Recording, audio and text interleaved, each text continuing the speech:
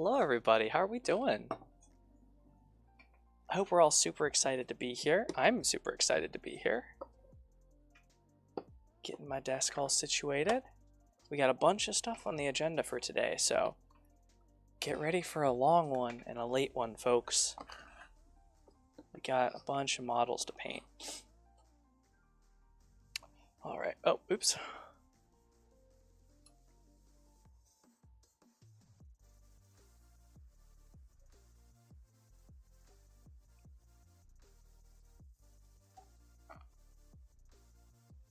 Sorry everybody, I thought I had... Oh, I was messing with my camera settings. Okay, here we go. That should do it. And oh, I have a treat for everybody. Mr. Greg, the gentleman that I did the Lord of the Rings commission for, gave me a gift. So no longer will we have this wet palette for most of our stuff. Go ahead and get that real quick. You guys can say hi to Kitty Cat.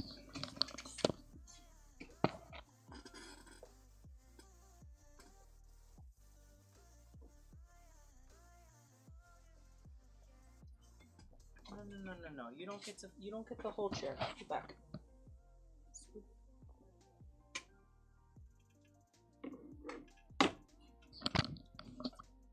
Hey, no.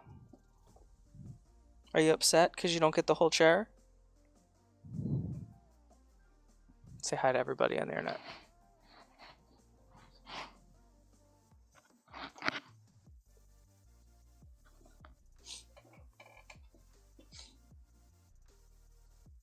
Why don't you go get something to eat? Go on. This is the Red Grass Games palette that is much larger, as you can tell here. I almost don't have room on my desk for it, but I'm so happy.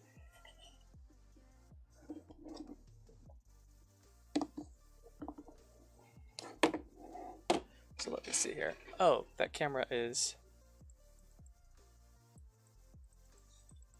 Oh, you're building a bookshelf shadow? Good luck.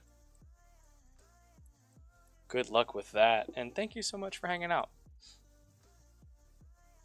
Okay. I think this camera is actually zoomed in a little bit was the issue here. Yeah.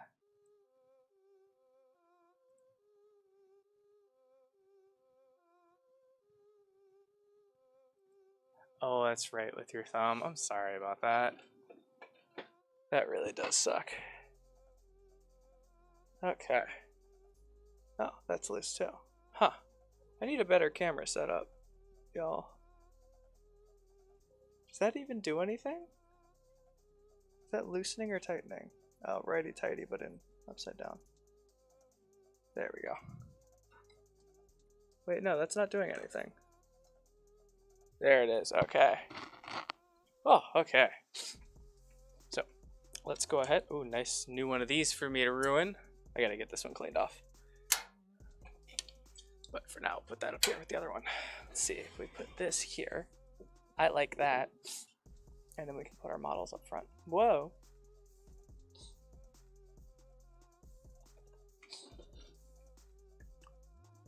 Mini bookshelf. Do you know I miss when DVDs were more of a thing and they had those media shelves because they were perfect for paperback books. I was talking to my wife about that earlier this week.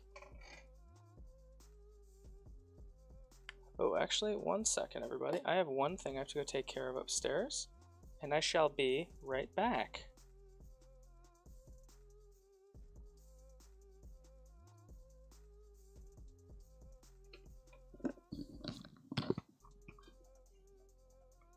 Actually, y'all enjoy a quick little ad. I will be back in about 5 minutes.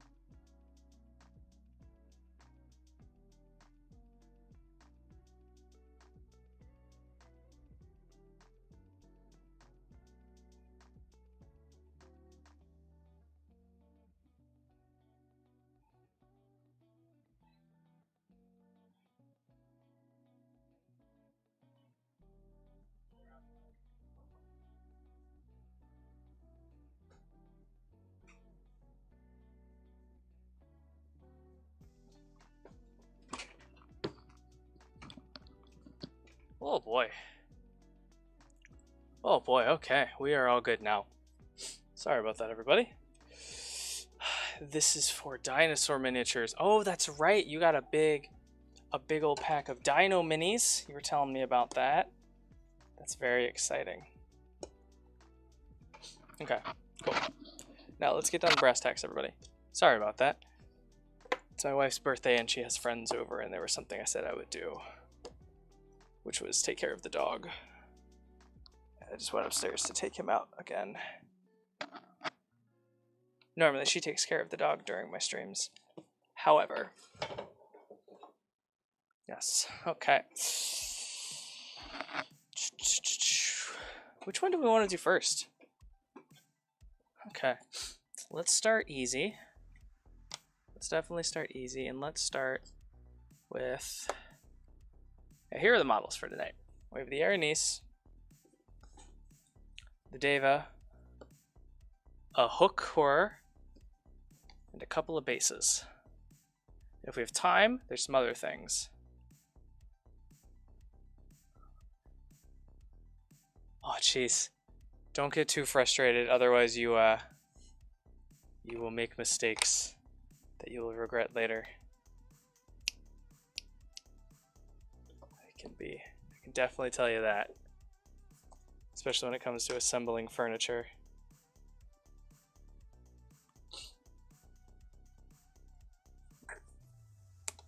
Okay. Thinking about colors. Thinking about colors. Let's see here. Let's look up the Deva. So we're just going to look up a couple pictures here real quick. Oh no, we're starting with the hook horror. That's right, that's right.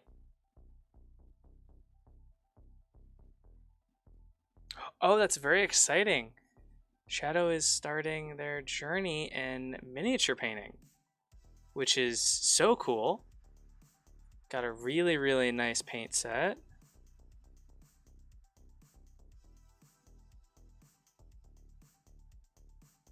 Well, yeah, that one in particular, the statue you're painting isn't very small, but you're using miniature acrylic paints, and from there it's just a short jaunt all the way up to the miniature world. Okay, dark purples and blues. Oh, I like that. I like that a lot, actually.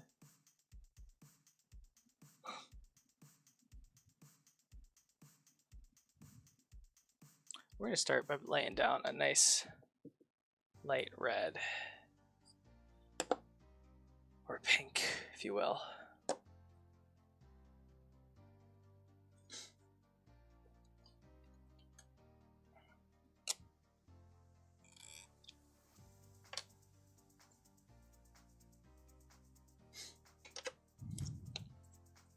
We'll just go ahead and put a little bit of super glue on this base and stick it to this big base for now, just to kind of have something to put into our little paint model holder here. I like these model holders by Citadel. Oops. Give it more than 15 seconds to tack. There we go. Cool. Ah. I think we might break out the hot glue gun. But there's a couple new updates to the overlay. I'm creating a little bit of a catalog for when I do finish the series of every Monster Manual entry of which video we did what, or which videos we did what, because sometimes monsters may bridge gaps. And so at the upper left of your screen, you can see the current monster we're painting, as well as in the lower right, you can see the price. So this one, for example, would be, this hook horror would be $15. And that would include the model. So I think the model is somewhere, depending on where you go, between $7.50 and $9 or $10. So you can do some simple math and figure out the price of the painting service from there. And we'll be updating that throughout the night as we work on different things. Okay, so we want to start with a nice pink, I think. Yeah, on all of most of the flesh bits and the skin here.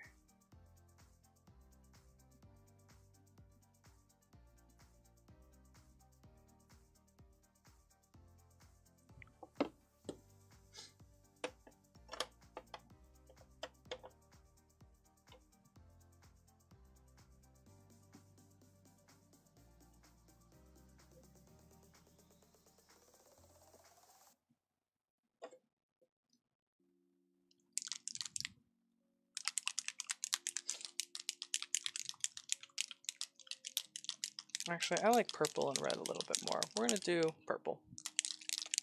Just because I have it, it's nice and easy. So this is going to be some Magos purple. Get a little paper towel here. We're going to use this to clean off our brush and get rid of and wick away some of that excess moisture. You can see how we've prepared this model. What we've done is we've given it a solid black primer and then gone through with some acrylic ink with an airbrush and just kind of hit it from above to kind of get some good definition on the model itself. That should allow we did that to all of these. That should allow the contrast paint to do its thing a little bit. So let's get a larger brush here.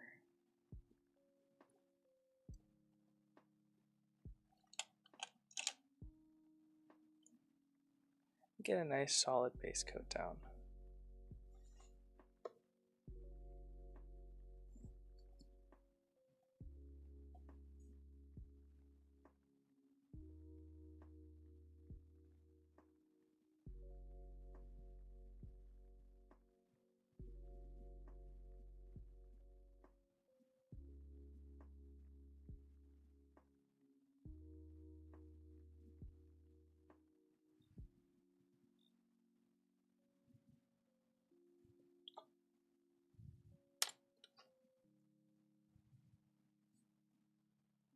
Number 4, I have a number 5 right here. It's 6. Okay. Get something with a little bit of a better point. This is a contrast paint and a base coat, so we don't need to be super precise, but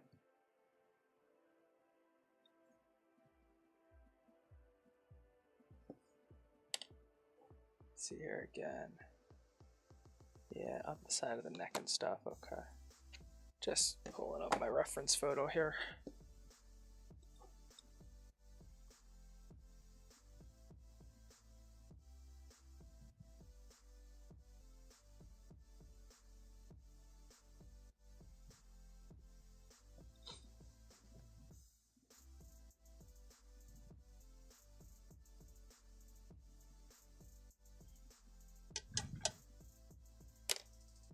Then we'll swap over to the darker purple.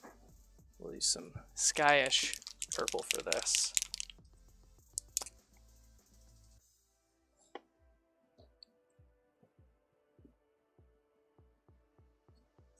For this area here.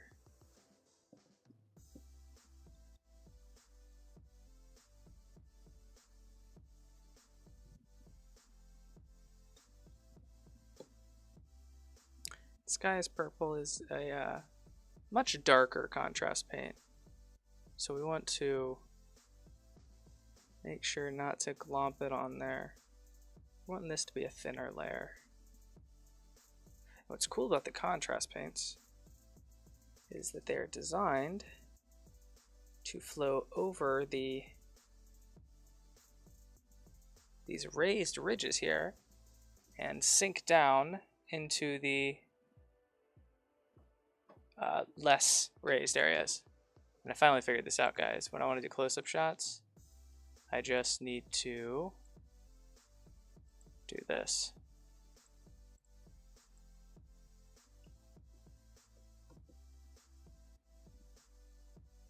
So you can see how it's up there on the raised ridges versus the more in-depth spots. And there's our underside as well. Very slight variation in color.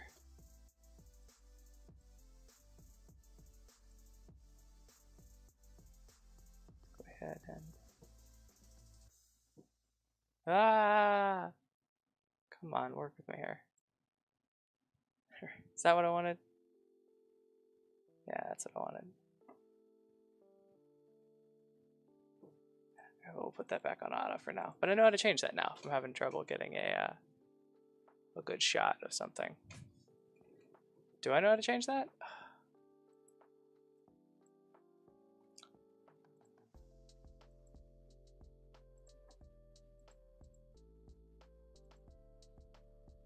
I feel almost like I need a third camera here.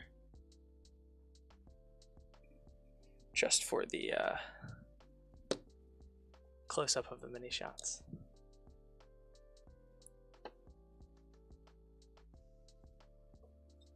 Okay.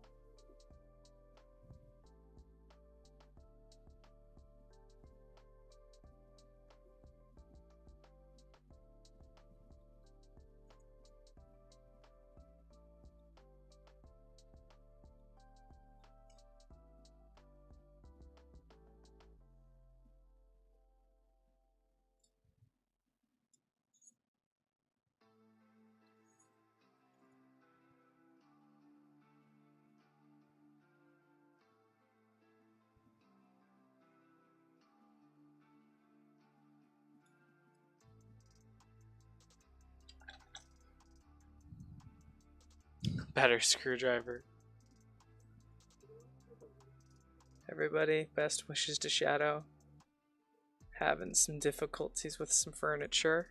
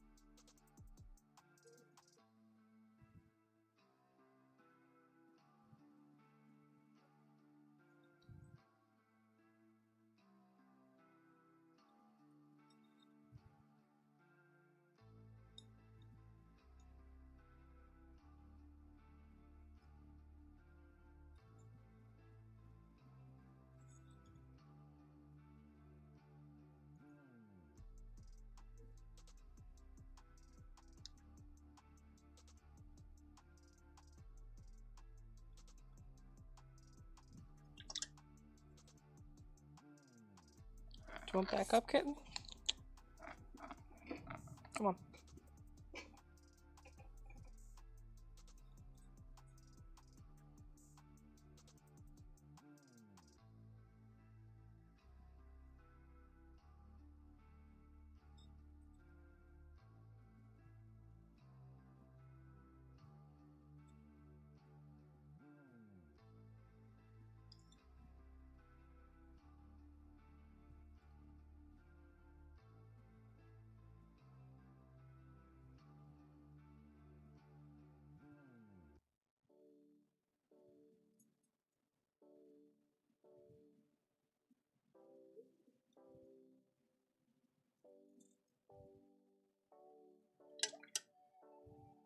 what we're doing here is we're just taking some of the darker and the lighter color. We are applying the darker color in the area that we want to be slightly darker, or the shadowed areas. And then we're applying the lighter one up here in the lighter areas, like the top with these muscles.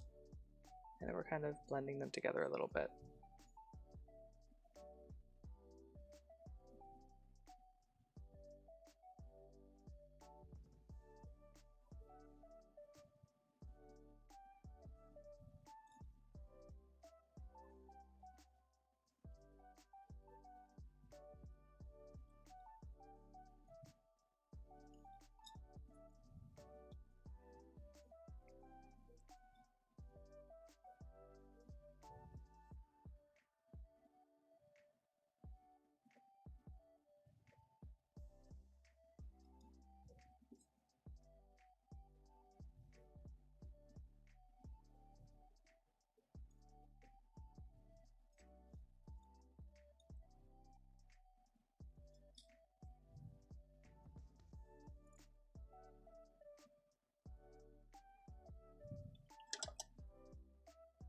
Areas on here, like where we want the chest to be a little bit lighter, we can come back through with the lighter Magus purple, and we're gonna do some more highlights here in a bit, but contrast paints can still be applied a lighter one over a darker one. Just takes a couple of layers, that's all.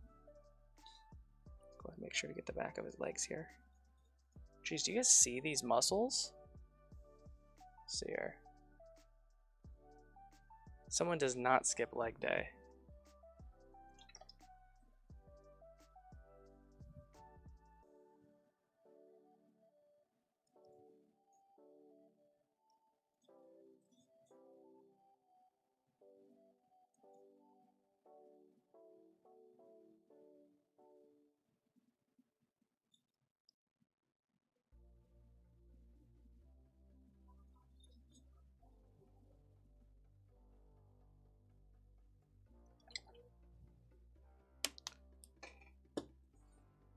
Better screwdriver.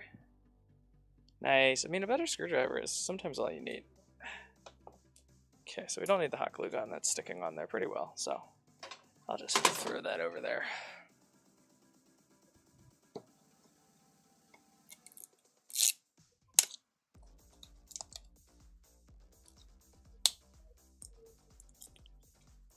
And I wanted to treat myself today, so I got myself a little energy drink. Not little, but I got myself an energy drink.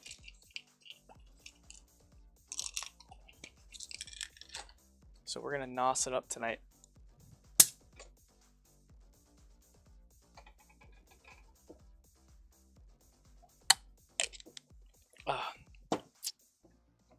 Hey kitten, you painting with me tonight?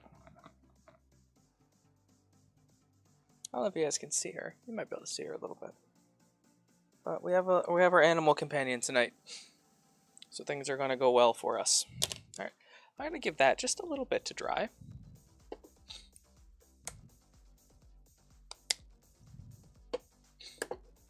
We have about 5 minutes for pre-roll. So what I'm gonna do is I'm gonna try and update the, what do you call it? Before we start it, I'm gonna go ahead and try and update the commission thing. Oh, I can get her to bite me. All I have to do is pretend like I'm gonna pet her for like a minute. There she is. So first she does the whole rub her face up against mine, up against my hand. And then there's some licks involved. And there's the nibble. You just have to pretend like you're gonna pet her.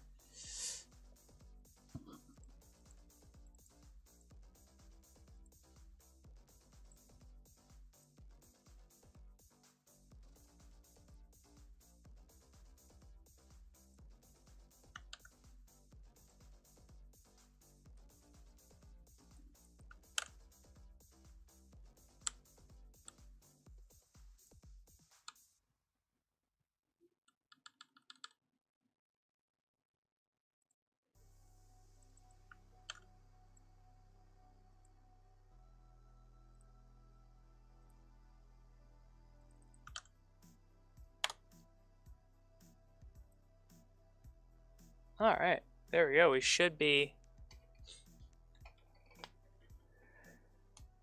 There we go. Ah.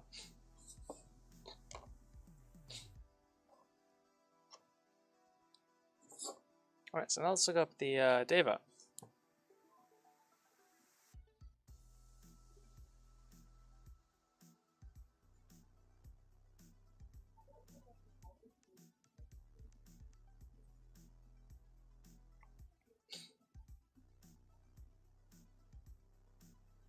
Oh, see, I mixed up the Deva and the, what is it? Planetar. Okay. Or did I? What's their skin color?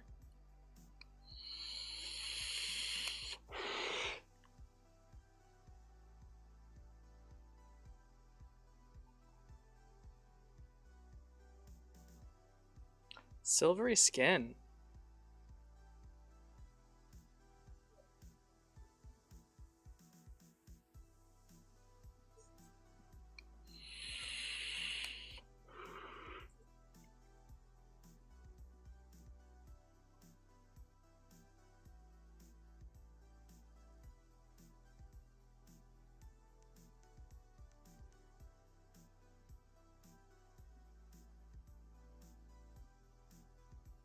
Okay. Got some depictions of it. Ooh, I like this. This is almost identical to the model that we have in front of us. I like that. So we're gonna go with some nice, ooh, pale skin. Okay. Challenge accepted. What should you roll to build a mini bookcase?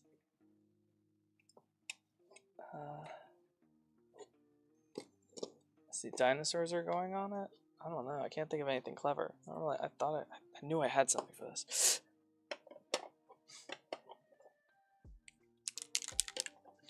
So we're going to try the Apothecary White.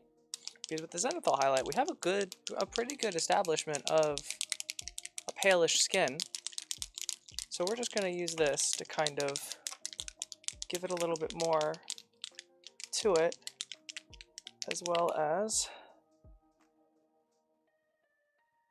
let's see here, a little bit of off-white skeletal bone, and just normal off-white.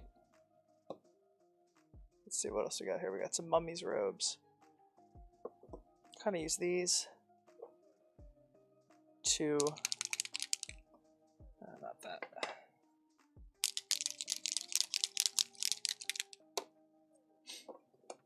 Kind of work a little bit on our layers here. Okay. Cool. Now we're going to use our fancy new wet palette. So in terms of colors, we got, all right.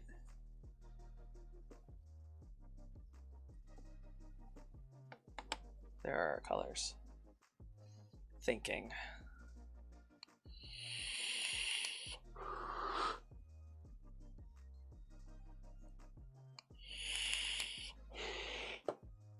All right.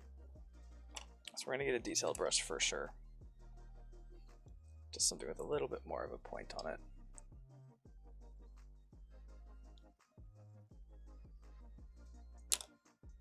Not as sturdy as some would have wanted.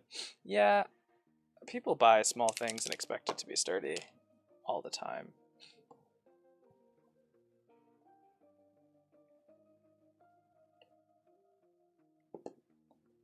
The mummy robes we might not end up using. It has a little bit more red in it than I think I would like. So we're going to start with the skeletal bone for our shadow color. So we're going to put a little bit, look how small that is too on this giant palette. Oh my goodness, I'm so excited. Wet palette, damp brush, draw it out a little bit. We're going to clean off our brush. What we're going to be doing is here, we're going to be going in and filling in some of these shadows and such. So down here along the side, where we don't really want the eyes to go, underneath these muscles. and in the gaps in between.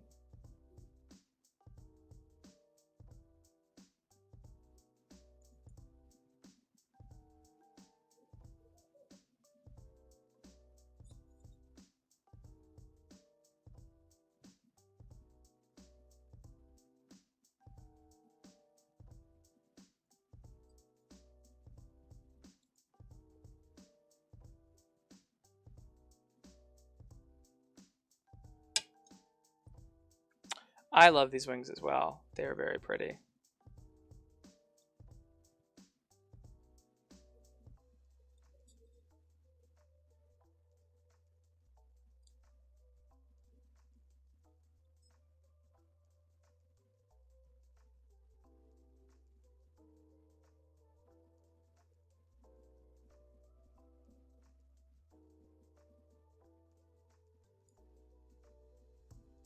So what we're doing here, and this is just a brush control exercise pretty much.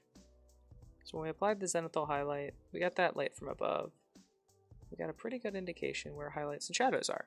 Because light coming from above, although if it's a diva, I mean like a deva, it's light from within and all that stuff, right?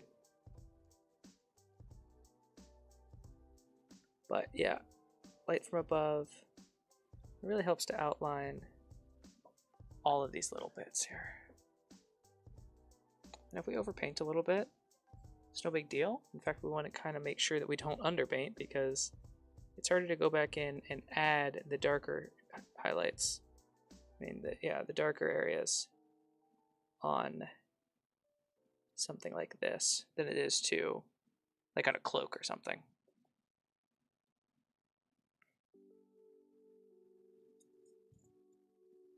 We want to keep our paint thin as well,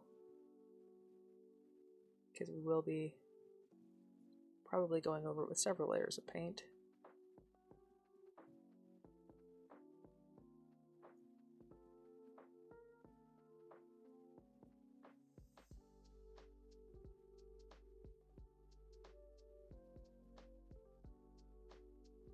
So we're just going to follow along the areas that the model gives us.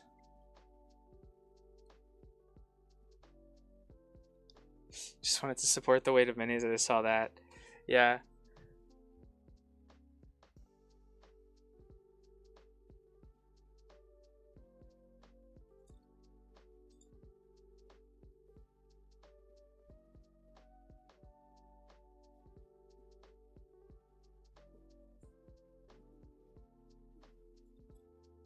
Alrighty. Let's get the underside of this muscle. And that little gap right there. And then we'll start working on the face. With this, I'm going to do the whole neck so we can just highlight it here in a bit. And then we'll just apply a base coat to most of the face, minus something like the eyes. It's a good foundation layer.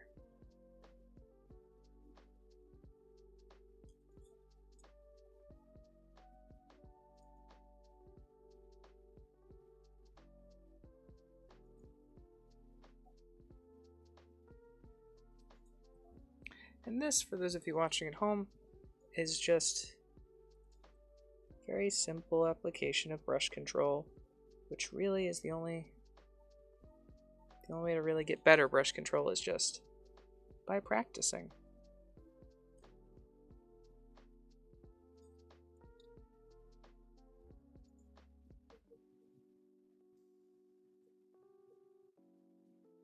I'm going to paint the whole fist on the bottom here.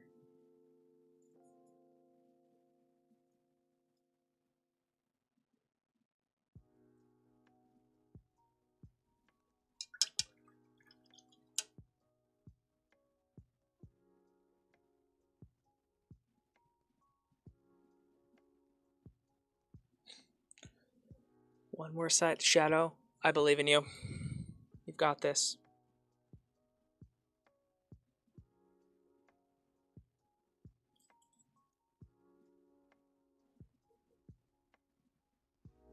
We're not looking also for very opaque layers here, which is why we kept the paint so thin. Because not only is this like a celestial being and all of that, but also when we go to filter this with our white contrast paint, which historically is not a great paint, but should be absolutely perfect for something like this. All that little tiny variation with the whites, the blacks, and the grays underneath there will add variation in our skin tone. It's going to paint this whole back section.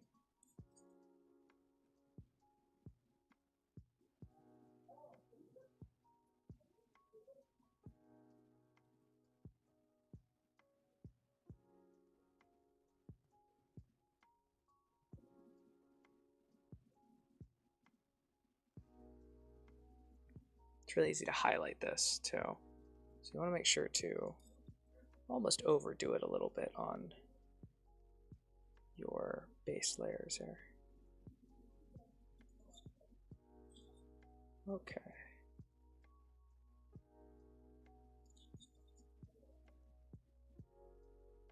And then we can come back through and highlight up to the colors that we want. Is that, oh yeah, that's just his leg. So for the leg, I'm just going to give the whole leg a coat. And we'll add highlights to it.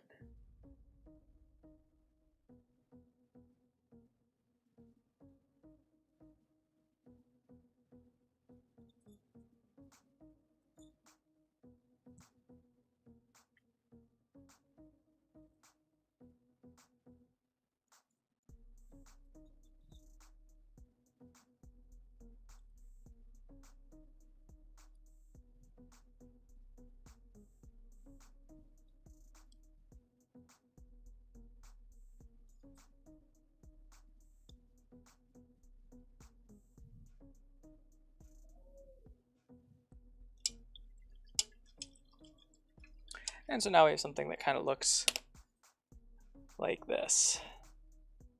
Let's see if we can get this up here. So you can see the outlines that we've done with some of these. All right. So now we're going to take our next color, which is going to be this off-white.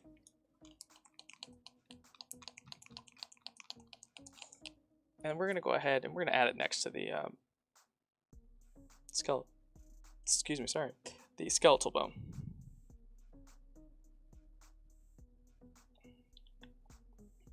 You all done hanging out? No, you're just readjusting? Okay. We're going to go ahead and we're going to mix these up a little bit. Got a little bit of water. And let's go ahead and just mix these up a little bit here.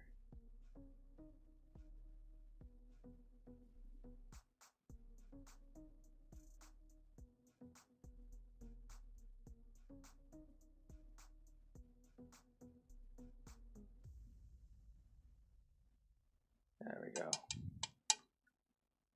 Let's have like a semi-decent amalgamation of the colors.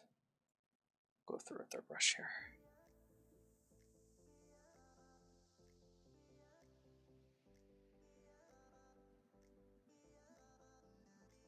There we go.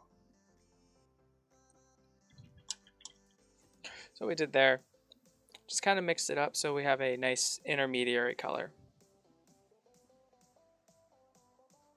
And now we're just going to continue the same process, except this time we are going to start working on just getting closer and closer. It's a little bit light, so I'm going to add a little bit more of the dark.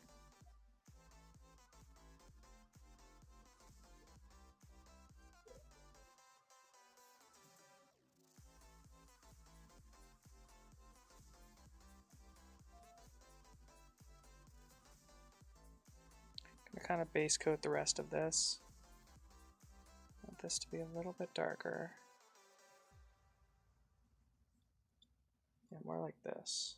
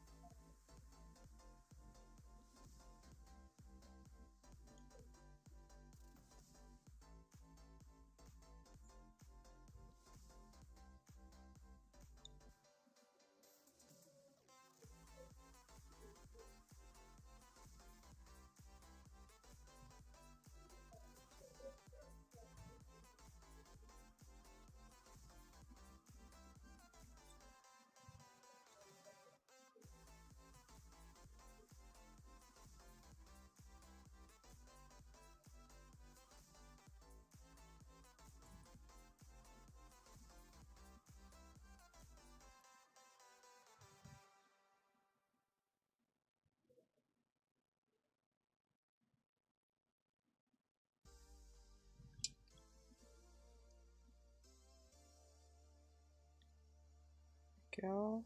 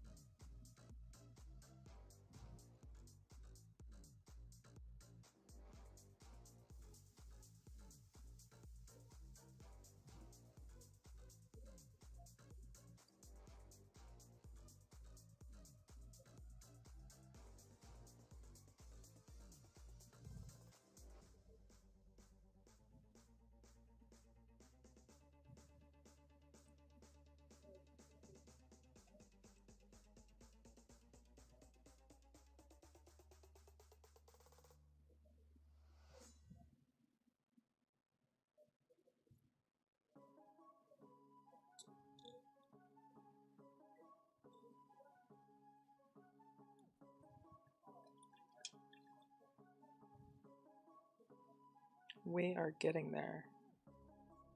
Just about done here in the front.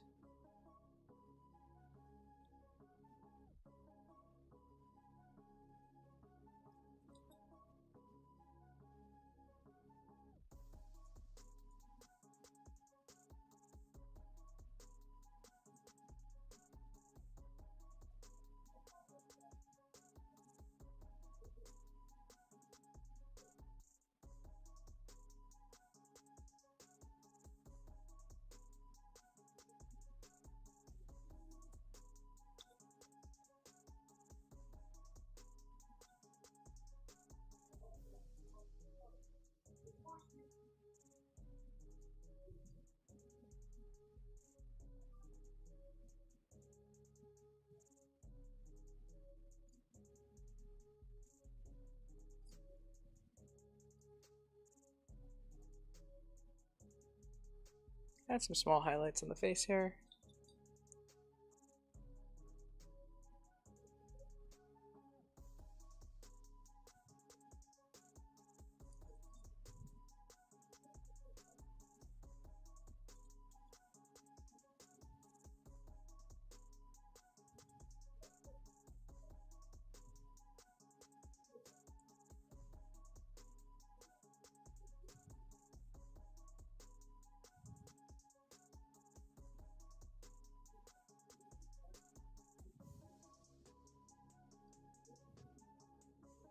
We'll take this lighter color here. Do our hands up here. Or at least the fronts and the tops of the hands here.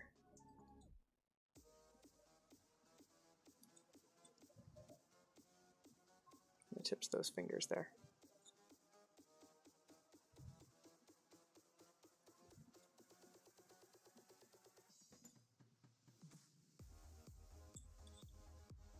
Now, a zenithal highlight is not the end-all be-all.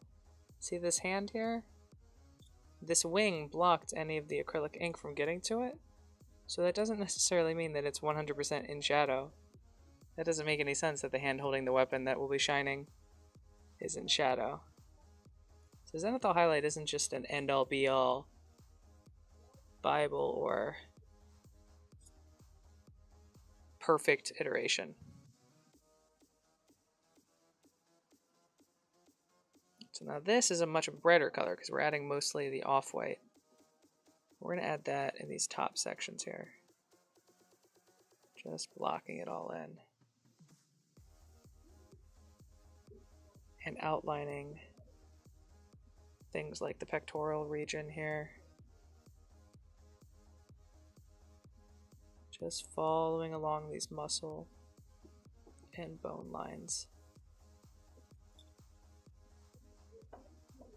Nothing crazy complicated. And then on top of the muscles here.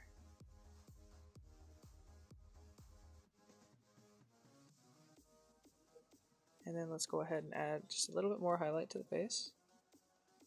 That is a spot underneath the chin that we missed. Oops. Needs to be much darker here.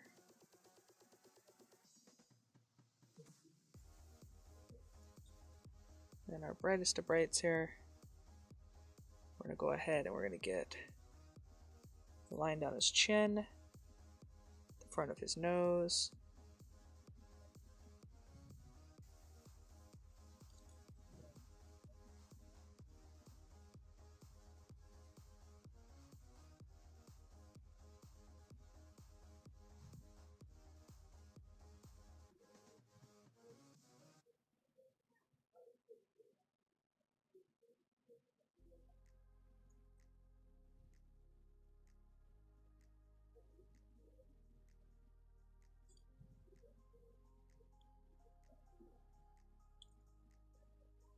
Okay.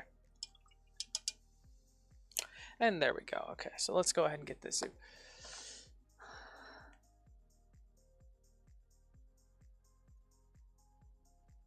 Huffing Puffing almost done. One thing about this is when I look back, I see new stuff for the painting.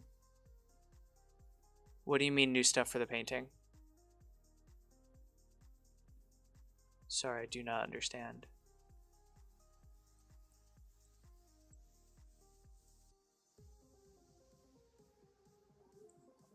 Okay, so what was I doing? I was doing something.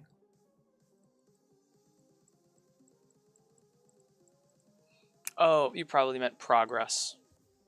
Progress in the paintings.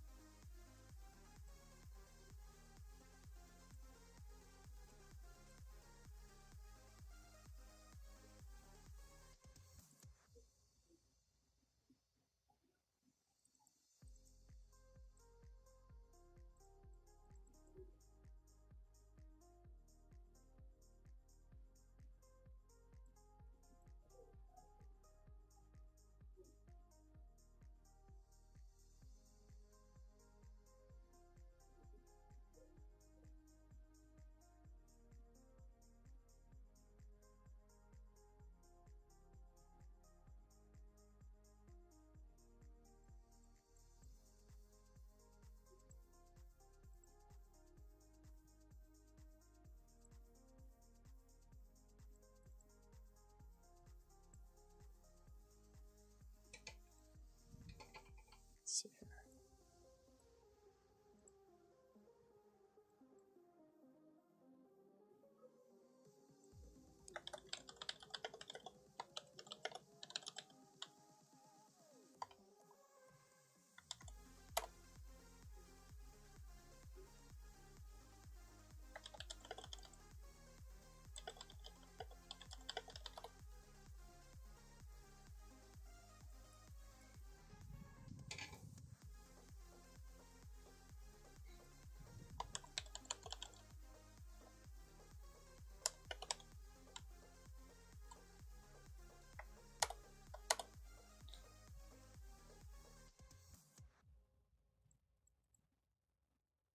Okay. Now the wings.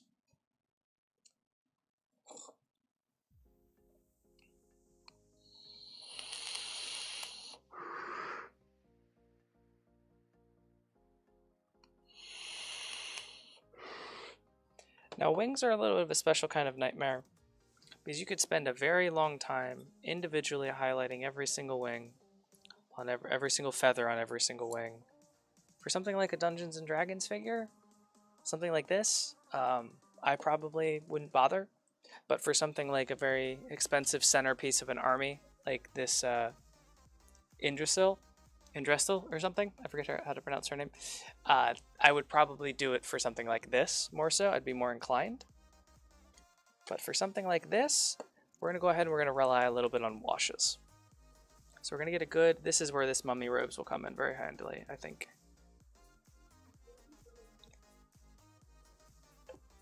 Or let's try this. Let's try this first. We'll try the apothecary white.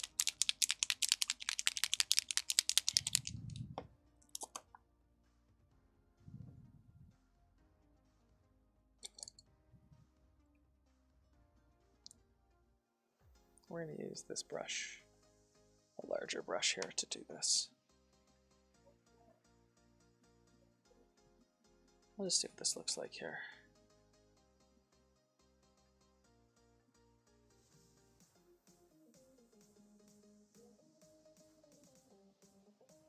Yeah.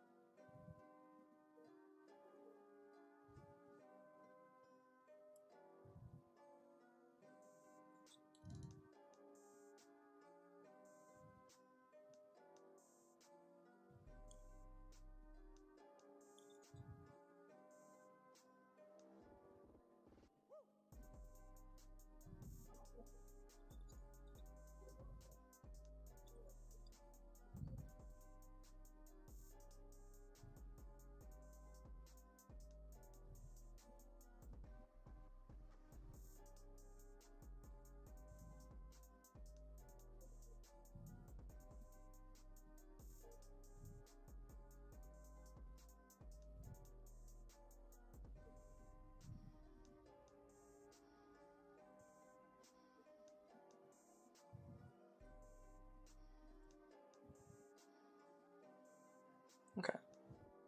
So this isn't terrible. I don't hate it. They're definitely still way too dark, but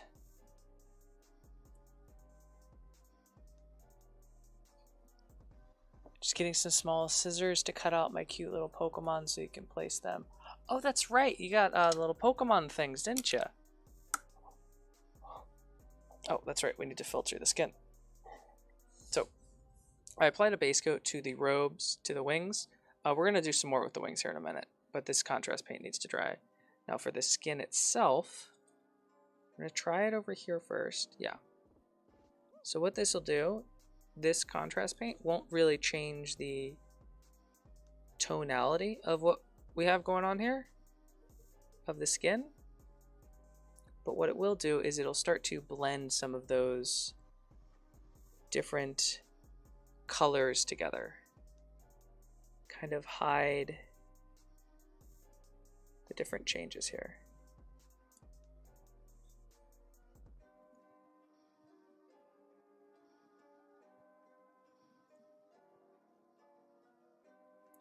As well as bring out those darker areas just a little bit more.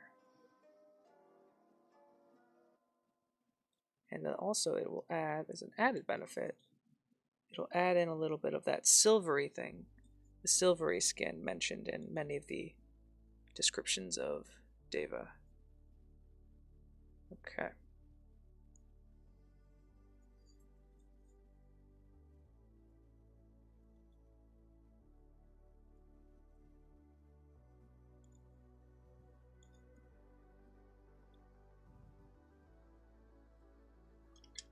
Okay.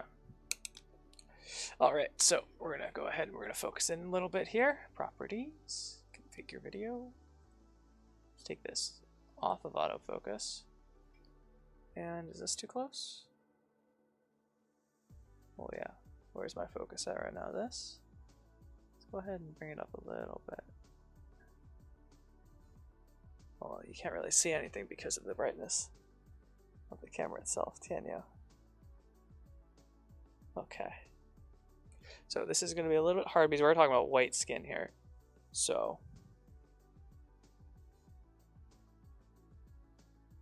I need indirect light, guys, so we'll flip these up. There we go. So there is our skin.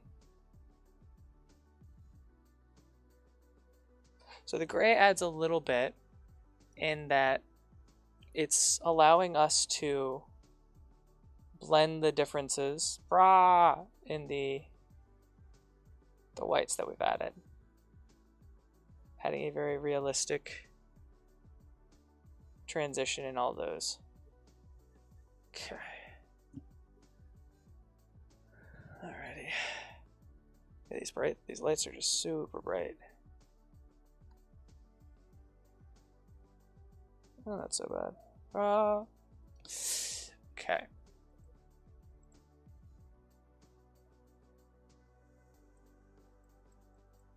Oh, I hope all those setting changes that I did actually applied. I was messing around inside the actual camera adjuster, but if not, you let me know and you can check out. It's hard to get good video of white things being painted, unfortunately, between like the glare of the lights. I guess I could change like the kind of light it is. Go with a more warm tone light. Something like this. Then that might make it a little bit easier to see. Yeah. They're getting there.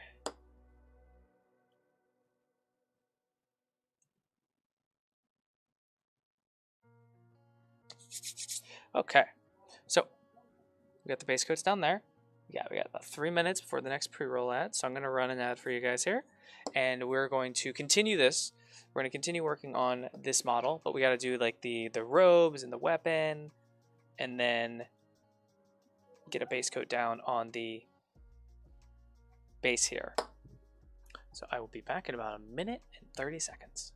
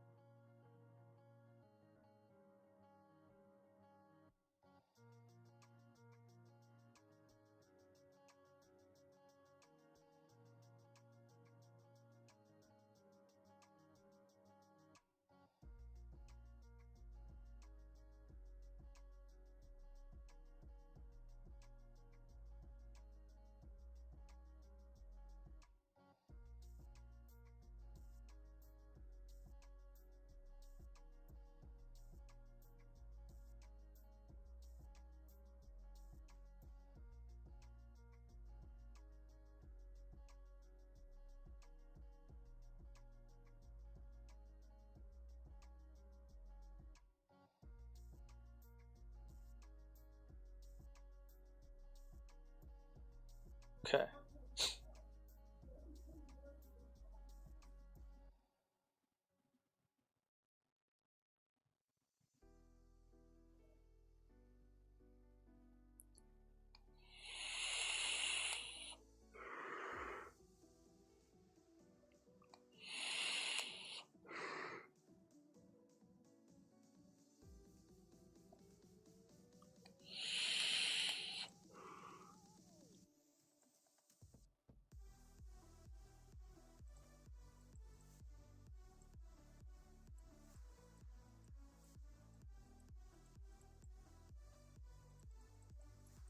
Okay.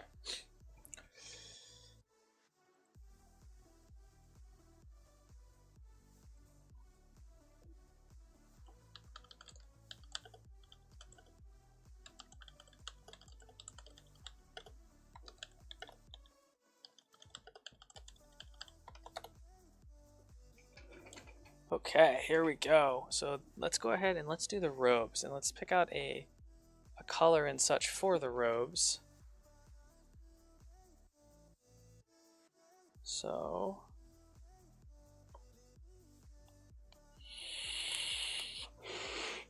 I bet they're all depicted in like angelic clothing. With like gold, yeah, gold and yellow robes. A gold weapon. I'm gonna do a gold and yellow weapon, but I want to do something a little bit different for the robes. We're gonna go with very soft blue. I think would be a little bit more fun. Oh, Shadow, point check, where we at? Am I shipping you a model yet? For those of you that are unaware, if you are a follower or a subscriber on the channel, you accrue channel points, and at a certain amount, you get to just pick a model, whether it be one that we painted or within reason one that I haven't painted yet, and I'll get for you, and you get a model for free.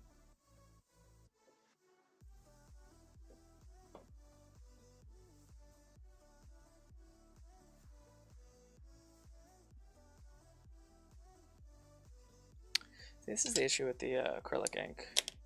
You can see here, I don't know if you guys can see this, but when you apply acrylic ink and then you attempt to use a contrast paint over top of it, unless this acrylic ink has sat here for days, which unfortunately I didn't get a chance to let it do, you get some almost flaking.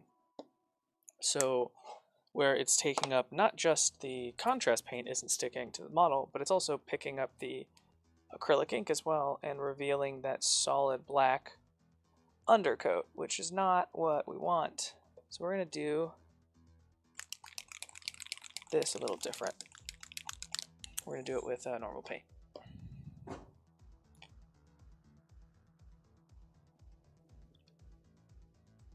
Starting with a little bit of Vallejo Mecha line. I love the Mecha line. And we're going to add a base coat here of light blue. 11.6K? Damn. Damn.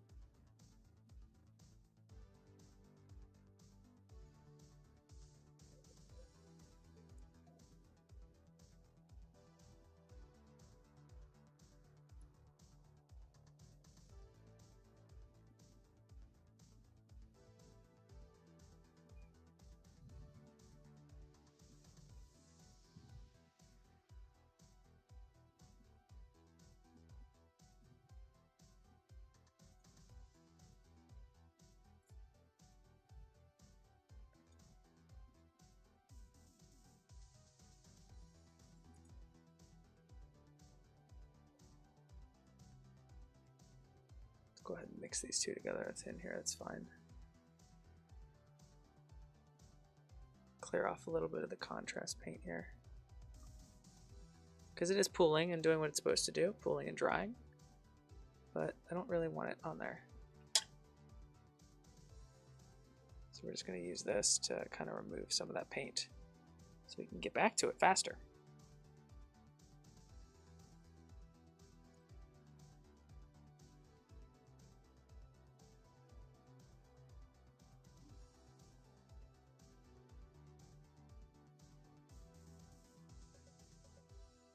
Okay, so gold.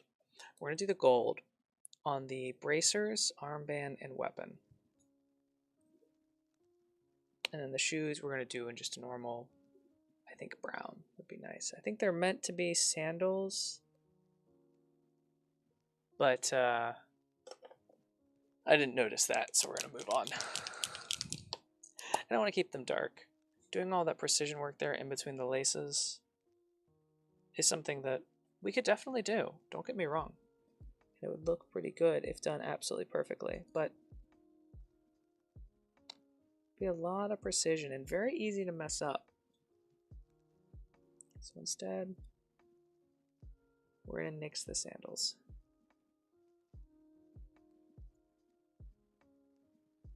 I'm gonna go instead and give him little, just plain boots.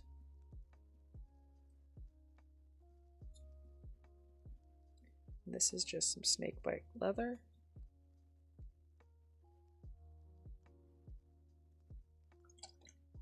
And then in between that, we're gonna mix in some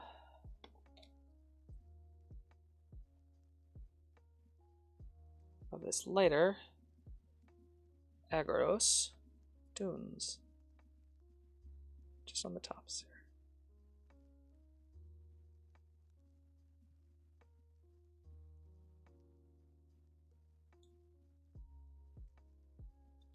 Actually, I'm kind of digging the idea of doing this on the bracers as well. Yeah.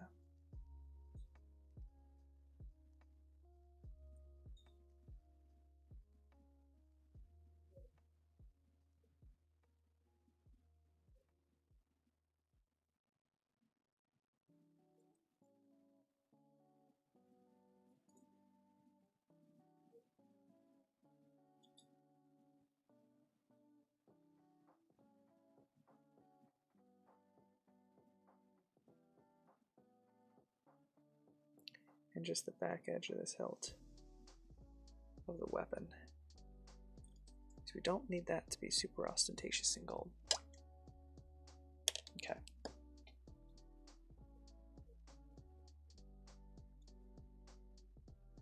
Okay. I think he's very pretty too. I agree. Okay. Quick little stretch here.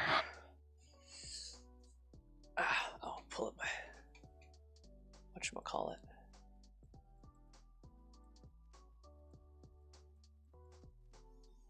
Alrighty.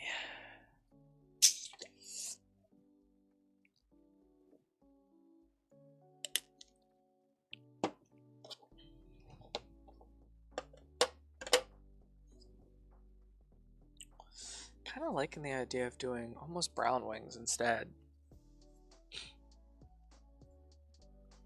Once this dries, we might try that. Yeah, I think we might try brown wings. Okay, now a lot of this we can't really touch right now because we're waiting for layers to dry. So we're going to transition over to a different model. That model is going to be, let's see, this base. Just getting a little bit of paint down on this base here. And you were just left over, so I primed. So I accidentally picked up the wrong primer. I'm really quite irritated with myself. I normally use this primer in just matte, just normal black, but this is gloss black. And, you know, I thought, okay, well, I'll try it. And gloss black is very glossy. I will say that. It's going to be really great for underpainting things like metallics, like Gunpla. However,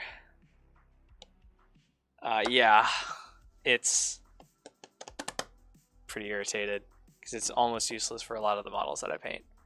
And it just looks not bad, but just not good. Not what I want. So, because I am cheap and I have yet to buy myself more painting handles, I should set that as like a sub goal. If we get, oh yeah, guys, it's September, as in subscription September. You get a discount on any subs that you buy for yourself, extend, or gift, I believe, this month for September.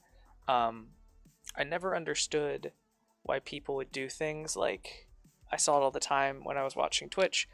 They call them like subathons and things like that. And I thought to myself, I used to think, does that just mean you're hosting a stream exclusively just to get a lot of subscriptions? Isn't that kind of what you do every time? But things like this pop up where you get a deal and you get a discounted price on your subscriptions. But I get paid the same. So Twitch takes a minor hit and does that little promotion. Hey, kitty cat. I want to put on my hoodie, but I know it will upset you, so I'm going to wait. Okay. Alright, so this is a base for a model for somebody that we will not be painting on stream because unfortunately it's got its boobies out, so we can't show it on stream due to Twitch's stance on artwork. And yes, I did send you a picture of it, Shadow. You got to see it. It's got some real clappable ass cheeks and boobs out, so unfortunately we can't show it on stream. It's a model by one of those 3D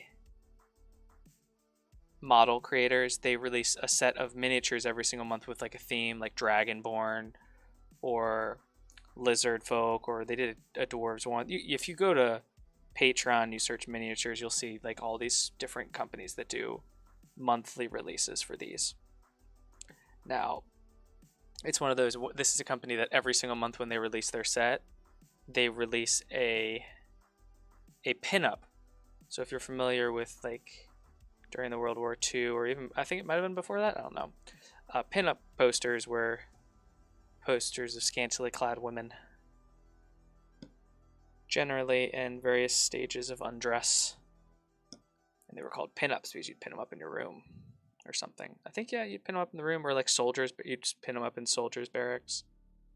The USA was in a lot of wars at the time, so I think that might have been one of the other things that you did with them. But yeah, so definitely it's hilariously enough, I've painted hundreds of miniatures, and given the hobby that I'm in and the amount of times that I see them, this is going to be my first time painting an exposed butt or breast area. And I see some people that do it so well in a way that isn't just crass and like, haha, look at my naked girl. I'm like, wow, that actually genuinely looks really good. Like there's an army in Warhammer, the Demonettes of Slaanesh, and they have a lot of toplessness in it.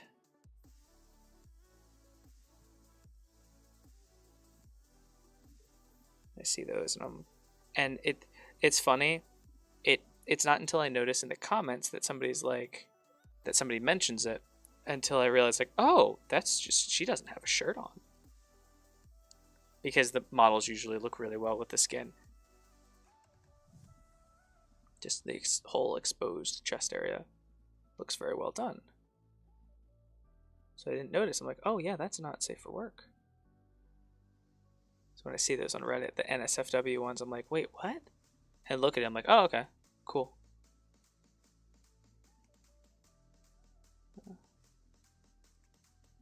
Go ahead and just add this in here.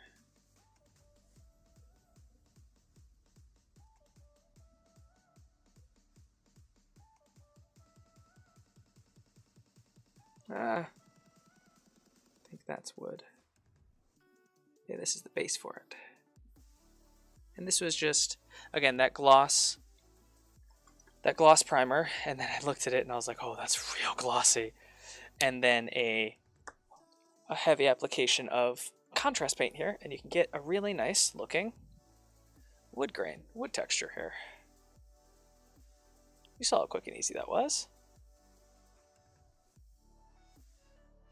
And I'm actually going to pull up. Wait 1 second, I need the thing.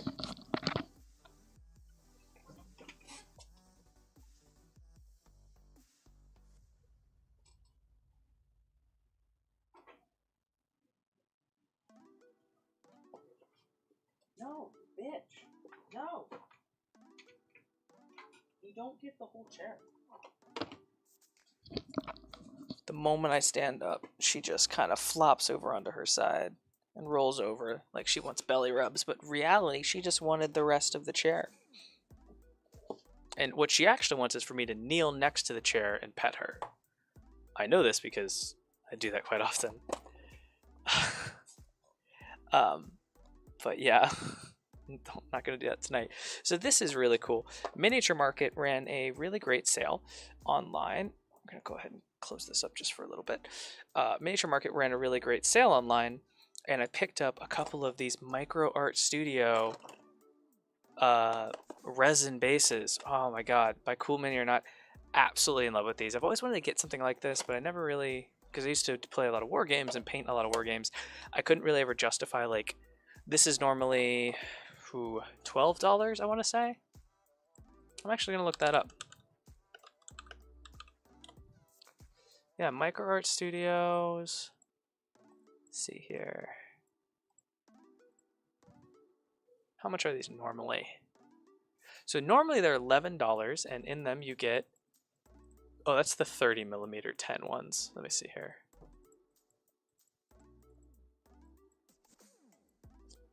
Oh wait, a lot of these are in clearance. I wonder if they're going to stop selling them. Dang it. I just found them. Damn it. Alright, so normally these are $10.99. But not only are they on clearance or on sale on Miniature Market, but they were on clearance as part of a special sale. So they were, I think I got them for like $2 each for each of these packs. I got 3 of them. I wish I would have gotten like 40 of them and spent $80 on bases because I absolutely love these. I got this set here, which is arcane bases. Unfortunately, if I had a qualm, and I found it earlier today, the biggest qualm I have is this wasn't in the box. This specific sculpt. And one of the models that I'm painting is this dwarf. And this dwarf is part of a commission for a guy that I've been working on for a while now, for a dwarf army. And he wanted that dwarf, Jacob Bugmanson, to fit in with the rest of his cadre overlords. Think steampunk dwarves if you're not into Warhammer. He wanted the paint scheme of that guy to fit in with these. I don't know if that's accurate or not. Don't correct me if I'm wrong. But I really liked the gears, because if you look in this here, it's got some gears underneath there. And that base wasn't in the box. I checked like 4 times, and what I received was almost like a different variation of this base, or this base in a smaller scale, the big one. And I was really upset because I was like, ooh, cogs. I ended up going with this one, which is what we have primed up right here instead. But that is my one issue with the product, is it says I should get 6, and I would assume that I would get these 6 because they are all different, but I did not receive that one. So yeah, that is my one thing. Yeah, you can see it there. That's the one I'm talking about, because this one has almost the entire circle, and that base right there is one of the smaller ones, and it's only got a small section of the circle. So besides that, absolutely love these. These are amazing. But yeah, I wish I'd gotten more of them when they were in that super. I didn't get a lot because I wasn't sure if I was going to like them or not. And if you were talking, I also got a Tau set for some of my Tau models because I love my Tau models. So it's always great to try new products, and I can definitely give that one my honest recommendation that if you find them on sale somewhere, go ahead and pick them up. Okay, so that needs to dry a little bit. We're going to go ahead and we're going to work a little bit on the gut trick bases. The gut trick base. This is another dwarven character. And let's see here. Yeah, grab this. I need to buy more miniature painting handles. The next time I go to the store, I won't buy a new thing of Flock or Magic the Gathering cards. I will get at least one more. This is my promise to y'all. This is my promise to you, chat.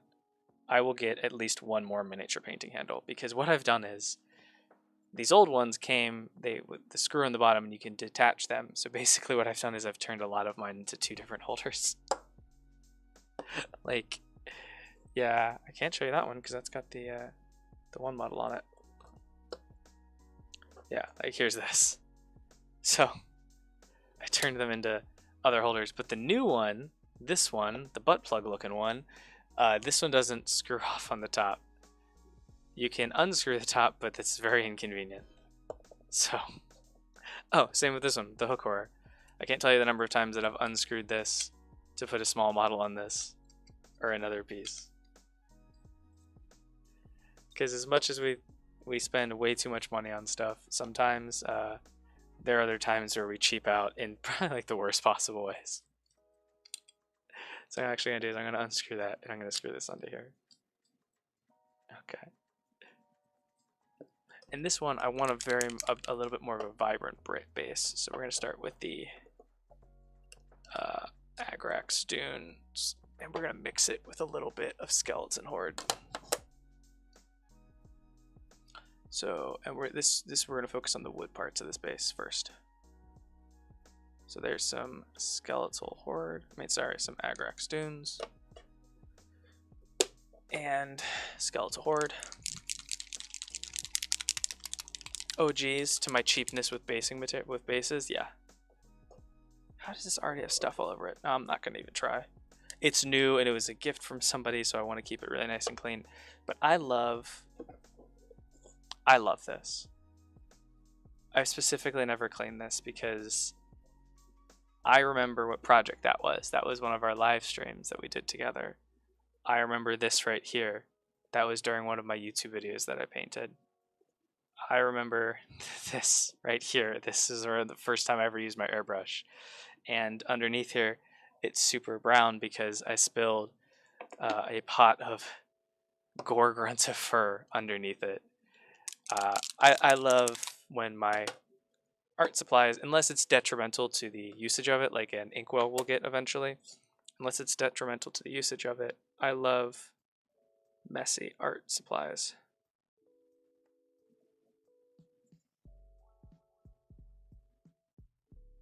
Alright, so we're going to add a decent amount of Skeletal Horde. And to prevent any cross-contamination, dragging it along the outside where it's not been touched by the... Oh, I gotta stop doing that. This one isn't quite as sturdy in the middle, so I gotta stop doing that. Greg, if you watch this, thank you so much. One of the kindest things anyone has done for me in a very, very long time. I appreciate it. Gave me this. He got 2 of them because him and his family were getting into painting some miniatures for that Lord of the Rings thing, and I ended up getting tapped on the shoulder for the rest of the commission because I think everyone just kind of lost interest a little bit. He personally did a little bit, and his family started painting their own models and own things that they got, so they stopped painting these board game pieces that they bought. Because you guys have probably gotten a board game or seen one that has unpainted miniatures in it. You done? No? Just curling up again? Okay. You're a cute kitty. Gotten those board games that have the miniatures that are unpainted. They started off by painting that, and then they took a plunge into the world of miniature painting for sure. A little bit too much water on my brush there.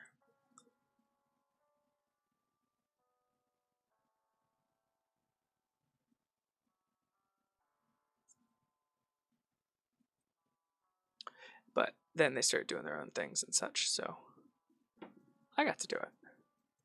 Lots of fun painting all those models.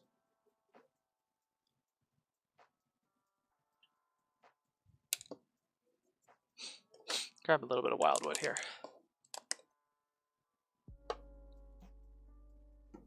And just a tad of it. We're going to wet blend this in here. Kind of just add a little bit of variance in the color here. Yeah, like so.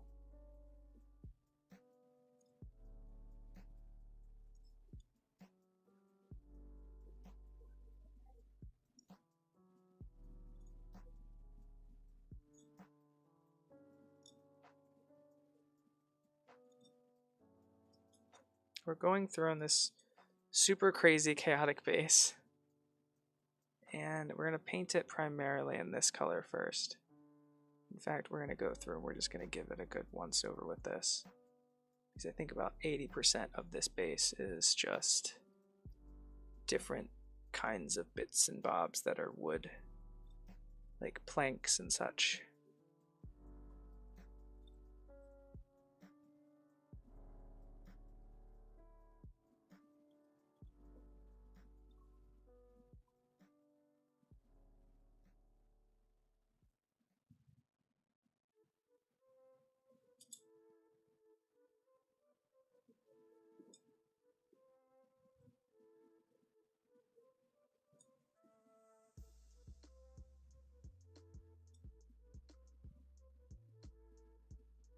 Oh, I get to paint my first Skaven model there. Let's grab a little bit of the darker one for this.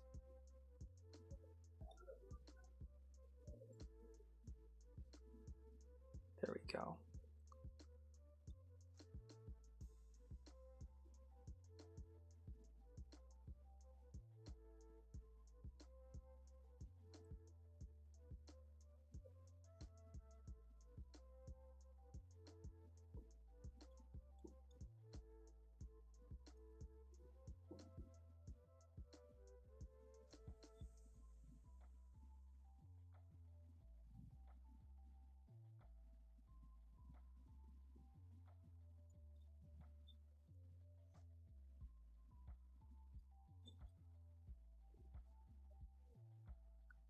There we go. So we got some variation in color here and all that good jazz. Because not all the wood's going to be the same color. Not when Gutrick has absolutely annihilated foes on many worlds. Many of the 9 worlds. I think it's 9 worlds for Sigmar. Not sure. Sigmar nerds, help me. I'm a D&D nerd mostly. A little bit of a 40k nerd. I have a weak spot and it is Sigmar lore.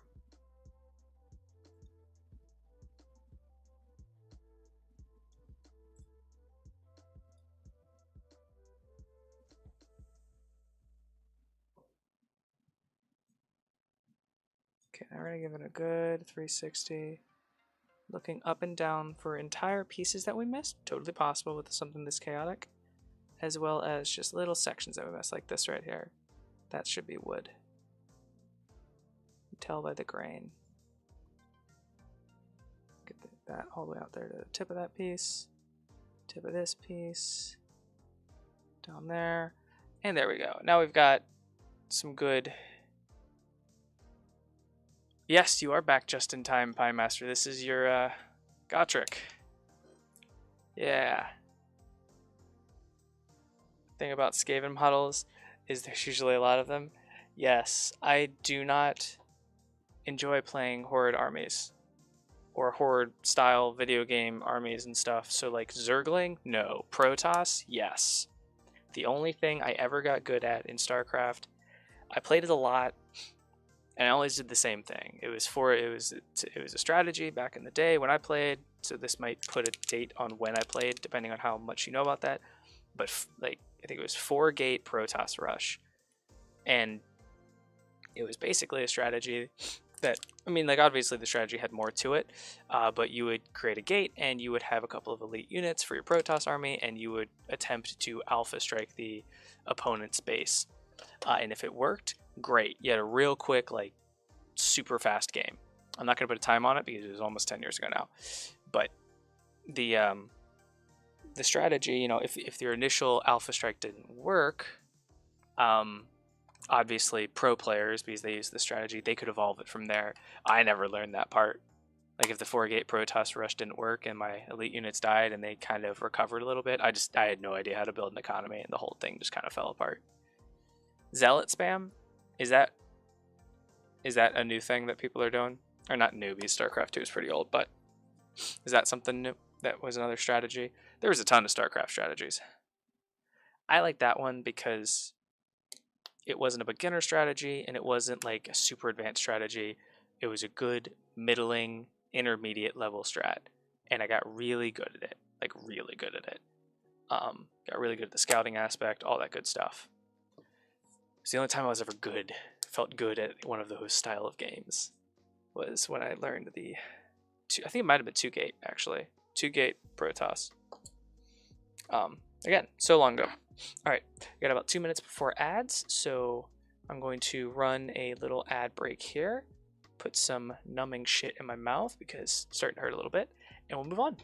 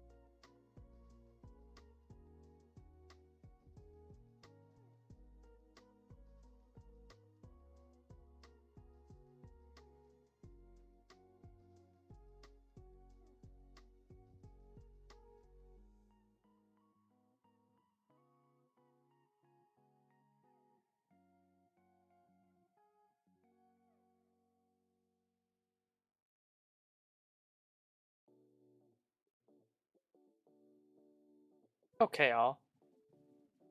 Yes, so I do know that strategy as well, John. The one that I'm talking about implemented the teleporters for Protoss. So you had to scout properly too. So if you couldn't find their base fast enough, like if you couldn't find their main fire base within like the first like 90 to 100, 240 seconds, like you had to get really good at that kind of stuff. But yeah, that was one of the fallback strategies. So I put that numbing agent in my mouth, and then I scratched my nose because the air is really dry down here, and I tend to get bloody noses almost all the time, and you know, scabs that get itchy. So I go like that a lot, and I can't feel this nostril at all. It's super weird. Yeah, you're thinking. Yeah, you were thinking of StarCraft 1. Yeah, you were talking about Dragoons, and I was like, I don't remember that unit. But again, that was so long ago. Okay, bye, cat. I'm sorry. It's just so cold. All right, guys, we officially lost Pepper. Sorry, everybody that was here for the Pepski. She's gonna go stalk away. What you gonna do, baby girl? Gonna go be upset? Okay. But that does mean that we get to scoot back in the chair finally. Oh, that is nice. Oh, Shadow. I actually just realized you have Pokemon figures on that shelf that you sent me a picture of. Where did you get those little evolutions?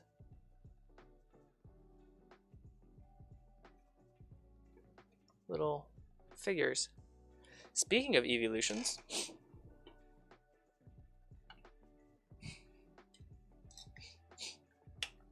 this is for Tuesday's stream. It is another of those Bandai kits, and it is Sleeping Eevee. It's got him or her laying down, and we're going to paint that in a gloss candied marble effect. And yeah, it's gonna be very fun. All right, so we're going to go ahead and update this real quick. We're gonna update what we're working on and the price for it, because I gotta get better about doing that. Okay, so Gotrick, Gurnison, There we go. And let's go ahead and put his name right here.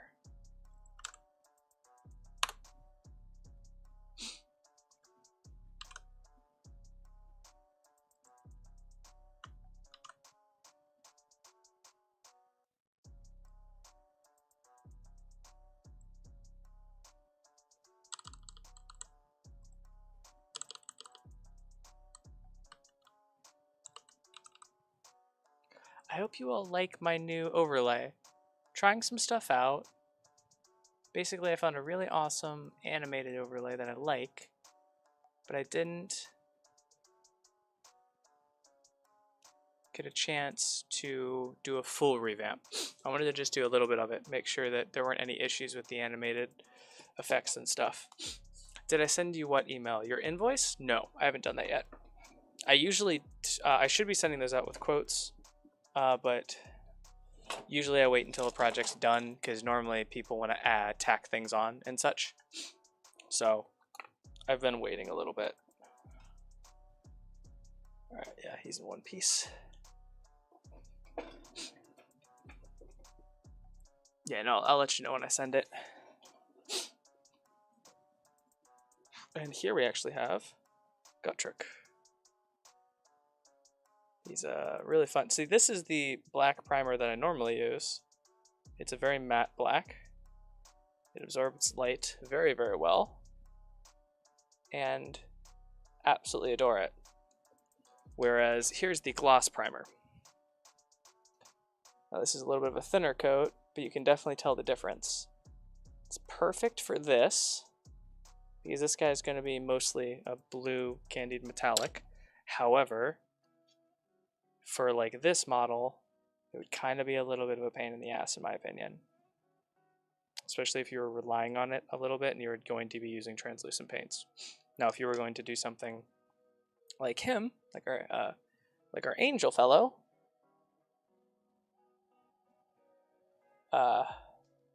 you definitely would be able to get away with it. Oh my god. There. You'd be able to get away with it because we're using solid opaque layers and all that good stuff.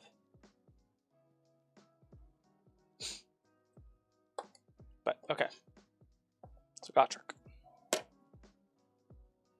go ahead, and I had him clipped right here, just on the edge of the axe. And we don't really have a good way to secure him to a base. So what we're going to do is pop this off. And see, does he have shoes on? Perfect. I love it when models have shoes on, because then I can paint their shoes later and I can really sink their feet into this putty if they don't have a base. Where's my... All right, cool. So dwarf flesh. We're going to be doing some dwarf flesh. So let's go ahead, get these bases out of here. And you go away. Like I said, guys, lots of projects tonight. So let's go ahead and let's get our flesh tones out here. What do we want to use? Definitely are going to want to use some barbarian flesh and tanned flesh for sure.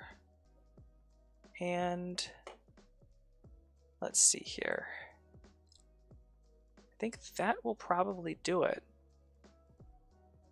And we already have our off-white out, yes. So we're good there.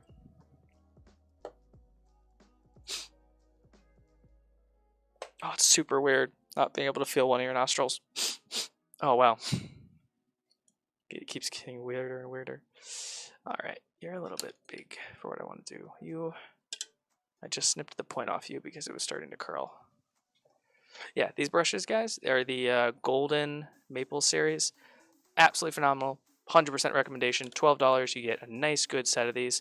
But as with most brushes, they will lose their tip, or they'll get that little, if you paint minis, you know, the little hook tip very, very easily. So we're actually going to break out a very nice brush that actually also Greg gave me. So the theme tonight is, I guess, going to be things that Greg gave me. This is going to be my first time using a brush of this quote-unquote caliber, This is a Rosemary and Company Kolinsky Sable brush. Now you see these all the time on the internet. People swearing by these brushes that they're just like the most amazing thing that's ever happened.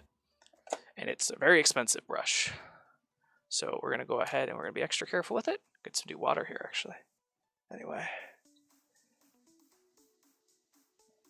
It's a sable brush as opposed to a synthetic brush.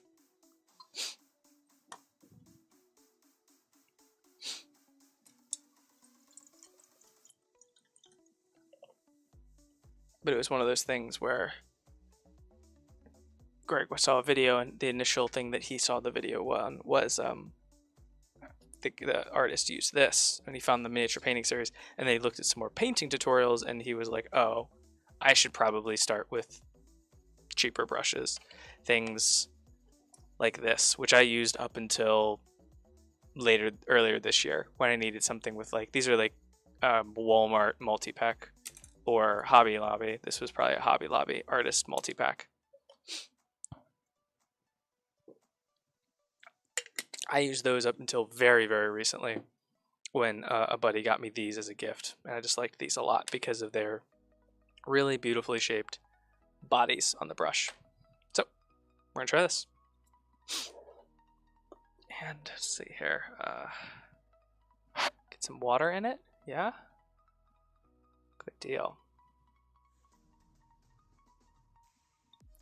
Doing our best not to let the brush actually hit the sides. Treat your tools like your friends. Keep them by you, never let them down, and they're always at your side. Aw.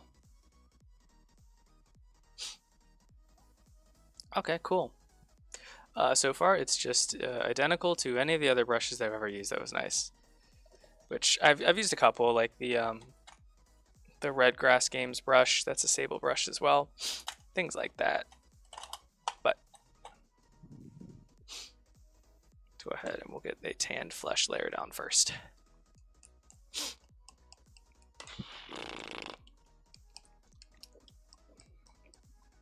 And like most dwarfs in Warhammer lore, he is basically naked. Are those pants or a diaper? We're gonna have to look that up. I believe it's pants.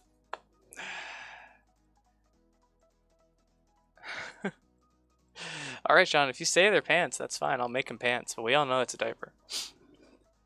Okay, cool. So this guy actually doesn't have a lot of skin on him, like most of the Fire Slayers and stuff, which is nice. The Fire Slayer army as a whole in Warhammer is a little too exposed for something I would like. Alright, got our paint thinned down. We're going to go ahead and use just the tip of our brush here, and we'll get a little bit of this paint on our brush.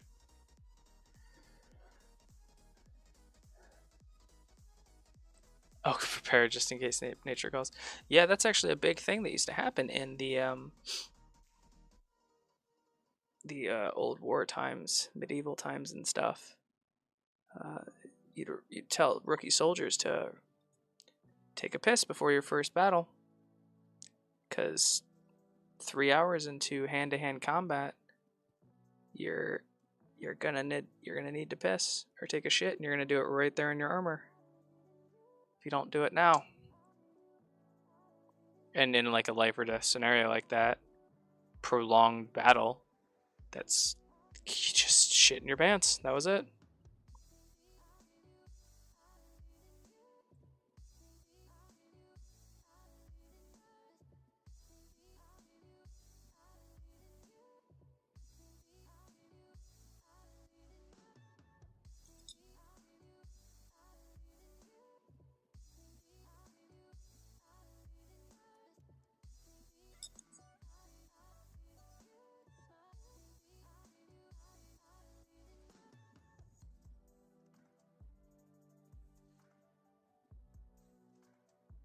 We're doing this just like we kind of did earlier with the Solar in one big exception, because we are doing something with a darker flesh tone. I'm not as I'm more concerned of getting a nice not even, but a nice base coat of the darker shade here over pretty much all of the model's skin. Whereas that one I really focused on the dark areas because we were dealing with a super white skin tone. So layering would be more important. Whereas this one we're going to be highlighting just like normal. Everything else that we do, we'll cover that tonight. But we also have a lot more upward place to go. And we're going to be using a wash on it. Okay, so yeah, it's a good brush. I'll say it flows pretty well. If I painted exclusively display pieces or really high quality commission miniatures, or I painted absolutely every single thing that I did up to my highest possible standard, I get it. It's a lot like the Red Grass Games brush that I have. Oh, super weird. They're functionally similar in being that they are sable brushes instead of a synthetic. Or what is this? Yeah, this is sable. So I think this is actual horsehair, if I'm not mistaken. But yeah, good brush. Like I said, it does feel marginally different than like a new. It's a little bit smoother, but again, unless you're brushes like this, they will, unless you're very, very careful with them and you have a lot of experience, you will ruin them very, very quickly. So this isn't the kind of brush you go to when you're painting up a 50 Space Marines for an army, or for your first couple of miniatures.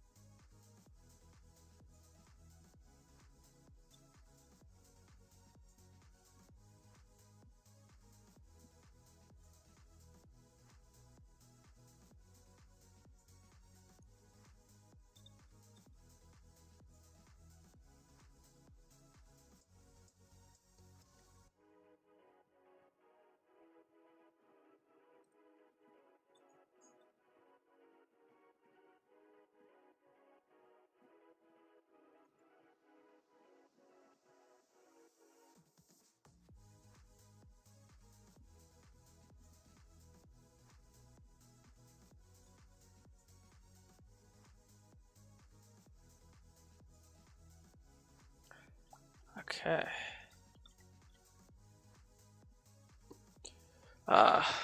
Medieval times were so glamorous. Glamorous. Okay, you said glamorless, and I was at first when I first glanced at what you said there, Pie Master. I said, midwives were so glam, and I was like, what? What is he talking about?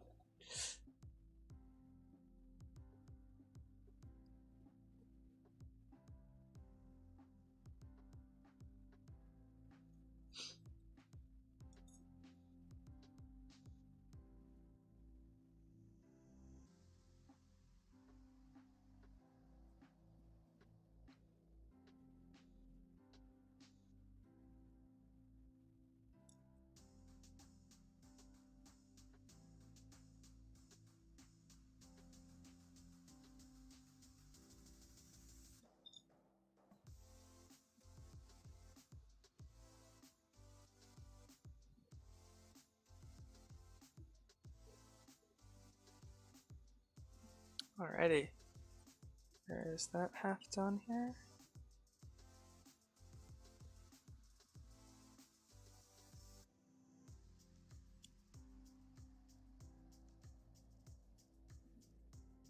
Click through, just kind of shore up this base coat. A little bit of a second layer in some of these areas that A little bit too much of the primer is showing through.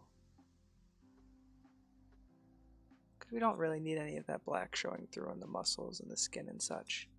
It's not as big of a deal like under the armpit or, you know, backside of weapons, other underside of hand, things like that. It doesn't matter so much, but these muscles are one of the focal points of the model. We want to make sure that we have nice, good, solid base coats here.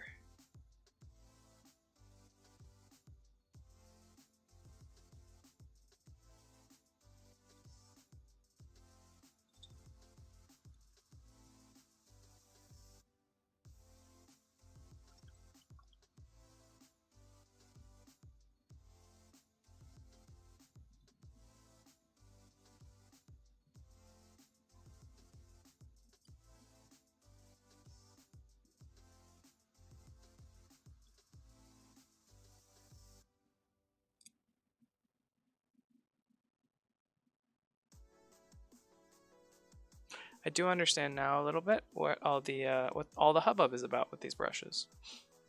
Can't say that I would purchase them on the regular, but for really nice character models and stuff like this, it's very satisfying. I won't say it's going to make the paint job any better, but it's going to just make it feel a little bit better, if that makes sense.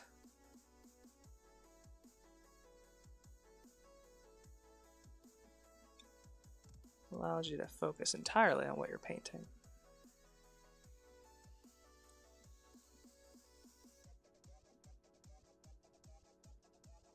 And again, if this is a brush that you genuinely feel makes you a better painter, go for it. This is just my opinion.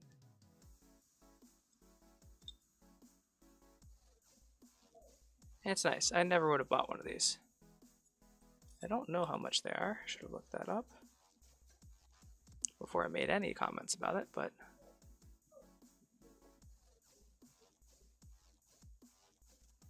I know I would never pay more than like a few bucks for a single brush. Just because I have like a bucket or a little basket next to me of brushes. And they have pretty generic usages, like I have a dry brush bucket because I'm under the metal frame of a bed, of like one of those bunk desk things. I have attached a bunch of these to my the metal bar frame that runs around. So like that one has my nicer, more detailed brushes.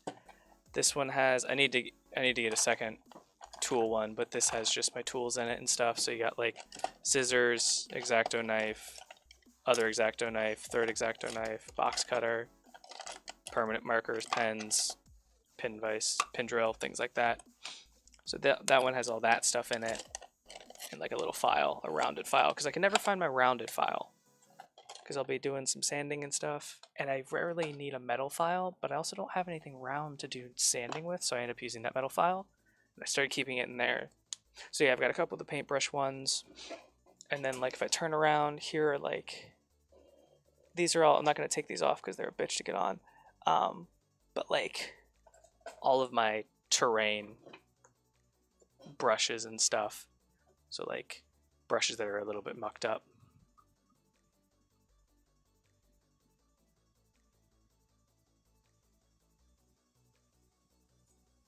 So just keeping, can't imagine getting a singular brush. Okay, get back there in the arm. Yeah, and then back here.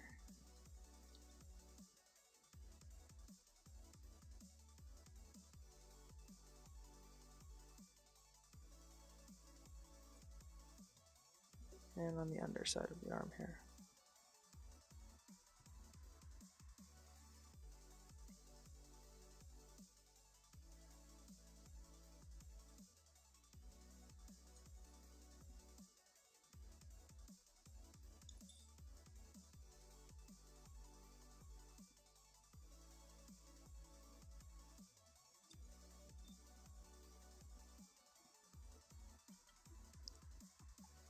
Shadow, I'm so excited to paint.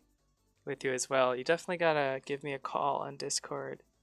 We can do some painting stuff together.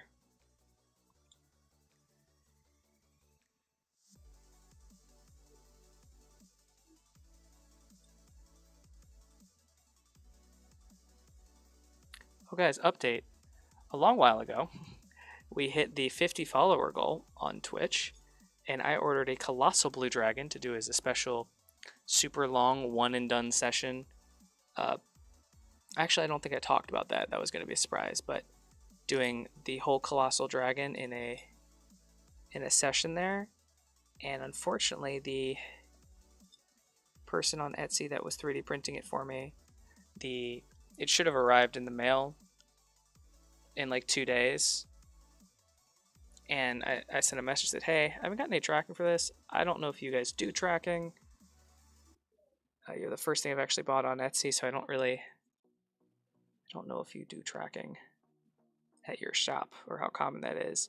And unfortunately, his mother was very seriously ill, so he had to sacrifice a little bit of his own time to take care of her. And I won't say sacrifice, but he had to reprioritize his time. But he should hopefully be back on track and be able to get that out to us very, very soon.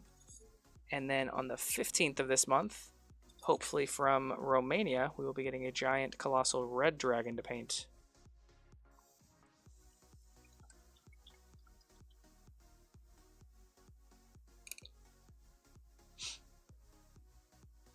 What's the nature of the world right now?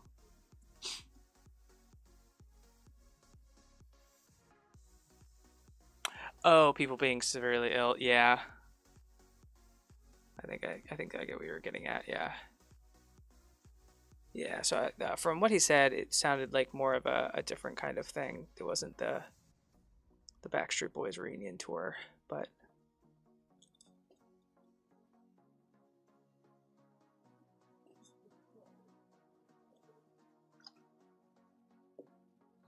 yeah, which is perfectly fine. I was like, okay, cool. I wish she had said something, but yeah.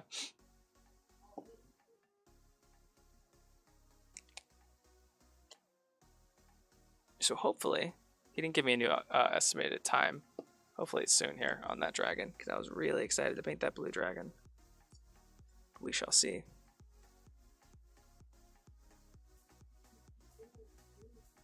We also still have the adult green dragon to paint. That's behind me. So if we're feeling squirrely, we'll do one of those dragons here soon.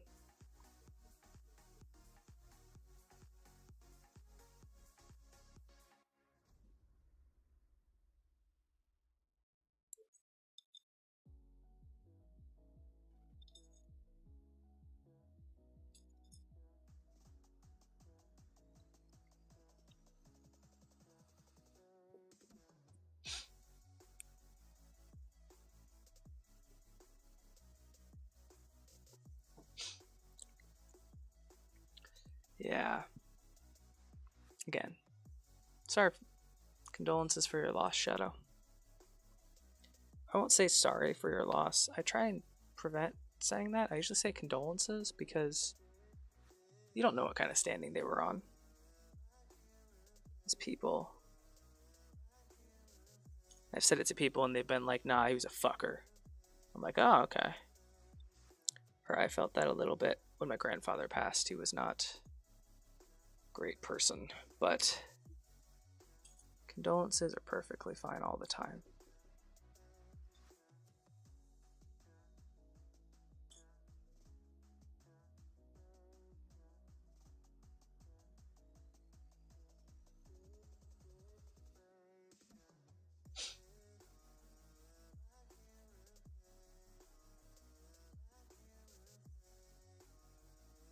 Oh yeah, that's right, you dealt with all that will stuff. Bank meetings and such.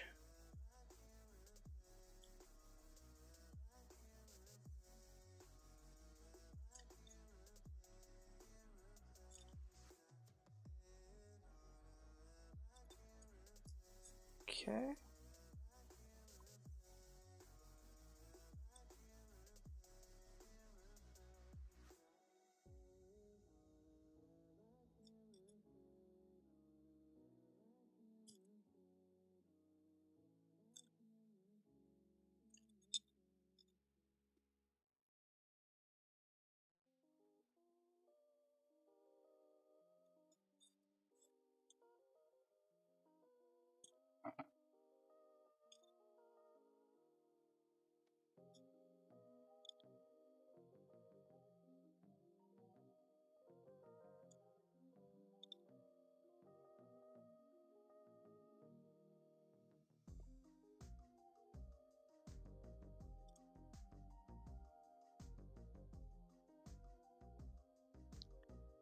So looking at pictures of this guy, he is a squinter. I will give him that. I was nervous because on a model like this, a really good hero model, I wanted to make sure to do a good job on the eyes, but we lucked out. He's a squinter. We don't need to worry about it too much. We can barely see his eye. Which is crazy for them to do.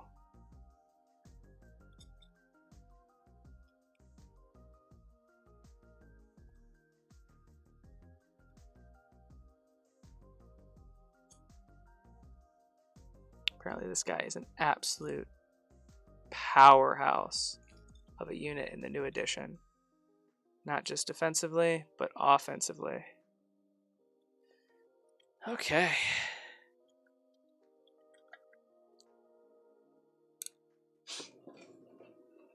Okay.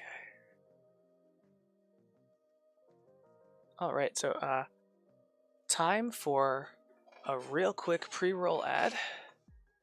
But before that, I'll go ahead and we'll give a look-see here. And there we are. Just a base coat of the skin. And up next, we will add some dimension to it. Okay, so I actually braced my hand. It's a little easier. Yeah. It doesn't have a lot going on now, but we'll get it sorted out here. All right, don't go anywhere. Don't go anywhere. I shall be right back, y'all. Or stick around if you have a sub.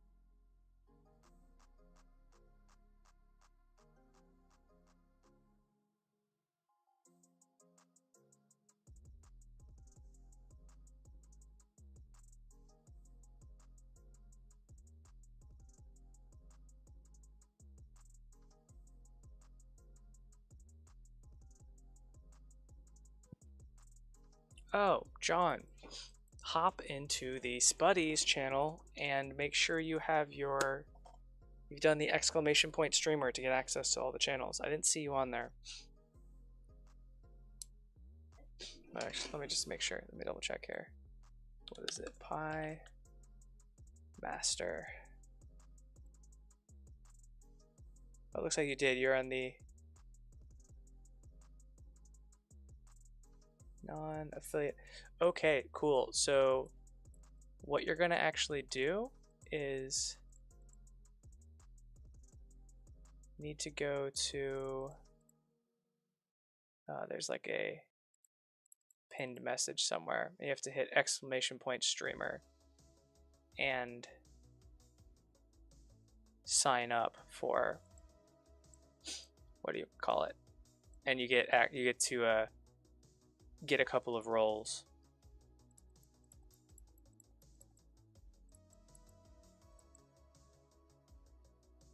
Let's see here.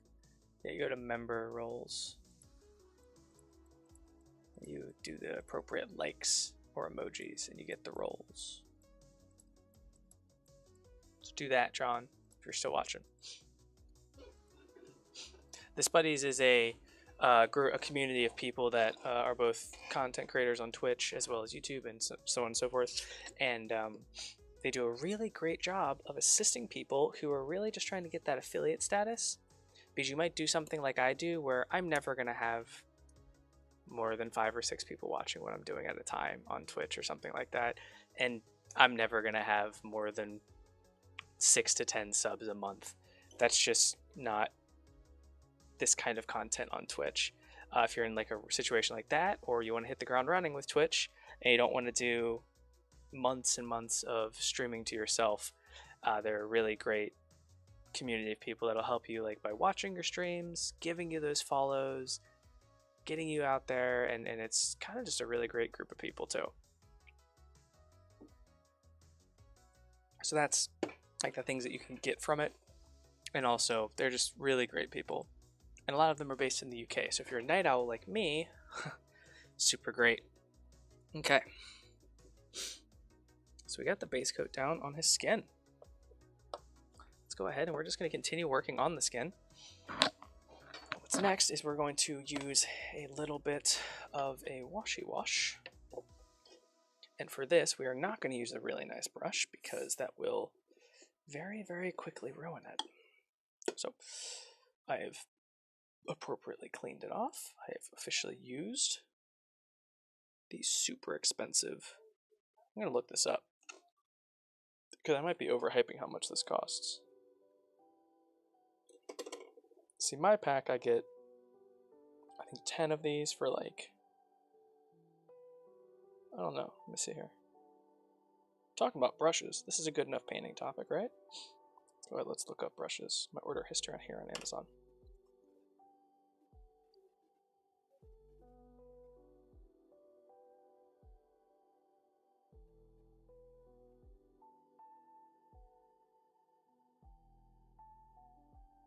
No, I want to search in my orders, please.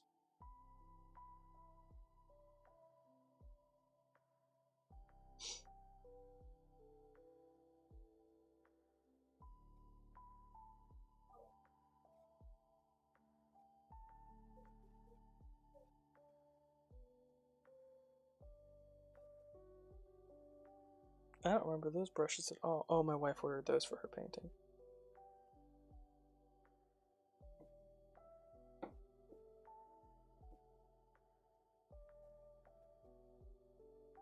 Oh, no, I haven't had to order any set. That's why. Okay, your wish lists. My bad, everybody. I found them. My friend got them for me.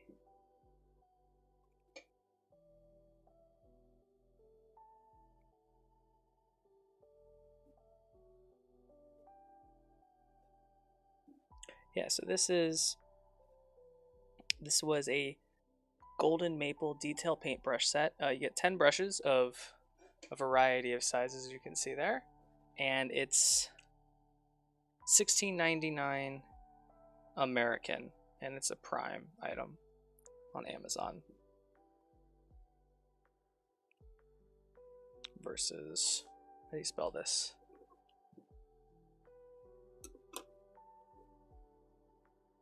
Oh, geez.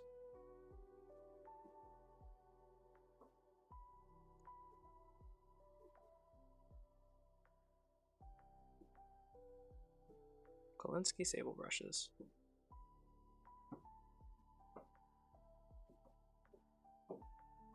Oh, series 22. I wonder if that matters.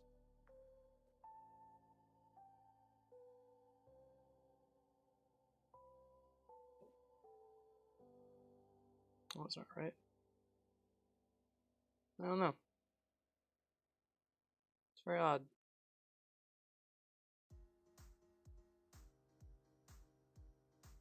Yeah, so I guess a good range in price.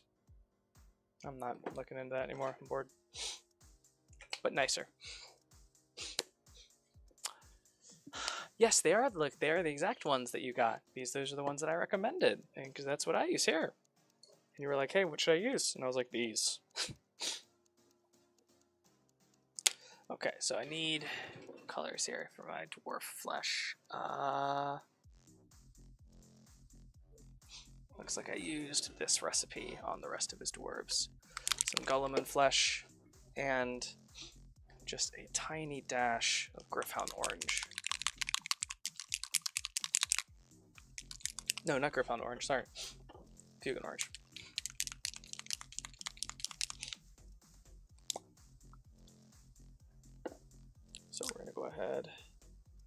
And paint and primer is very important, yes. You need both of those when you want to paint things. We're gonna grab, I'm just gonna use this brush again because we don't need to be careful about this wash, because everything that we don't want to wash is either gonna get a base coat here in a bit, or it's going to be, or it's black right now, so it doesn't really matter if we overpaint a little bit on this part of the paint job here. So we're gonna grab some medium.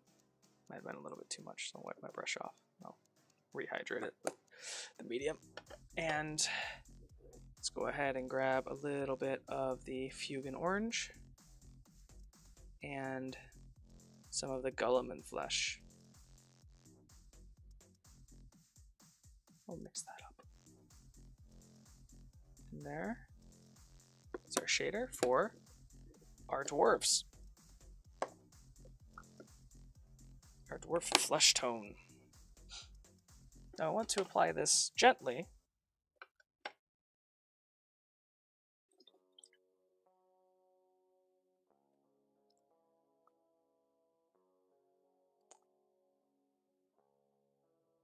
You can see you'll find a lot of brushes on Amazon and stuff when you're looking at paint brushes, and you assume I'm painting miniatures, I need a brush this size. And while this size can be helpful, it has its uses.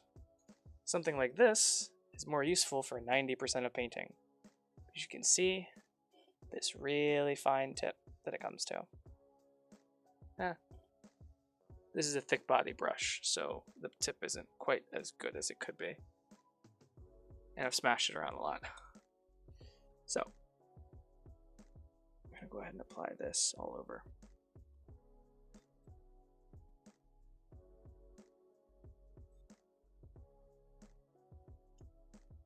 And I love using this paintbrush for applying washes because it's got such a big body, it's got such a good volume of paint. You can really apply it the way that you want to apply a wash without having to get out a flat brush. And what's cool about that is you can also still get into these tiny little details and not accidentally over apply your wash.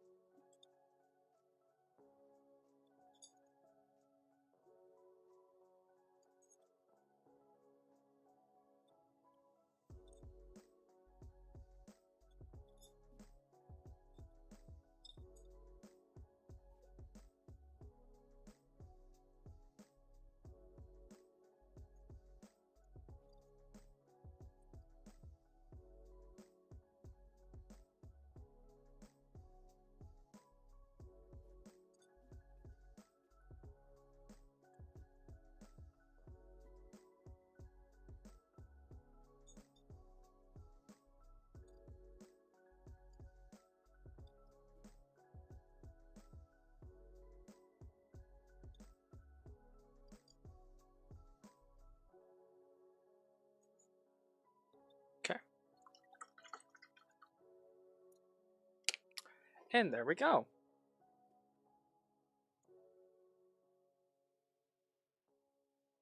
It's a little glossy right now because we just put that layer of contrast paint on there, but that's that. So try this.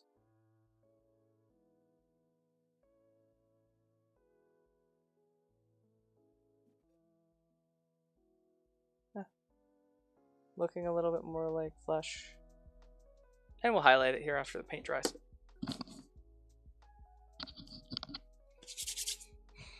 Oh, pretty soon, everybody. I will have a microphone that I'm going to use. I'm very excited for that. Oh, wait, no. Sorry, I decided against using the microphone. My wife has a really nice microphone for meetings at her work. And she borrows one of these cameras when she does those meetings. And I was going to borrow her microphone when I do my streaming, but it picks up, it's too nice of a microphone. It picks up way too much. And it's one that would sit on the table, unfortunately. I don't have a boom stand or anything, and this table doesn't really lend itself to attaching anything else to it. Like everything already rocks like a lot with the tiniest little touch in the table like that. So just, yeah, you can see the camera moving, and also my monitor moves. So get those subs in. We gotta get that desk upgrade. Okay, so what are we gonna circle back to? We're gonna circle back to the hook horror, I believe. We're going to paint up the base coats and add a little bit of a wash to these paints, these parts that we haven't touched yet. And then we will add a little bit of the highlights to the skin areas. So you can see right here a little bit with the Magus purple, how we're already starting to get a little bit of that differentiation color. So that's kind of what we want. We want to just enhance this a little bit. That's all. Not too much though. Probably just a couple, like maybe another layer or two of the brighter Magus. So I'm going to swap some stuff out. I will be right back.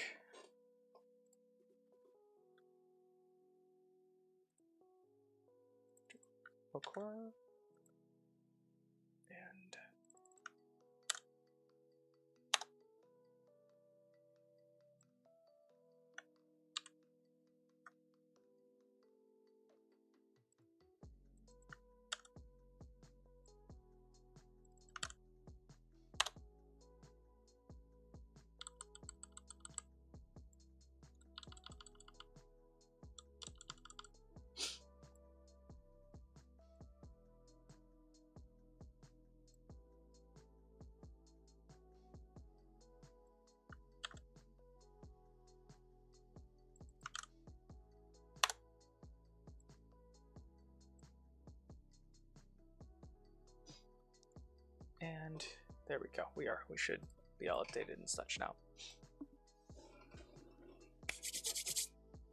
All right, so we'll take this back and we'll attach our other handle to it.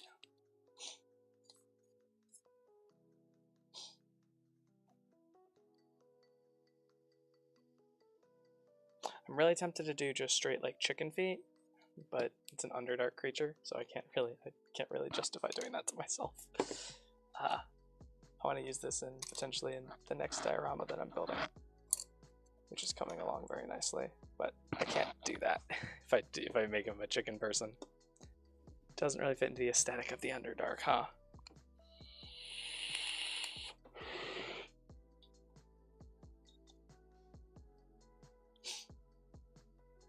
Okay. I really liked the almost bone look of all these things that are just jutting out. So we're going to be doing that, and I think we're going to start with some skeletal bone for it.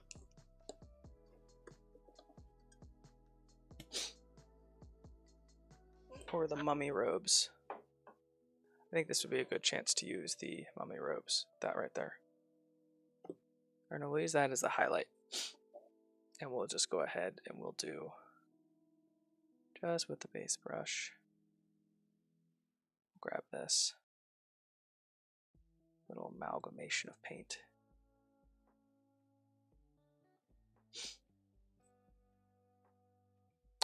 Or no, we painted this with a really nice zenithal highlight, so I think we're going to take advantage of that instead. We'll do skeletal horde. We'll see what that looks like. We'll do this on the spikes though.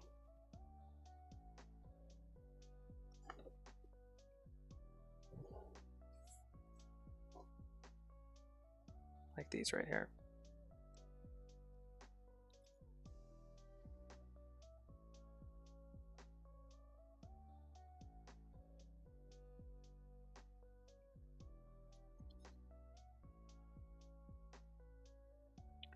If a little bit of the Magus purple or Skylish purple shows through underneath, no big deal.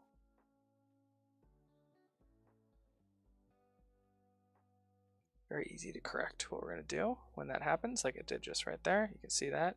We definitely way overpainted the Skylish purple. Now I just painted that glaze on top of it, so it's really hard to actually see what I'm talking about with the reflection there.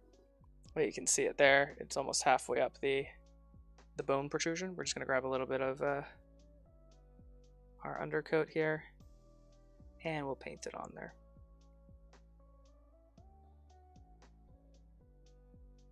Make sure there's no other spots.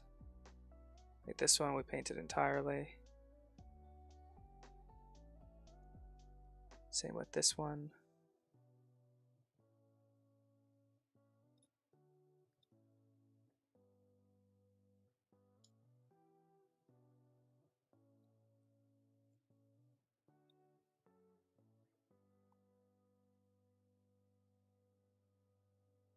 And with the same skeletal horde, we're just going to enhance the highlight and add a little bit of a stippling or wet blending, whatever you want to call it. We can call it stippling in order to prevent ourselves from having to wet blend. Just add a little bit of a highlight on this and brighten it up a little bit. Is there any other of these that we need to really touch up? I don't think so. Just going to kind of add a little bit of, what is it that Sarastro's painting calls it? A little bit of noise to the model. It is such a unique creature. Yes, Shadow. They hide up in the ceilings of the Underdark and they'll reach down and grab things. But they're not just an ambush predator. Once, if the thing tries to fight back, it will rip you apart for sure.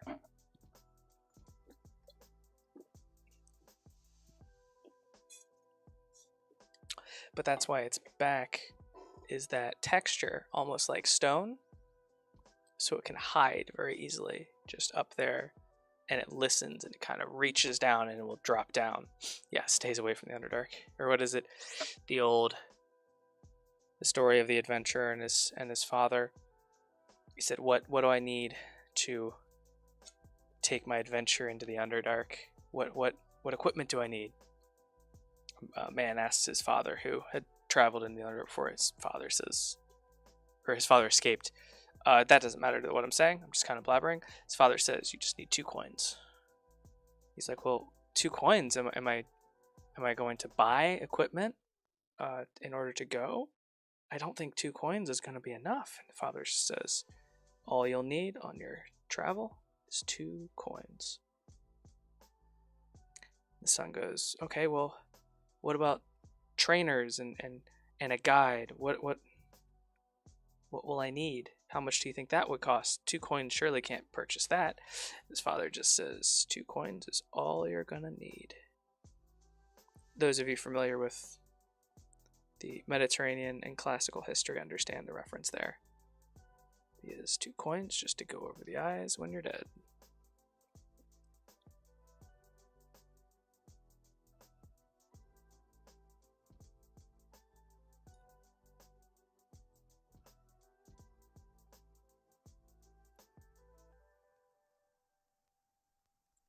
Okay. So there we go. We are getting there. We are getting there. I'm having so much fun tonight. Now, I know this is going to be a long one. I knew that going into tonight. I had a bunch of these things that I wanted to get done. So, I appreciate any and all time that y'all give me. Okay. I want to mix this skeletal horde with a different color here for the face. So we're going to grab a little bit of skeletal horde.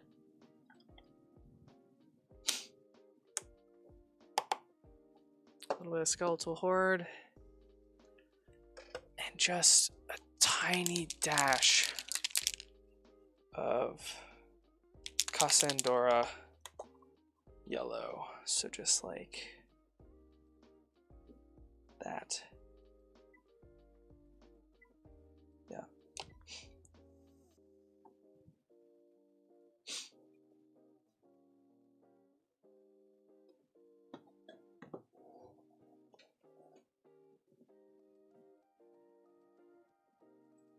And this will be for this area up here.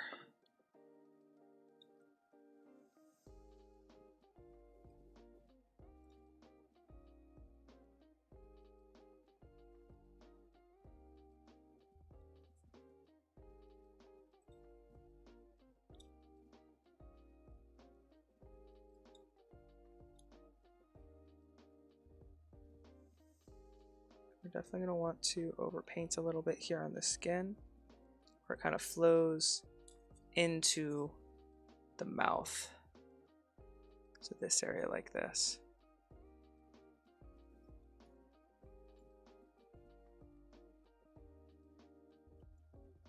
With the underside here as well, same thing.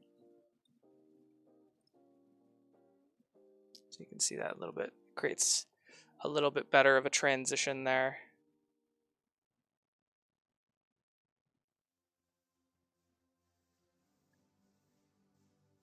There's nothing else interesting going on camera. Yeah. So you can see right in there where we're creating that transition. And we'll add another layer of this here. That's that Cassandra yellow there in the skeletal horde doing work. Alright, is there any other blending transition areas? Maybe down here? A little bit on these folds. Yeah, that's fine.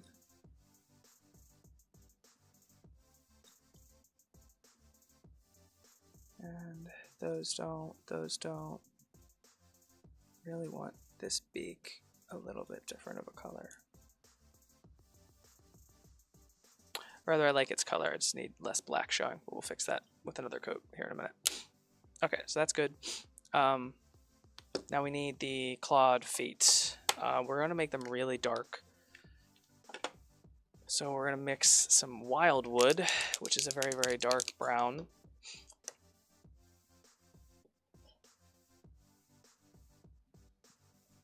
Into this right here. Let's go ahead and some wildwood with some Griff Charger gray.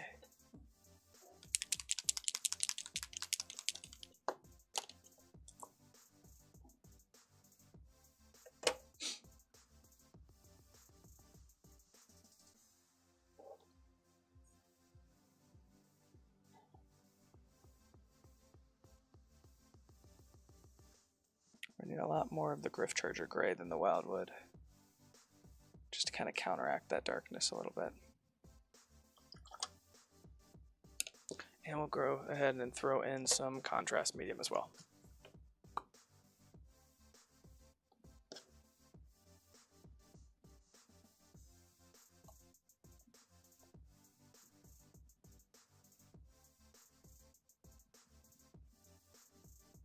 Like so.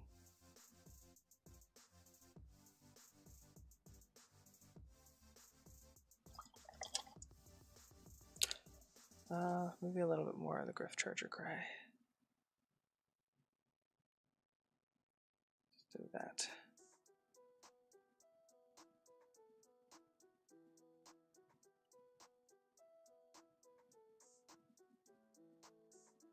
Yeah, there we go.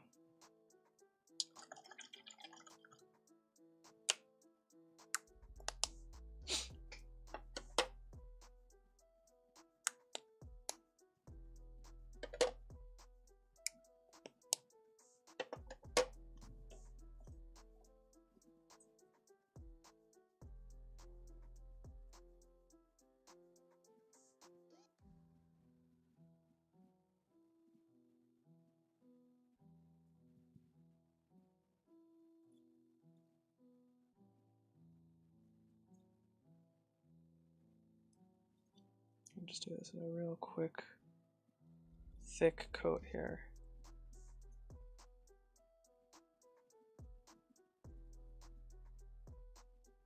We're applying this very thick here. So you really want to mute.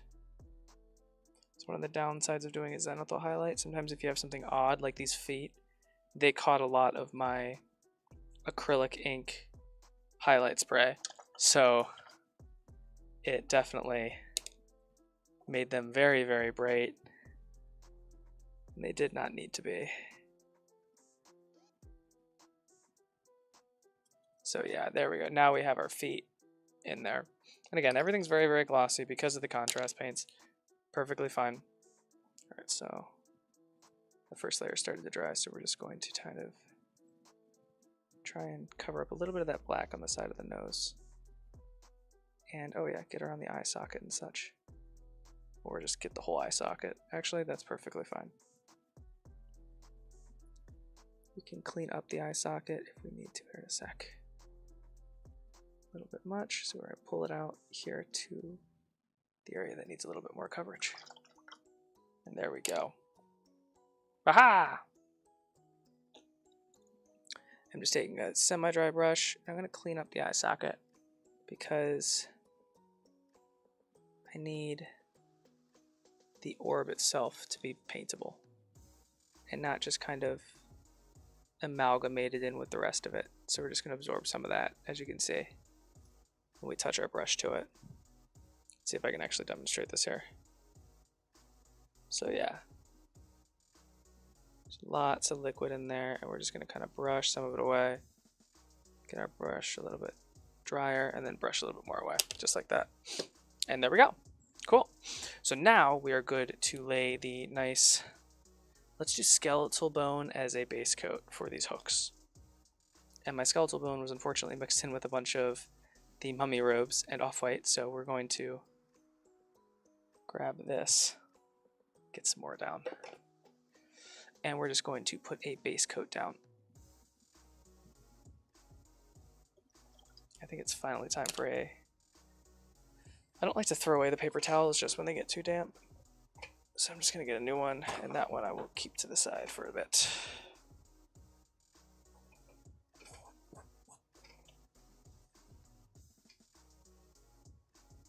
And we're going to water this down a little bit with a little bit of water,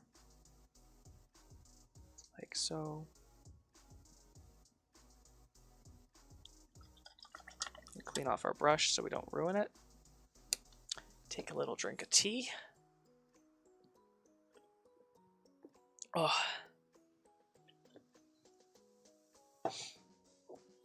Hey Shadow, are you watching still? If so, could you let me know, has the chat been only halfway up that little chat box thing all night?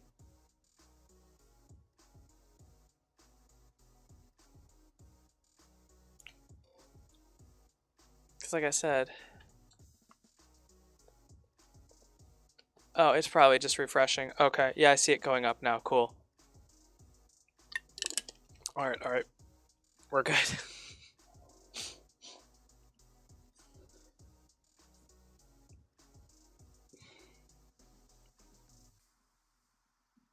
Okay, so we got our thin to down skeletal bone, and we're just going to go ahead and paint this onto the actual hooks of the hook horror. Very, very thin coat.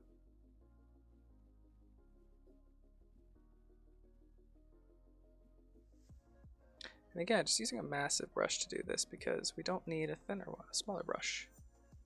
Applying a very, very thin paint over a very large area. There's no reason to use a bigger one.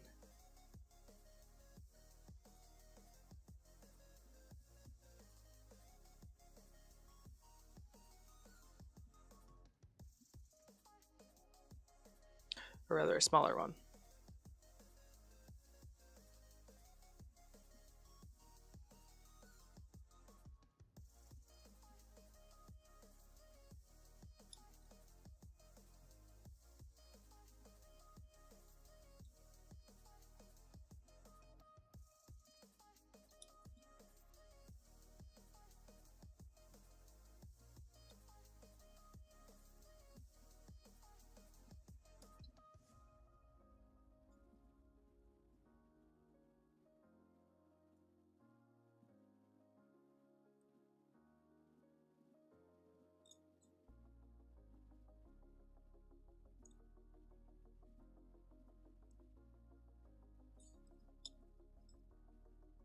What we're doing here is we're just laying down a foundation for the almost, oops, bone-esque color of these little hook things.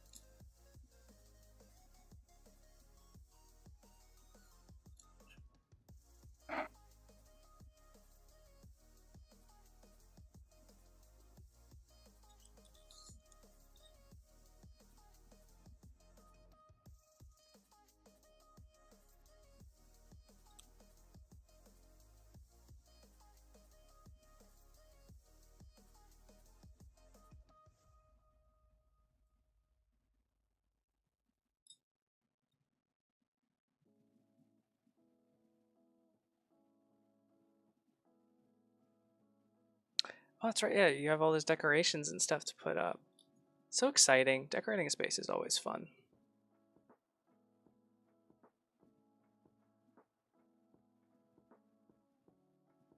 I'm jealous. I don't really get to decorate spaces. We've lived in this house for like 6 years. We don't really. We like the things that we have. So it's like, yeah, we could redecorate, but we kind of like what we have. We just need more house. It's on the semi-short-term goals for my wife and I. It's getting a new house.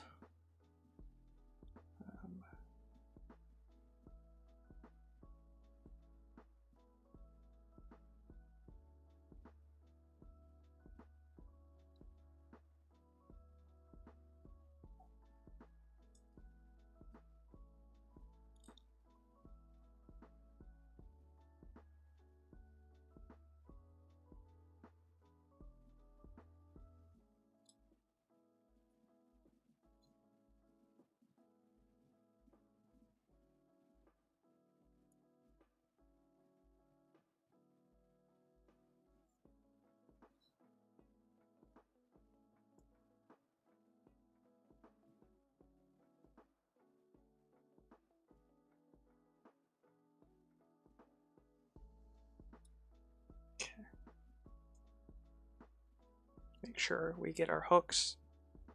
Gotta make sure to get the hooks. Okay. Wow, I'll be honest, this is one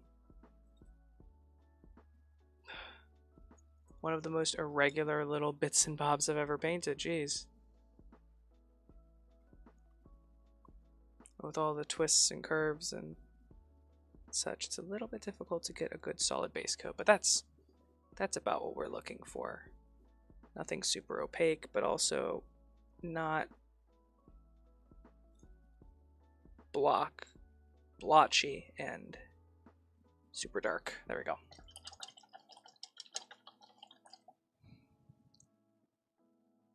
Yeah, in the basement here, I wanted to do some stuff that was nice and do like hang up decorations or hang things up on the walls, but they're all concrete walls down here, so I don't really have a good spot to do that. I have a bunch of bookshelves and such, but it is 100% kind of almost around the entire room, either storage, just normal house storage, or stuff set up for like good enough painting. Okay.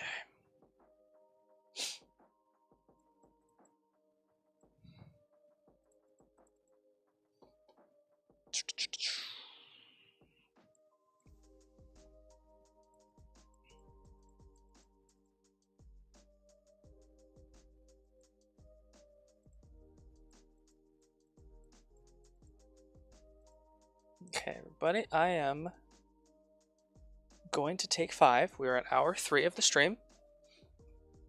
Yeah, like I said, it's gonna be a long one. So Shadow, if you need to get to bed, you need to go to bed. Just let me know. This will still be there, and you can keep this as a backlog for something to watch on YouTube. Just remember that you have to start. You don't have to watch the whole thing. Just remember where you left off. Because we're gonna be at this for a very long time tonight. Oh, it's right. Yeah, you're definitely as much of a night owl as me, if not more. Because we still haven't, guys. We haven't even started the Aranis, and I'm super pumped for this model. So we got angels and we got demons tonight. That's what we got. I'm very pumped for this one. Again, wings, but yes, that's the other thing we got going on tonight. So sit tight. Don't go anywhere. I'm going to get a little bit of a snack, and see you in a bit, guys. Oh, sorry, I guess I didn't say I will be back in 5 minutes. So a bit is a little bit of a term. All right.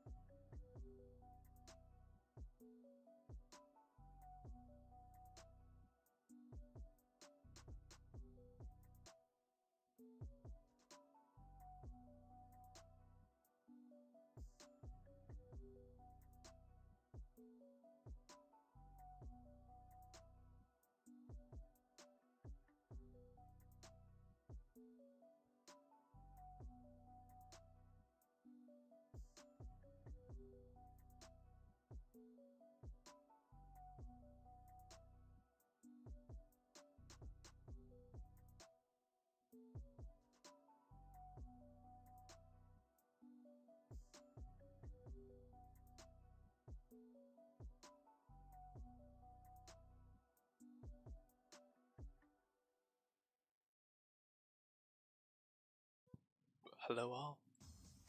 We are back.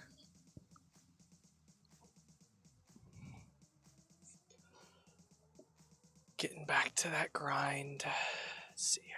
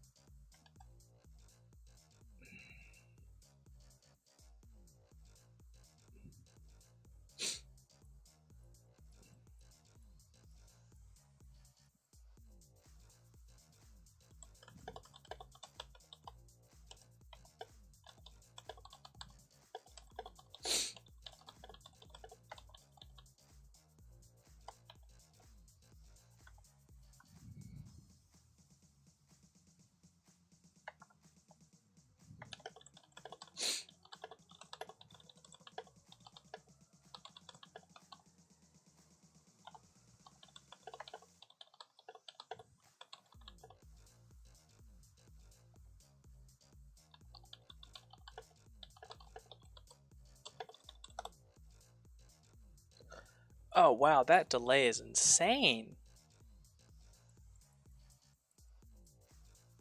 In the stream there.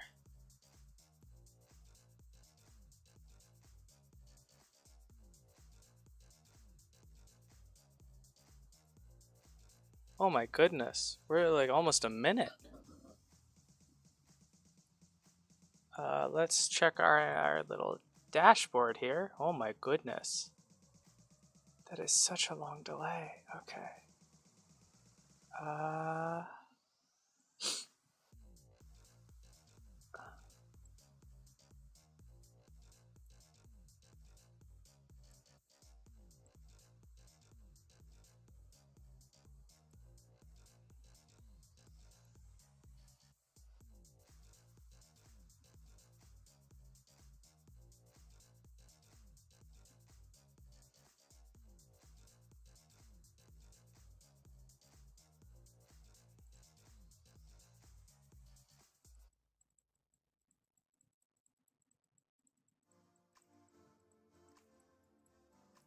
Oh, did I just kick myself offline while trying to figure it out? I think I might have. Did I really? I don't know if the stream cut out. Okay. It didn't. Okay, we're good. We're good. All right. Oh, jeez. All right. Hopefully that should be a little bit better. Okay. I just restarted the restream encoder. Okay. So let's go ahead and get the paste coat down on the other hook horror hook.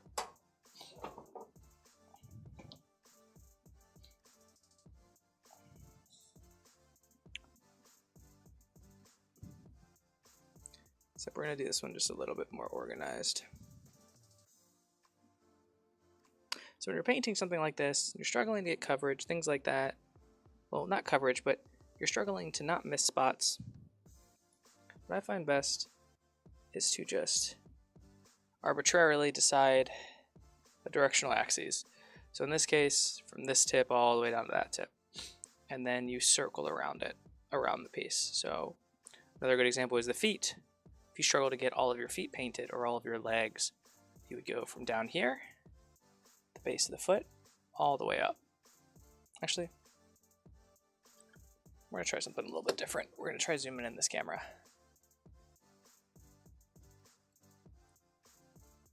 All right, properties, configure video. Let us up this zoom just a little bit. That's too much. Okay. So bear with me if I accidentally start to paint out of frame a little bit, but we're going to try this. Okay. So, like I was saying, if we're painting something on an axis and we just are arbitrarily deciding it, or almost a directional whatever, starting here and then going up. So you start here at the bottom and you make sure from a 360 degree you've painted every little bit. You can see where your paint is connecting to your paint. or where you're currently painting connects to where you previously painted. Because a lot of the times, we'll be painting something, like we did over on this leg, on this arm here, and it'd be like, oh shit, I didn't even get any paint over there. Something like that. But here, I know I've done that little area, so then I go over here. Now I'm going to decide to do that little section there. So then I bring it around. Good deal. And then I just see there's my old paint, and I'm just connecting it to my new paint. Up to the same level around.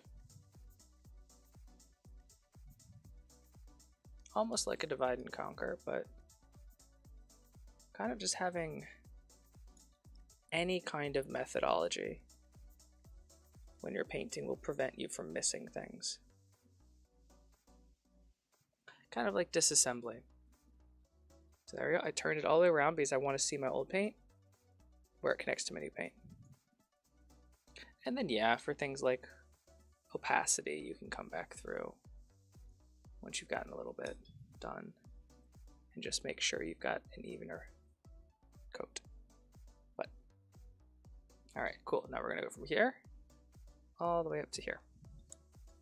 So starting right here, there we go. And there we go. Now here's one. We have to make sure we get every little bit of this bit, with being that little hunk, this little bump right there. And so we're gonna just apply the same method on an outcropping like that. I decided to go from the base of it all the way up to the top of it. So we start at the base, we make our way up, and then once we've done with that little outlier, we go back to our same technique, connecting paint to paint.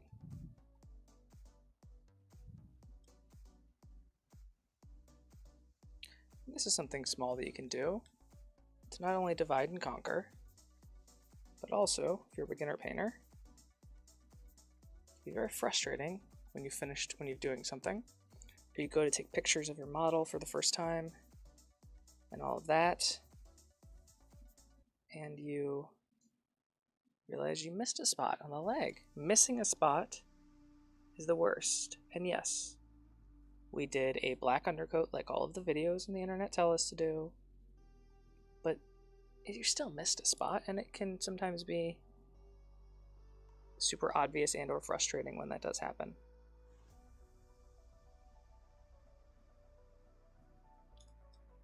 Alright, cool. So yeah, just applying the same method. Like, you can do it in as small or as large of a chunks as you want.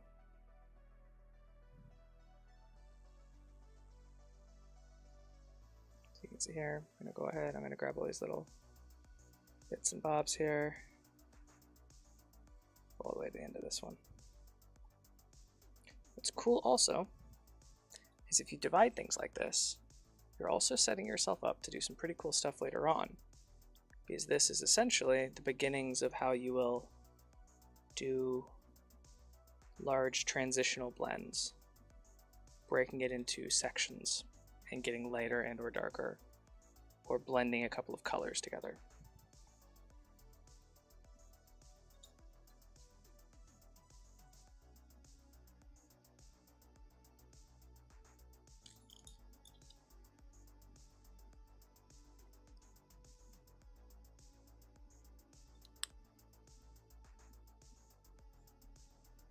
Because if we're going from like blue to light blue, maybe this section was your really, really light blue, and then you get slowly darker just a little bit. So you add like a little bit more of that dark blue into your light blue, or white into your dark blue, so on and so forth. As you go, maybe that's how you do it. But on each section, just to kind of block in your colors, you start laying them out, and then you can go in, and even though you have super defined transitions right now, you can then just kind of start to blend those out by doing the same technique, because you can get really nice color gradients and color changes and fades without, you know, having an airbrush or being, you know, particularly good at something like wet blending.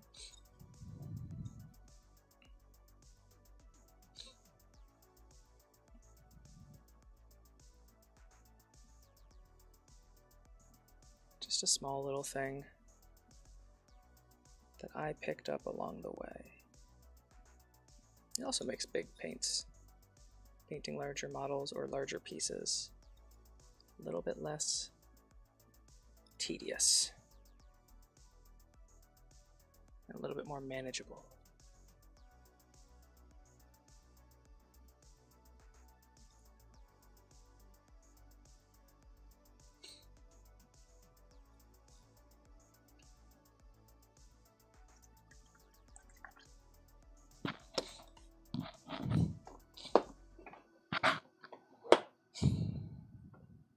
Oh, damn it. There we go. This is also pretty comfortable.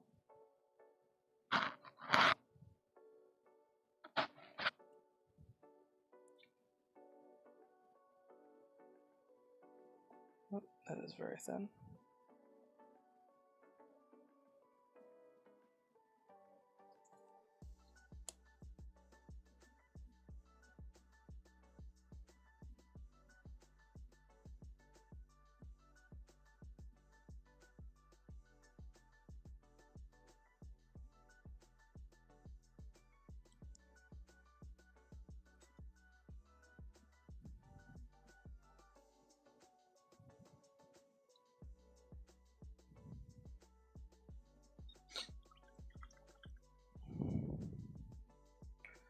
Let's see here.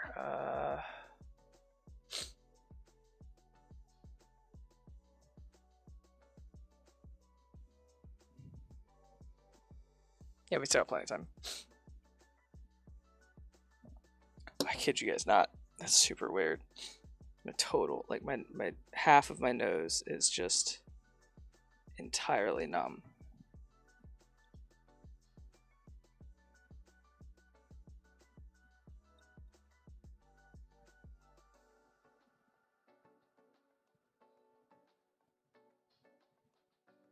Thank you very much, Shadow. I figured I'd try a little bit of a closer up look here. And tell you what, I'm kind of digging it. Ain't gonna lie. I have a feeling this is going to be very, very thin. And we shall see here. We go to apply it. It's not so bad.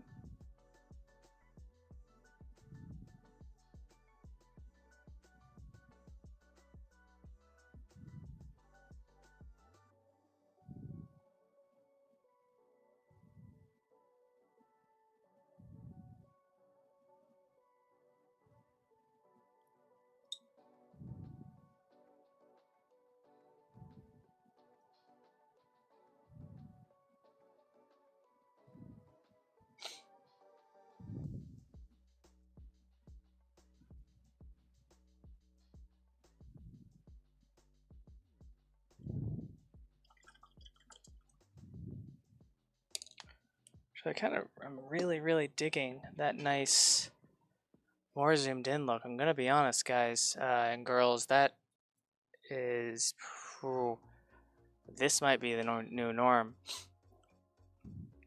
Especially if I can get a firmer camera mount here, or get it attached to like a table next to me so it never shakes. That would be pretty dope too.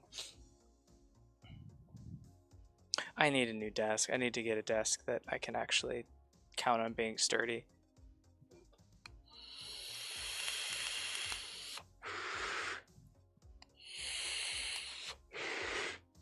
And then also, the monster isn't super far away the whole stream. So you don't have to rely so much on me bringing it up close. Oh, I actually set that down so I could get some more paint. Because you guys don't need to see my super messy ass desk. You can. You'll probably see it during some portions of the videos, but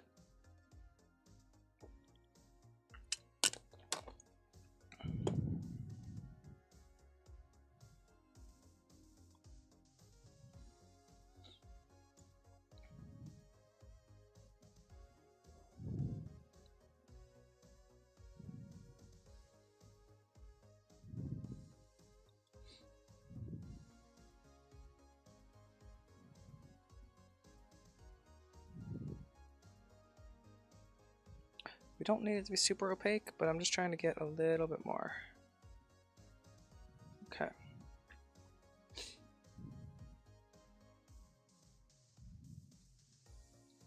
Using that same technique. We're going to continue this, connecting paint to paint. Very carefully.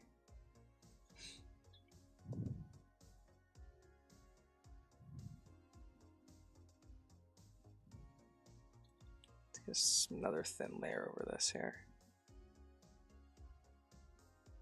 These areas that didn't quite get the opacity that we needed.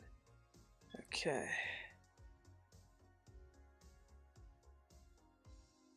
Now you can have some pretty clear delineations in between the layers like this, but there you go. Now where was it, right? So actually, I think I'm wondering if I turn that light, is this just on or off, or is there a... Oh, it definitely gets brighter. But I want it to be darker for this. There we go. I wonder if I should get more ring lights. I don't know how this kind of stuff works. Gotta level with you guys.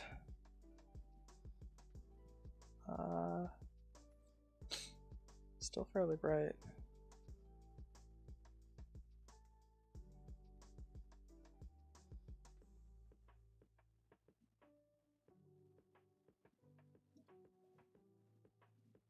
Huh.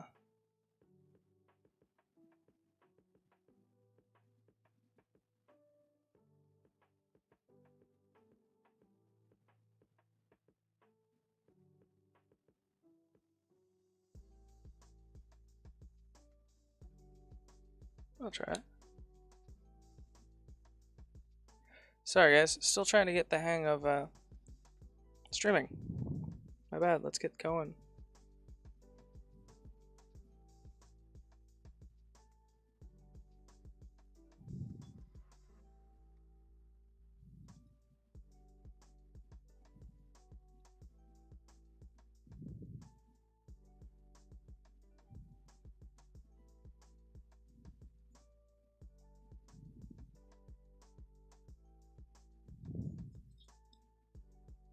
Oh yeah, that's gonna be an issue. I can't see anything.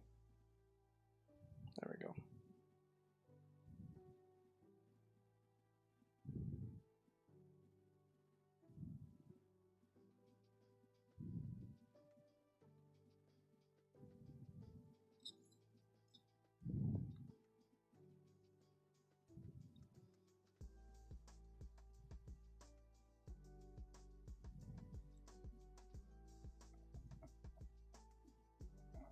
There we go, we've connected paint to paint all the way around the model. Or that particular little bit of the model that we were doing. And here we go. Let's go and bring this back down.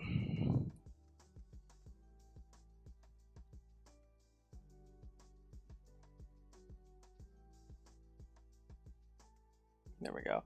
Now it's really hard to see these off-whites, but we'll fix that here in a sec. We're getting there. Really liking the contrast on these shoulder pads and stuff. On the waves, we're gonna do some adjusting and some like little, just a little something to bring that out. I'm glad you're liking it. I could easily adjust to painting like this on streams. Honestly, this isn't so bad. I think also it'll help with I can adjust some settings on the camera and such too to make it a little bit easier.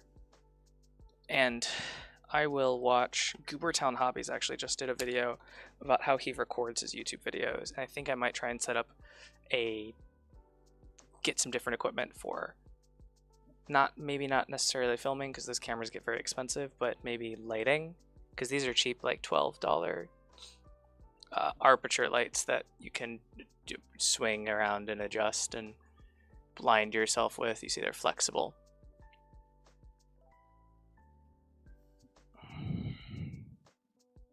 But I have a couple of those, and then the one, of course, in the camera. So I think getting just some different lights might just be a real quick answer to that too. Okay, so we need the back done. And for this, we're going to use some basilicalum gray. Again, you guys have seen me in the last couple weeks really using this paint a lot. It's because I'm really liking it. It's a good, solid, darkish tone to be using. Okay, meantime, in case we need them, I'm going to cover up our paints with our, again, thank you, Greg. I will think about the kindness of you every single time I use this palette, sir. Thank you.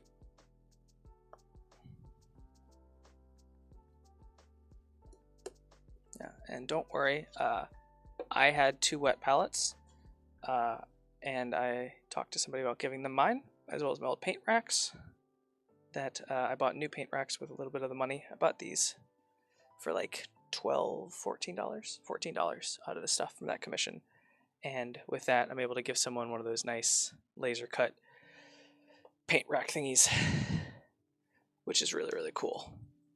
So everything is still going to be used by somebody. And it isn't even like, it's not like the old smaller wet palette to the bigger one where that's just an upgrade. I just needed something different for my paint bottle situation because what I currently had was starting to really frustrate me. It just wasn't really scalable or like usable. All right, so we're gonna add some basilicalum gray. Do I want to do? Just gonna do a little section here.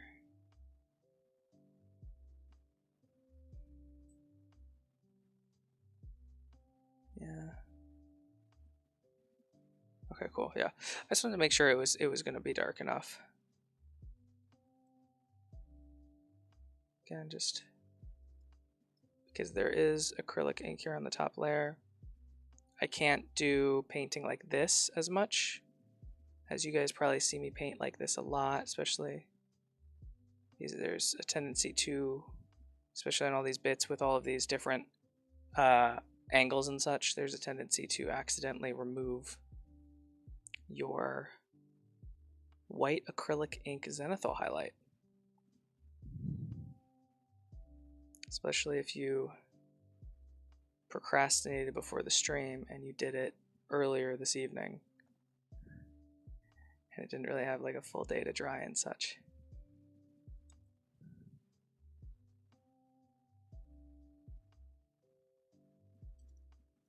This is going to be a really good foundation for this part too, because you want to keep him very, very muted.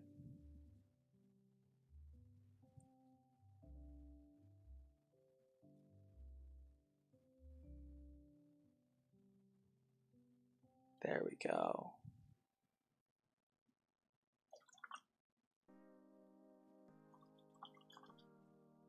And grab the skeletal horde.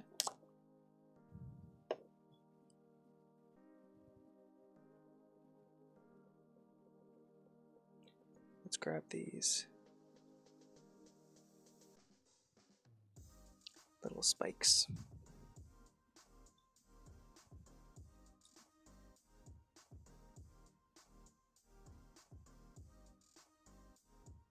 Okay, cool.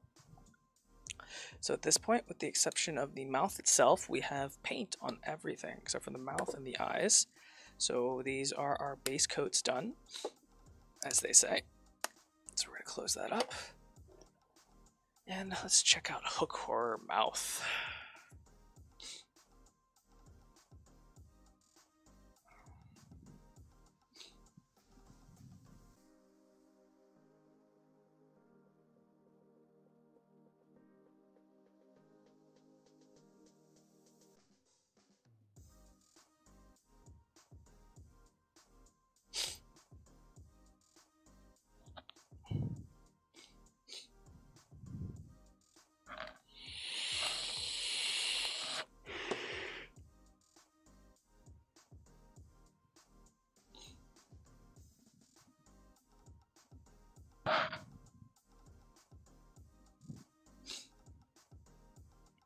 I like that. They gave him a nice purple tongue.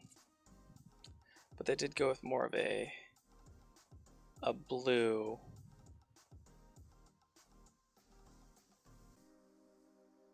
overcoat.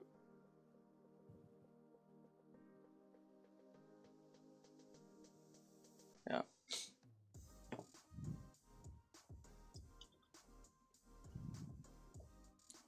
Which I like what we did on this guy. But for that tongue, we're going to go ahead and we'll give it a dark. Let's do a light purple. Actually, we're going to use, or we'll use some Druki Violet. Or a little bit of game ink. I never use this stuff. I use a little bit of the game ink. Bought it years and years ago before I knew that shaders and such existed. And it's just a little thick, but it's perfect for something like this because it's nice and vibrant.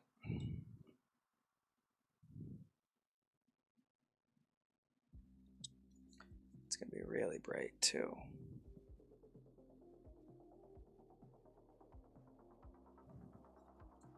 Which is exactly what we want.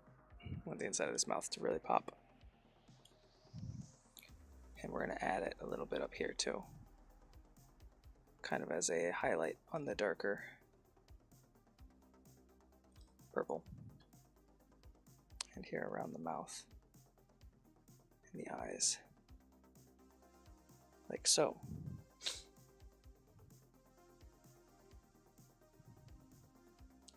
And this Vallejo Game Ink is very, very bright. So we can kind of use it almost as a, let's see here. There we go. Definitely a nice shader to some of these areas. So like underneath here.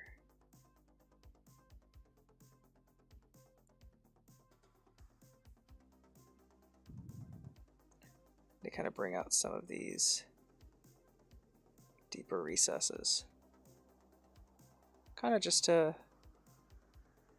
add a little bit more to what we're doing.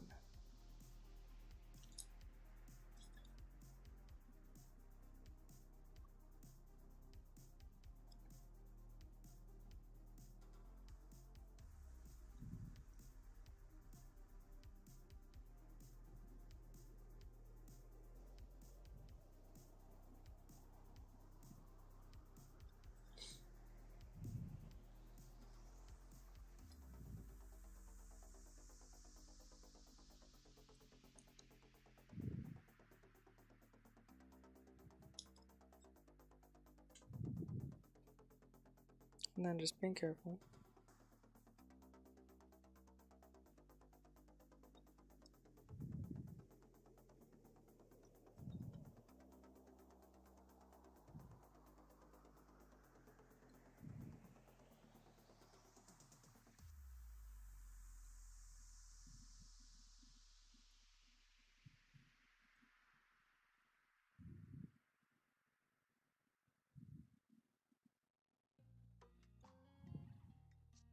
This will have these little almost gashes or ripples from probably many fights in the Underdark. And of course the leg muscles. We're just adding this super dark recess shading, which is what this is called. This is essentially just recess shading is what we're doing. And there we go.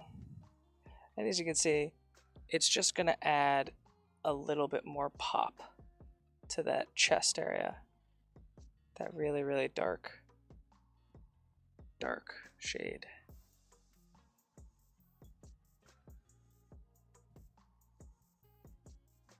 So we'll go ahead, we'll add a little bit so you guys can see exactly what we're talking about. There is the leg. And then add that in there. And then there. A little bit there. And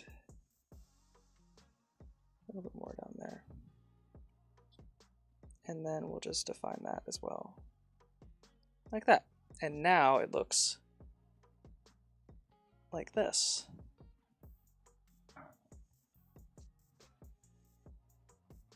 So with the much darker violet violet in there. It's just going to add a little bit more. Yes, exactly, shadow. Just a little bit of pop.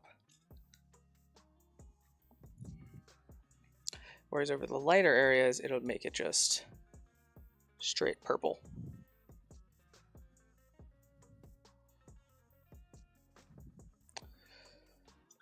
Yeah, this is game ink. These are designed to be, they're very, very pigmented. There's not a lot of uses for the Vallejo game inks that I've particularly found. Usually I just do it with a wash or a contrast paint applied in the recesses, but that's definitely another product that you can use if you want to try something different, or something like along the game color line of Vallejo products that has very high pigment and lots of color in it. Okay, cool. So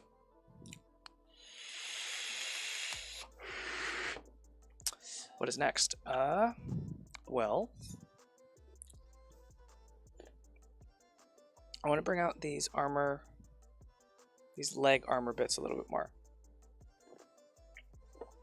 And the way I'm going to do that is I'm going to get a bright purple, and we're going to pick out some details and kind of just bring them out a little bit. When I say a bright purple, it doesn't need to be like a very bright purple. It just needs to be lighter than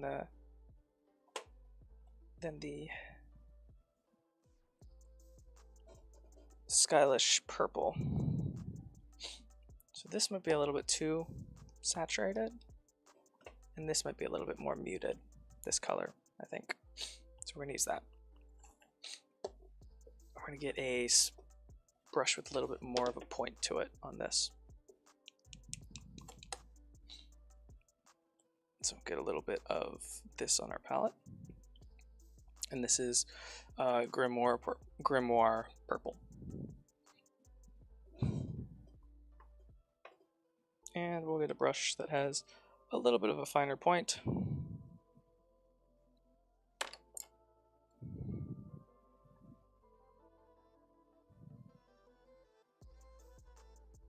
Yes, that should work.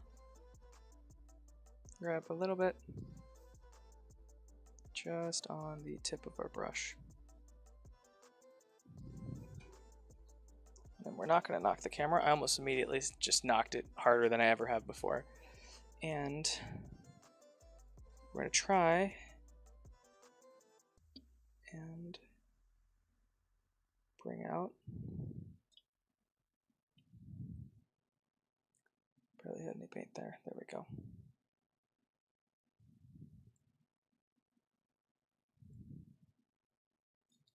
There we go. We're going to try and hit these lighter areas. That's basically water I'm painting with. Okay. There we go.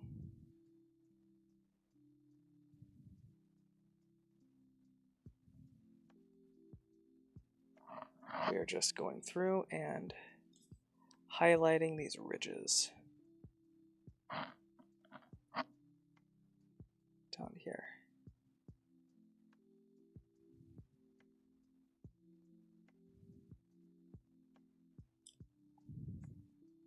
Same with over here. We're going to go in and we're going to paint the tops of this. I don't know what to call it. It's not scales, more like chitinous shell.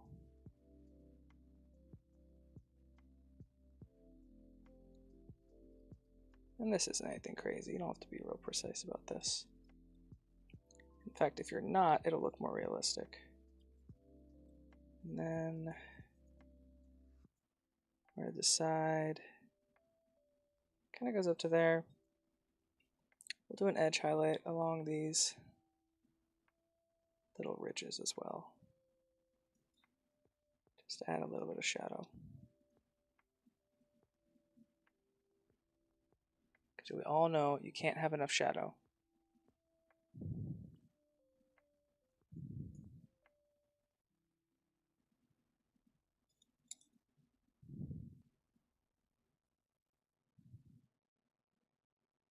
Just catching the sides of these. These are really nice, clearly defined. edges there too. Cool. And then we're gonna go ahead and we're gonna kind of up some of these highlights on the center section. I think, yeah.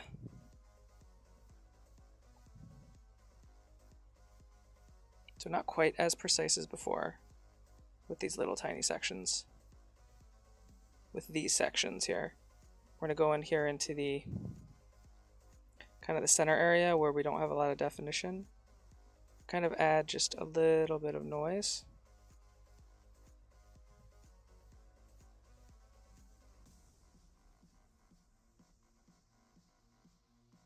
Like so.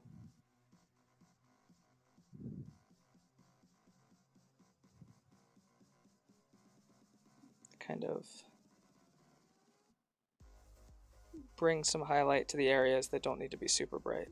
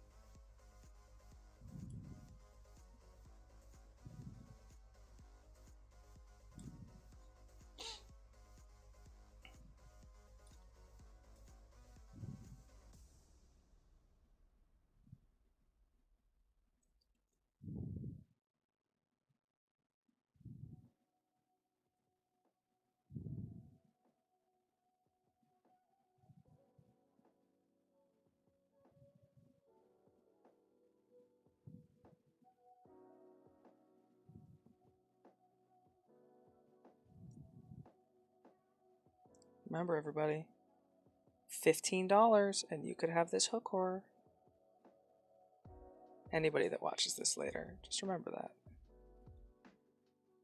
Even if you ask about it, you see it, or you ask me about it, and I give you the D&D price, which I'm still working on the pricing. I think something like this will probably be a little bit more, but if you mention the stream where I had it advertised as such, you're golden.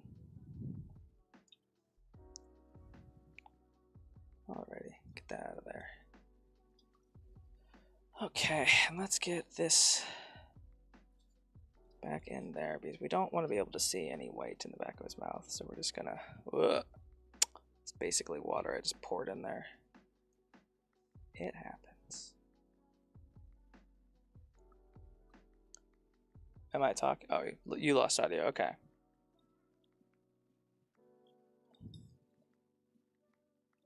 Okay.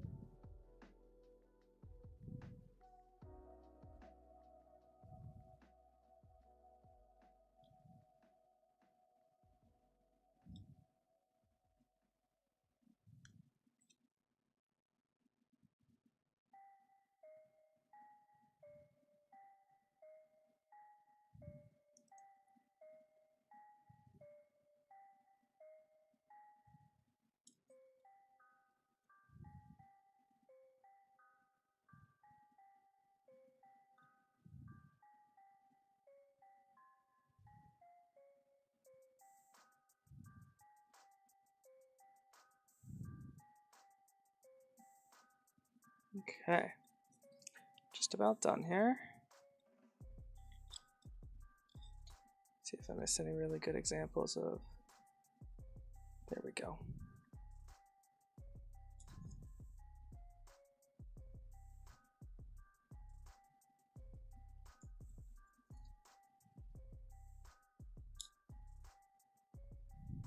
We'll take a second here. We're going to take just a short second. We're going to talk about what we're doing here and why we're doing it, because it may seem like something that might not make sense. Okay, so when we're doing highlights, what I like to do is, let's get real close here. For something like this, even in a color as dark as purple, where our darkest darks are that super dark violet, things like this up here, this almost white, look really good. I like it. And that's our bright color. And we might not necessarily need that super bright color somewhere like down here on the bottom of the leg, or when we're using a contrast paint or something like that, we might not get it. And we don't want it to just be one gradient up to one section. So in the areas that I wanted to have a brighter color in a darker area, that is what I would use this for. Because it's not quite that white, because you can see them right here next to each other. There's the bright white. And then here is the lighter purple. Bright white is definitely brighter, but you can see that they're still in the same tonal family, but they aren't necessarily in the same. This grimoire purple is a little bit more matte and a little bit more muted, whereas the white is very pacow on areas like that arm. So yeah, that's pretty much it. Now we're going to go through here and we're going to go ahead and we're going to paint up these hooks. We're going to get some eyes done. Make sure everything in there is dry. Yeah, we're good there. And we'll call this model good enough. And we'll do the base another time. I always say that and I'm never going to do my bases. I still have some I got to get done. Ugh. So for this, let me think. How do I want to do this? Da, da, da, da, da.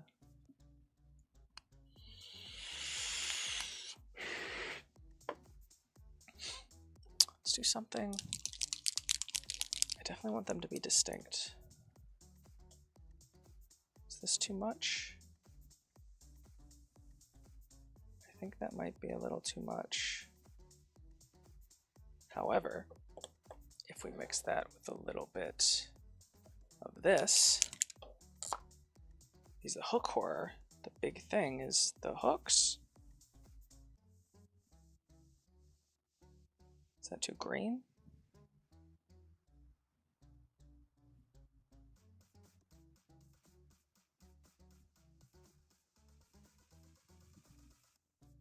Well, it's pretty okay. Did I need this dry anywhere? No, I think I like that. Okay, so what I did was we're going to be mixing about a 3-to-1 of skeleton horde, 3-part skeleton horde to 1 part Athonian camo shade, and this is a shader by GW and a contrast paint by GW.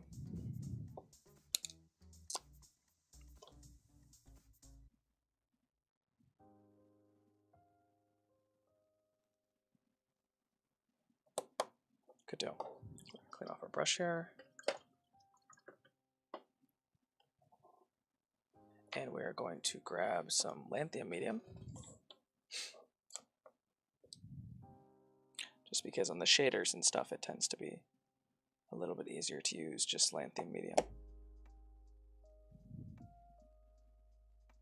And there's our color, and I'm going to check it again just to make sure that that is, yeah, I like that color. Okay. Clean off our brush, put that away, put this away, put that away. Ow! Okay.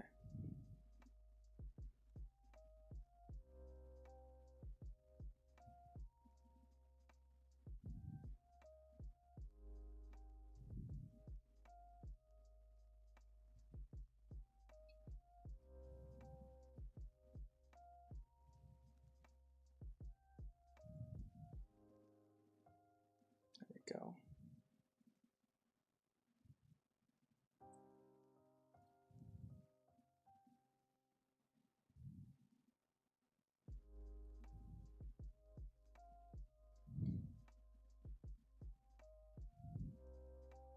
You can pretty much immediately see the transformation in this. That little bit of green in the camo shade is really going to help to keep a nice cool tone while also not making the hooks appear almost comical. Yeah. Digging it.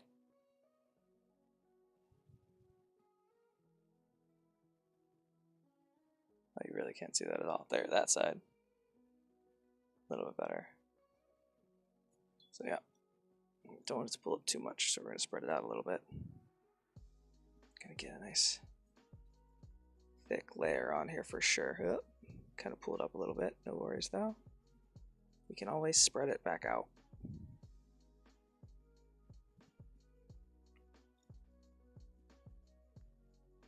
Gotta be careful not to touch the other hook while we're painting this hook. Here you can see me applying that same technique we talked about before with the dividing it down a axis. So this time it's a horizontal one. And I'm connecting paint to paint, making sure I'm going all the way up and down. Because we don't want to overlap our layers the same way we do for that base coat, because if you do, it's very, very clear. If you ever start to apply a wash or a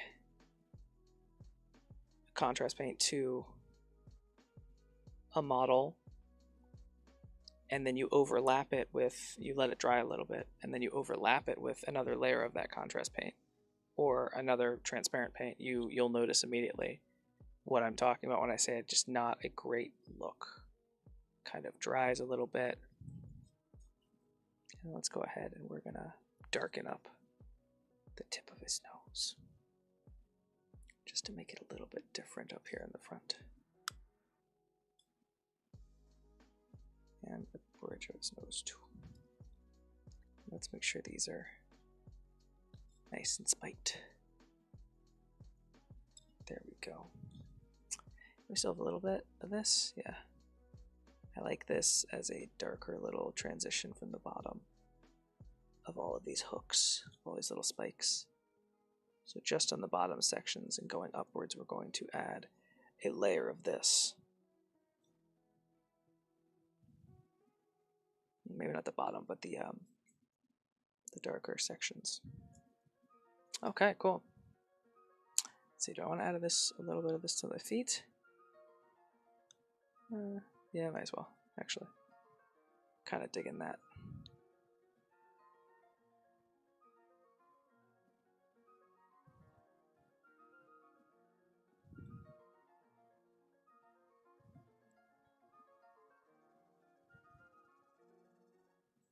You can see how using a transparent paint like this in a bunch of different places will help to tie all of the model together, but also they look like entirely different paints in different areas because they're transparent and they're showing a lot of what's underneath.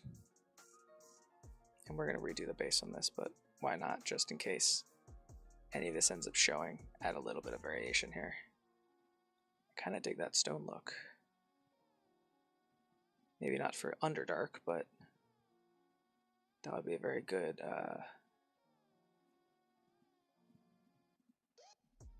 river cave stone. Actually, yeah, I'm going to finish this out here along the edge here. I like that. I need to remember this. Neat. Okay, cool. Let's dot an eye, and then we'll call this guy good enough. All right, I want this to be crazy bright.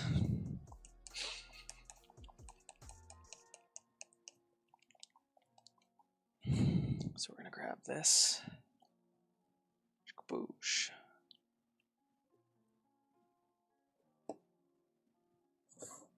And then with a damp brush, without really even thinning this paint, because it is bright yellow, we're just going to very carefully dot in our eye.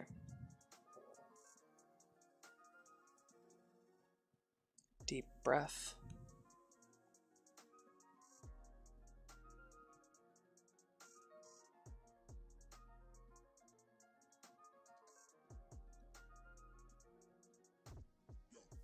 Not bad.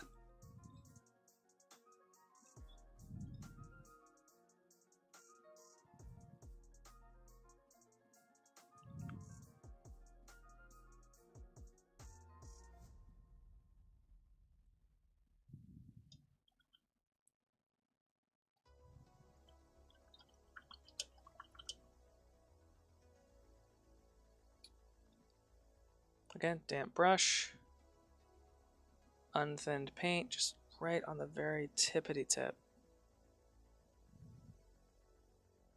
of this brush. And we're just going to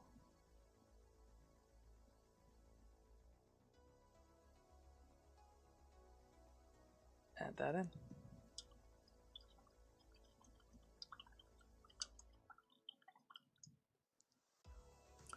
And there we go. Cool.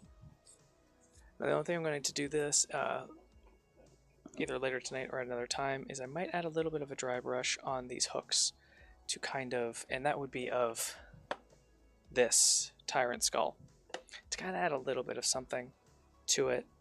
And I might do the same with a dark steel or a slightly lighter gray here on the back. But right now I'm pretty happy with, because it's meant to be camouflage, so I don't want it to look too bright or anything because it's meant to be Underdark camouflage. But there's our hook horror, guys. I'm super happy with the way this guy turned out.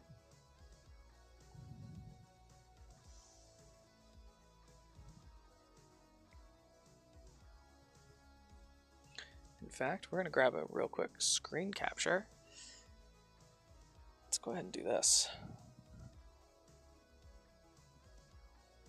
I think the issue too is these lights are... Yeah, actually that helped a lot. Having them not perpendicular to it. There we go.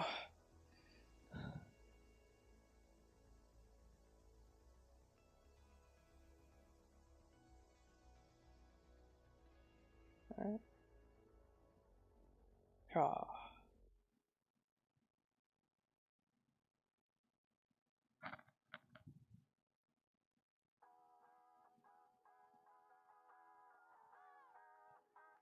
Alright, good deal. That's perfect. So I'm gonna go ahead and try and snip this here. Just as like a work in progress shot. Because we're 99% there. So yeah.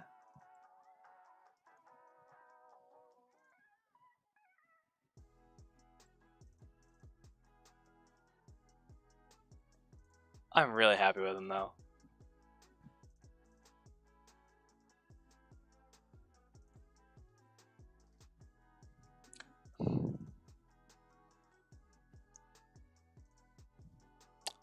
Like, he's terrifying, don't get me wrong. But, yeah. I am digging that.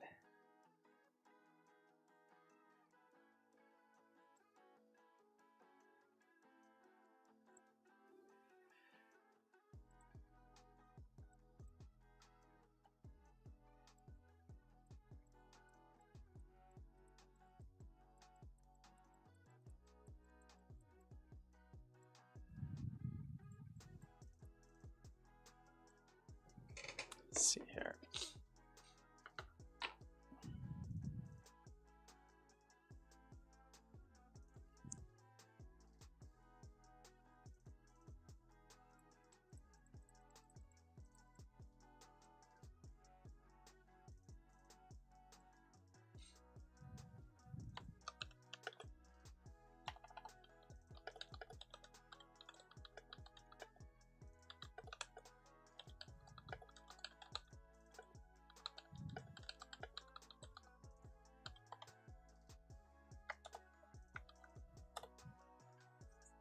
Okay.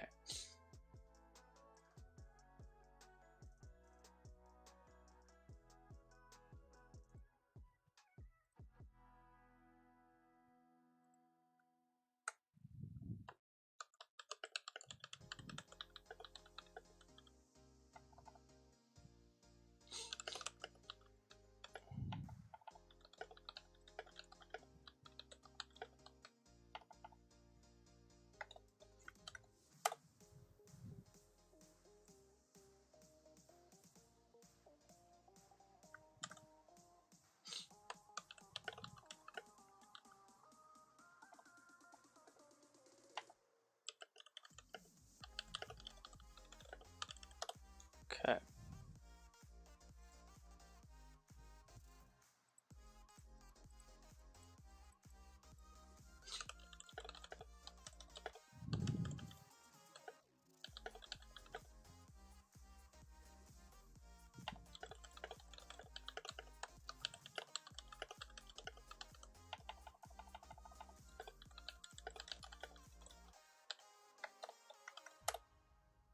Cow.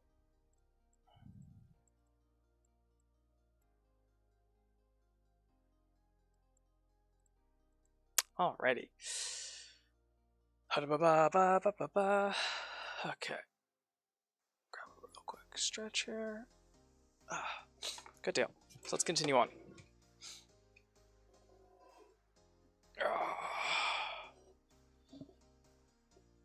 Oh, have you been having some audio issues? I'm sorry, Shadow. You were totally good. I was just grabbing a little screen capture as like a work in progress to share with some people, some mini painting discords and stuff. Your headset is dying. Oh no. Play it some Evanescence so it comes back to life. Ow, that hurts.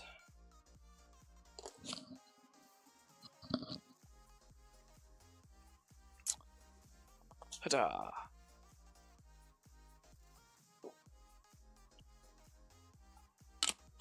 Okay. So we're gonna give this a little bit more time to dry, and then we're gonna go ahead and hit it with a little bit of Tyrant Skull on these areas. Okay. Let's go ahead and get some of these paints put away that we aren't using right now. I like to keep my flesh tones together, even if they're very different. Like one is the elven flesh, and it's almost orange, but I like to use it. It's a almost Eastern Asian flesh tone, which is super cool because that's really not a flesh tone that is represented well in a lot of miniature painting, and Army Painter did a really good job on that one. We'll leave that one out. Okay. Okay. Alright, we're going to run a real quick ad break because we have a pre-roll going in about 40 seconds. So sit tight, I will be back.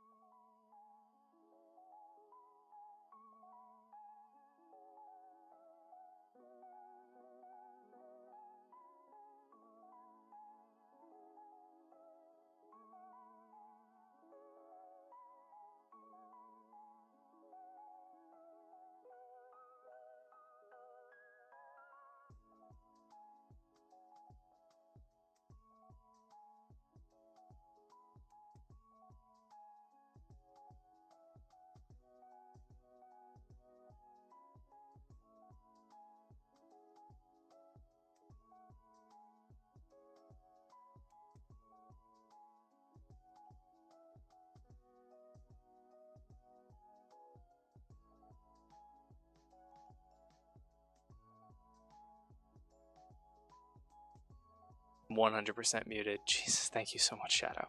I don't know what I would do without you. Oh my god. So, going back over the last minute of just stream of consciousness I was spitting out. Sorry. What's your flag on that RG kit in terms of, you said UGG? The only issue I've had with it is the internal frame. It's not as very clearly marked what's the internal frame and what is the outer armor and such, and I've never painted a kit, so I think that might just be an experience on my part. But we'll see if that gets better as I go along. As for the other thing I said, you said Saturday. Right now it's Friday night for us, kind of close. It's about 2:50 in the morning. So definitely staying up too late on a Friday and not early on a Saturday. I'm here in the USA, in the Cincinnati, Ohio area.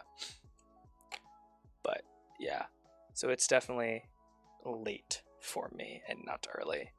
We just finished up this hook horror.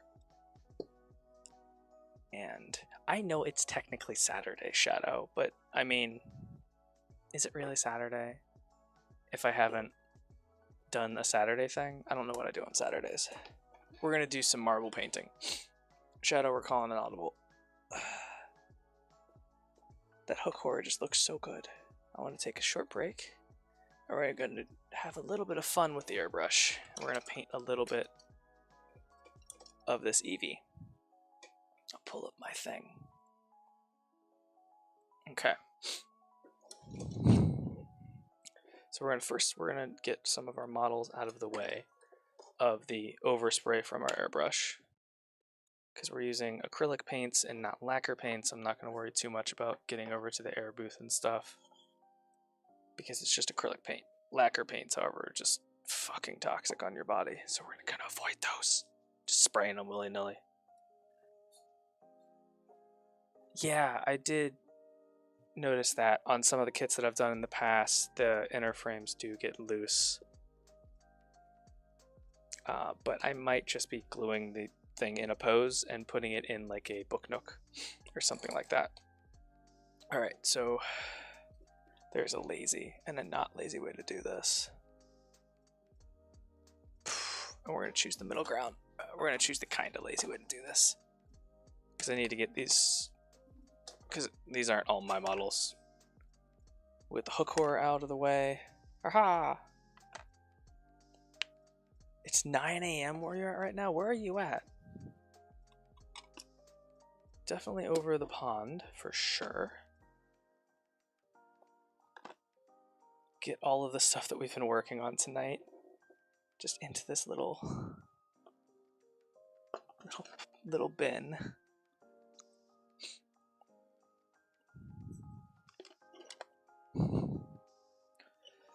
Okay, cool. Oh, nope, I almost forgot this thing. Switzerland. That's super exciting, actually. I'm talking to someone from Switzerland. Guys, the internet's insane. The internet's crazy. We'll just shove that over there. I'm feeling some gunpla. I'm also feeling that I stopped doing the Dungeons and Dragons painting on just Fridays, because I was either like running out of stuff to do on Saturday, or on Tuesday, or I had not enough stuff to do on Friday. It just never worked out. I feel like it's hard to catch a lot of your guys' streams, because I know a lot of the Spuddies, like Twisty, are European based. Now, a lot of the non-affiliates are here in the US, I will say that, especially the non-affiliates that definitely struggle with engaging and stuff. So, but I feel like in the EU, you guys do a lot of better job of actually like talking to your audience. It's a lot more calm, I'll say that. A lot of the people that I watch stream here in the US, they just, and I'm not criticizing in any way, shape, or form, to be very clear, they just kind of play a game and expect other people to watch, which is a little bit odd to me. I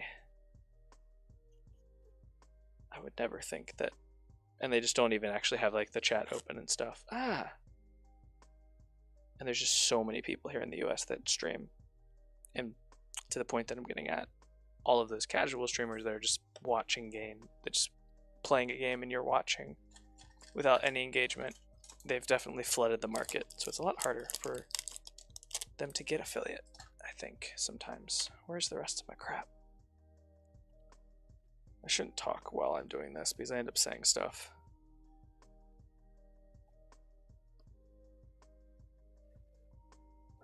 Yeah, we have been streaming also for about a year, so we kind of used to it now. When you say we, who is the we? Shadow. I would highly recommend the one that I have, which is a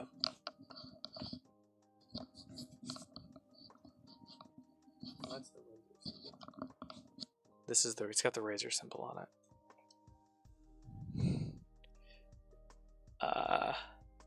I love it.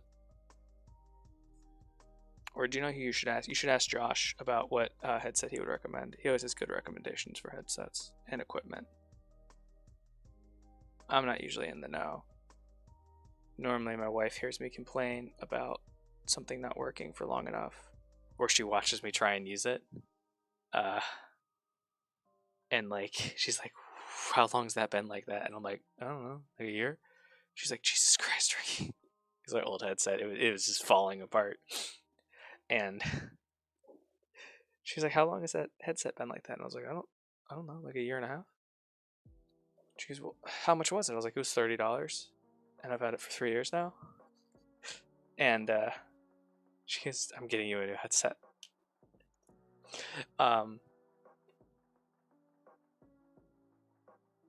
Is 1 to 2 years not a good lifespan for a headset? Oh, we have been streaming as in you as in the founding members of Spuddies. That's really cool. I thought you guys had been streaming for a lot longer than that. And yes, my old Turtle Beaches lasted me way longer than they had any right to. Alright, is this the right one? Is this... I need my duraluminum. Yeah, this is duraluminum. So basically what we're doing... Folks. Oh, that's really cool. Did you guys see that spin? Wait. I just tried to like rotate this. And it just went for it. This isn't a rotating stand or anything. It just is perfect with little text on the bottom. And the convexness of this. Okay. Focus, guys. Focus. We are going to assemble this. We're going to do the painting on this Eevee. So we have our little terrifying Eevee face. And we have them sitting down, laying down. This is a really cute kit, actually. It's really adorable. It's got them laying down. And we are going to grab, because I keep forgetting to buy saran wrap, I grabbed some packaging material. This is like one of those bubble inserts. We need this. I know it looks like I just pulled garbage out of my pocket and I'm like, let's paint. Which, I mean, in all fairness, I did. But so there's a little more to it than that.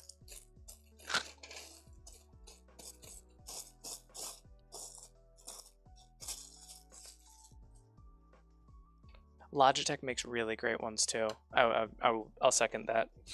I think my wife ended up getting me a razor just because she is familiar and likes the brand. Is my airbrush on?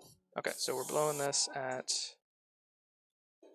about 35 psi because it is an acrylic paint going through here. We're going to put the cap on top of this airbrush cleaner before I knock it over and do horrible things. Pow! And we're going to move our brushes out of the way too.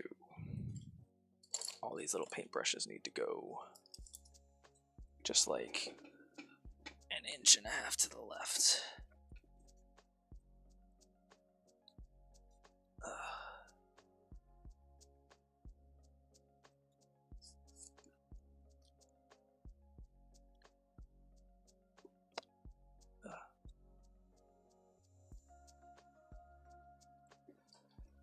All right, let's get. Come on. Yeah, something with a little bit more of a beat to it.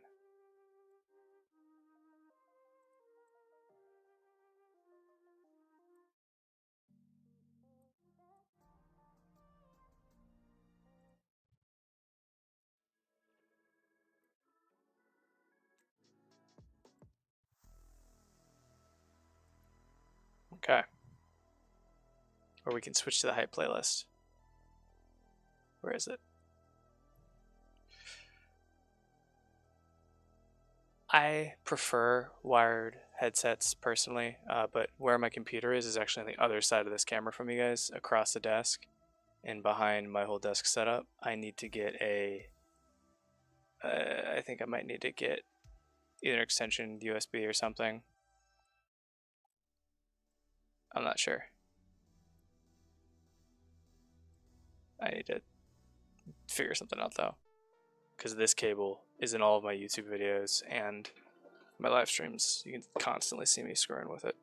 Okay, so we got this crinkled up, and we're going to, I like to use still a little bit of airbrush medium in even these. Actually no, this Duralumin is pretty thin if I remember to.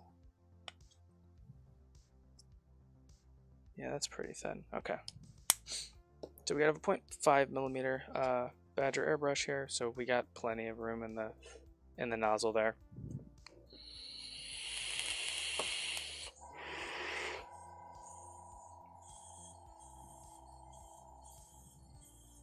Just making sure my airbrush chamber is clear. See, my cable just gets in the way. It's not breaking yet. Okay. Okay. Chickabow. So, Cybertronics, did all of you Spuddy founders know each other before? Like, how'd you guys all meet?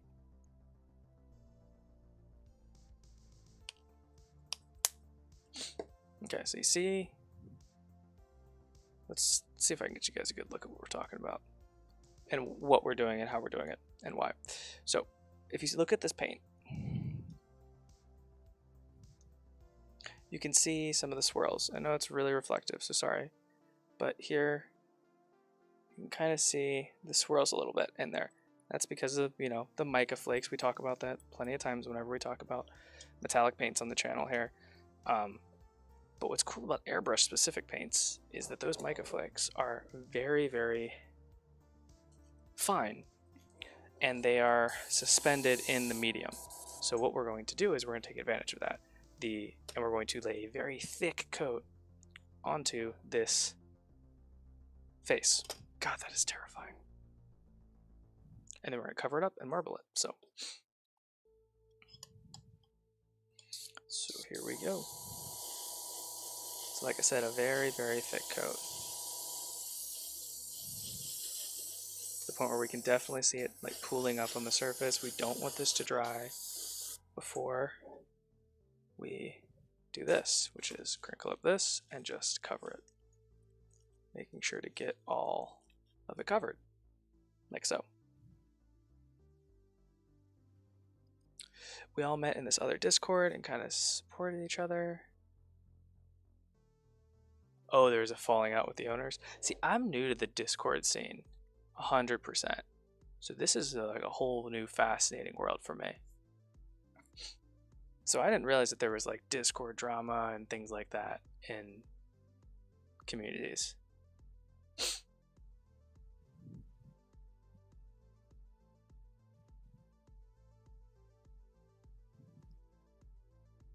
All right, cool. Then we're gonna peel this away. And there we go. There's our marbling effect. Which light is causing me an issue here? Nope. Is it this one? No, it's almost always the ring light here in the front. There we go. But there we go. So we have that marbling effect. And once it dries a little bit, we'll go over the next step. But we're going to do that to all these pieces. But first, I did forget to update the what we're working on section and the commission price for it. So 1 second, please. Yeah, I remember something vaguely about that one girl that was like couch surfing, but also being just like the worst, because I've had couch surfers in my life. But oh god, there's always that step too far.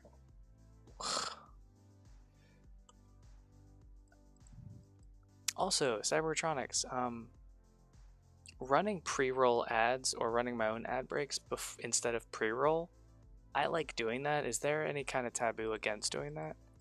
Because the one thing I hate is when one just pops up out of nowhere.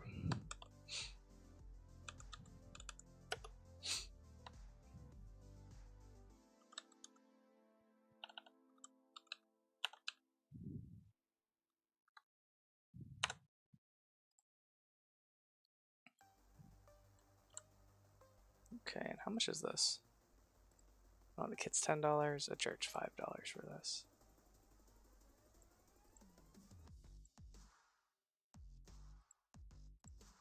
No.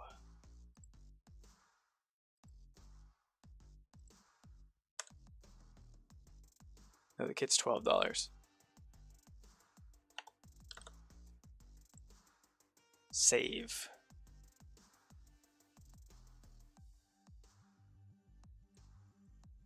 You know, Shadow, I've been part of that Iridian Gaming Collective Discord for years and years, and I've never seen any drama with you guys. All right, cool.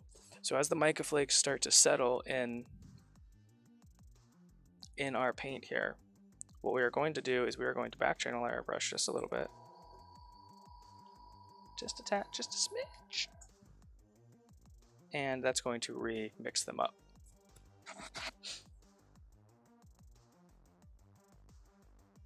That makes sense. That's kind of what I've been trying to do is to run my own. I just wanted to make sure that wasn't like a grab. I have no idea how any of this Twitch stuff works.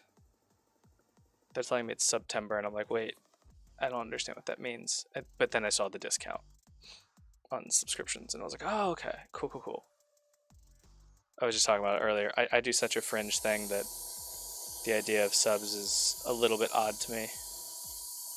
I just do this for the commission.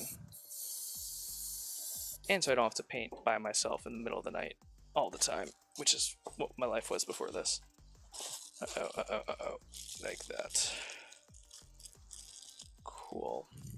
Sorry, I know that was a little bit off camera, but basically we just kind of crumple it up and cover it. And this is all because I keep forgetting to buy cellophane at the supermarket. So I'm using this instead. You needed the arc tag to see the drama? What happened? Also, does Josh actually own that server? Is that something he has? Okay, pow. And then we peel this off. And there we go. This one has a little bit more black in it than I would prefer, but that's alright.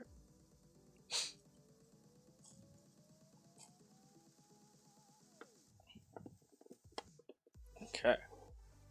And this is quick and easy. So these I'm doing in a different, so these are the fluffy parts.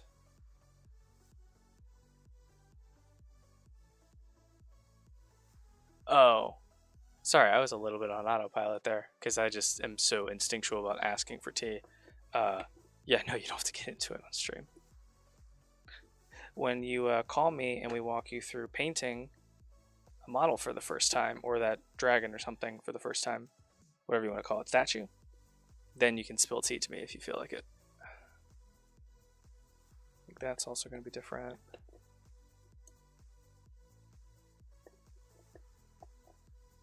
Hey, thanks, Cybertronic. Yeah, this is my first time ever really paint. This is actually my second time ever painting anything Gundam related or using this technique. So I absolutely love it. It's bonkers how easy it is.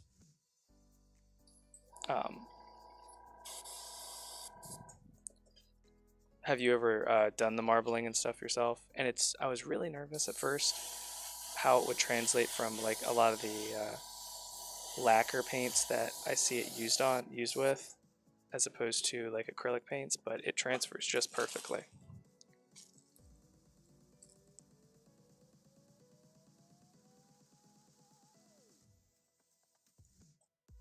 There we go, cool. So yeah, that one has a little bit more on it, which is actually what I wanted because this is an ear, and I want a little bit more of the color. Perfect. And then a lot more solid on that side, which is perfect. Again, variation and all that good jazz. Acrylic paints tend to dry a little bit faster.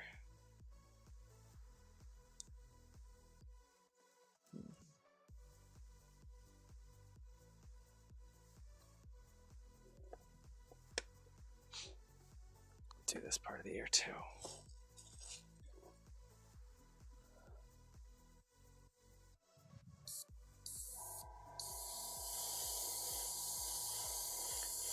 Yeah, I've done plenty of straight builds, but as somebody that does like Warhammer and all these Dungeons and Dragons and commissions and things like that, like just straight building kits was just, I could get it done so quickly, and it was super like relaxing, but also just not satisfying at the end of it compared to like the amount of hours and hours that go into like even just a basic diorama or like one of my monthly crafting videos, something like that. I just wasn't enjoying the Gundam kits as much because like I would get it and then I'd get it done like all assembled, like all the pieces removed from the sprues and sanded in like a day. This is just something that I do a lot. Basically, whenever I'm not doing my day job and I'm not hanging out with my wife, I'm doing this.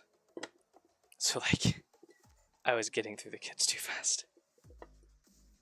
And it just wasn't enjoyable. Okay. Oh, yes. So this is where we'll see a little bit. I was talking about this earlier.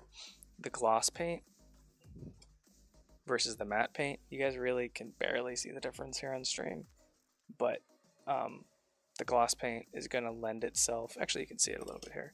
As you can see here, I had to touch up the black primer on this, and like I mentioned, I bought the wrong black primer. So you can see the reflectiveness of this part of the model versus even like this part over here. Two very different finishes. And this part over here is generally a little bit better for metallics.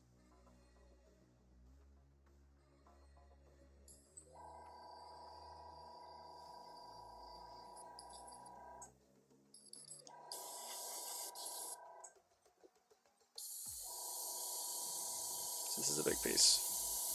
This will be the biggest, most irregular piece I've ever tried this on. So wish me all of the luck. I'm gonna grab a big old handful and just kind of scrunch like so. Make sure to get all the way down. I felt it drag a little bit.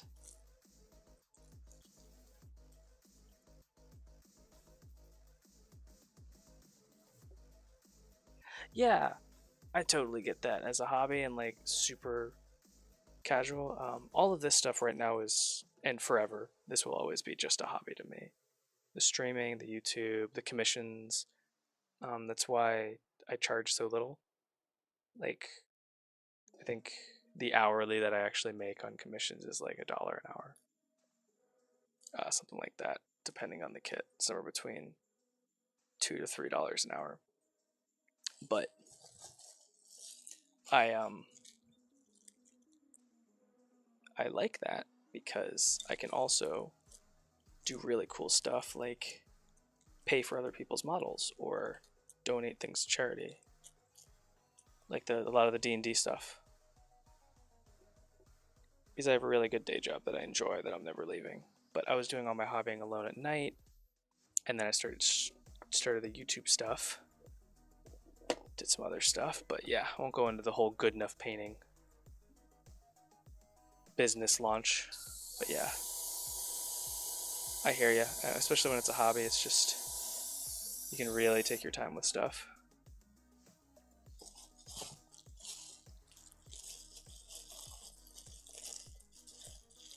Just like so.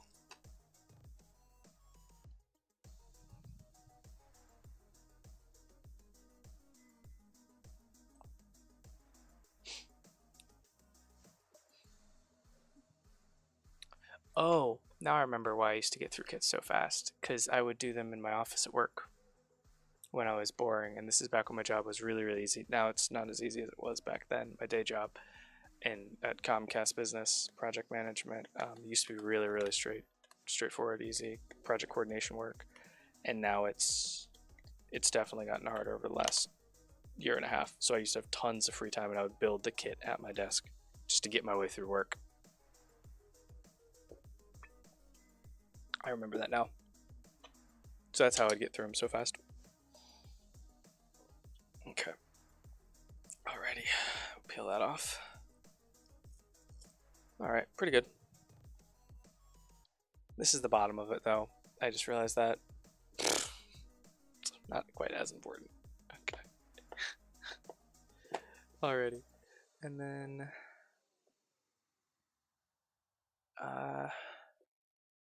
yeah. The request for this one, because this is a present from somebody to somebody else, from a customer to somebody else. I think the request was for this to be solid silver, so I'm just going to trust my memory here.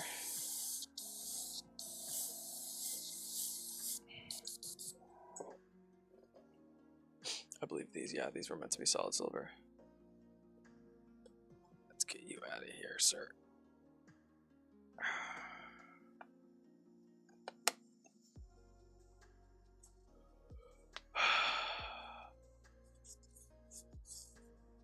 Verka kits from Gunpla. Quick Google search real quick.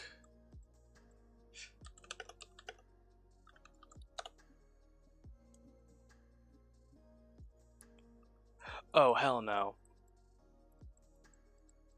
I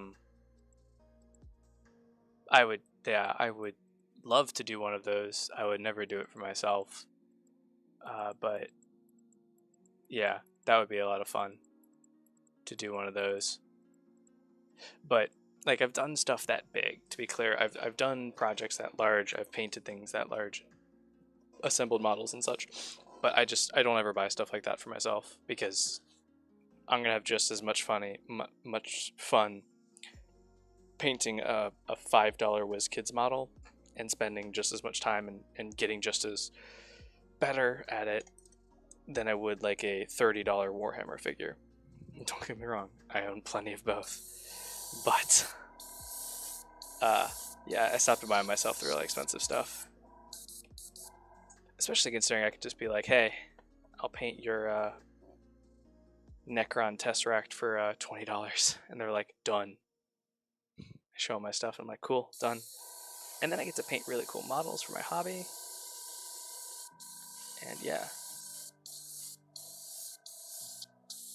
So usually things like that, I kind of wait for somebody to approach me and be like, hey, I have this and I don't want to do it. And I'm like, cool, I'll do it for not a lot.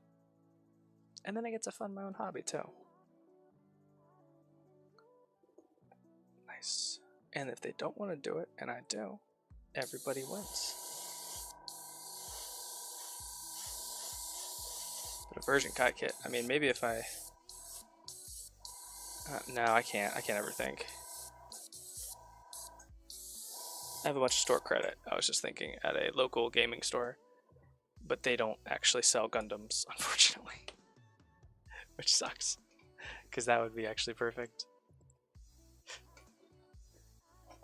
Have you ever built any of those version kais? And if so, would you recommend or not recommend it?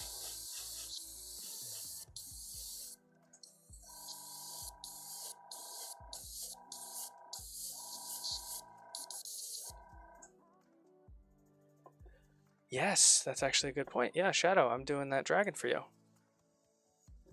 Hopefully the one that you picked out from the Ukraine will arrive soon. Still kills me that you're able to find that. And that's the one you ended up going with. And neither of us realized it. I think September 15th. It still says it should be arriving.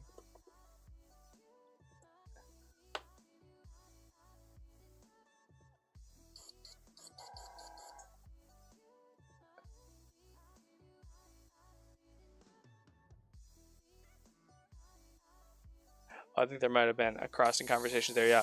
I googled it, and yeah, those version Kai kits are just way too expensive for me. So I usually wait for somebody to ask me about doing one for them. and then I give them a really big discount because it's going to be something fun for me. Like to do one of those. I actually haven't done a lot of Gundam, so I don't know how I'd price it at.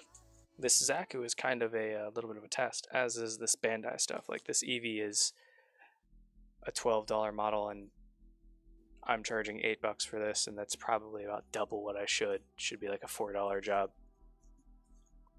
Oh yeah, I asked you for the Sazabi. Okay, wait. Sazabi Verka.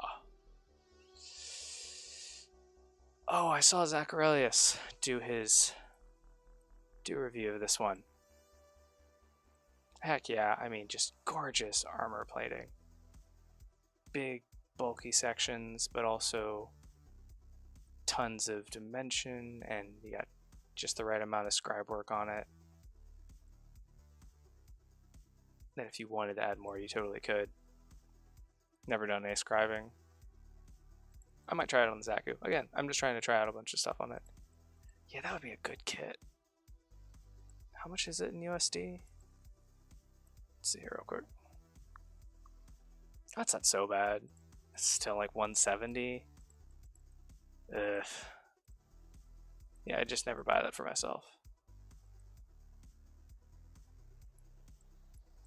Of course I watch Zacharelius. If you've heard of Gunpla and like you don't watch Zacharelius, like you're missing out. You're missing out so much. I like him so much. He's so relatable, and he doesn't go insanely far down the rabbit hole of the things that you can do in like a lot of his videos. It's mostly reviews, which I love.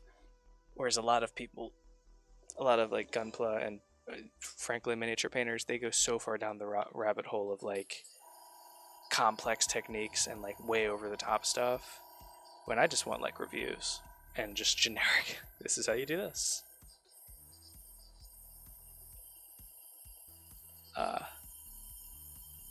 Not to say that content's bad. No content that anyone creates that anyone else enjoys or that they themselves enjoy making is bad, but I like that his channel has not changed what it does. 119 EU, so yeah, about the same price market. It's not too bad. I mean, a couple $100. That's not so bad. But if I were to do a kit like that, I would also probably get paints, scribing tools, some other stuff. Probably one of those custom water slide decal things. And then yeah, I'd want to build like a nice little diorama for it. Which actually, November hopefully is going to be the Gundam diorama build. I'm debating between that and Halo. If I can get a good Halo or Skyrim figure base and scale thing figured out. I got a bunch of sketches up.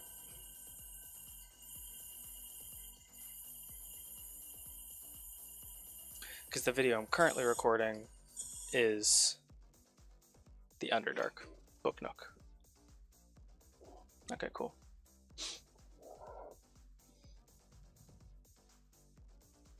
Yeah. I like him a lot, and it's funny enough, I actually found him, my god, I'm always butchering the name, Mecha Gaitesco. That was real bad. Gaikastu, whatever it is, Mecha. I found him just the other day by watching a Zacharelius out of the blue.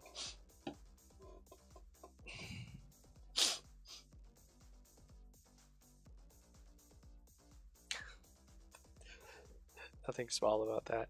Yeah, it's a big project. It's definitely a big project, and I'd be more than happy to do it.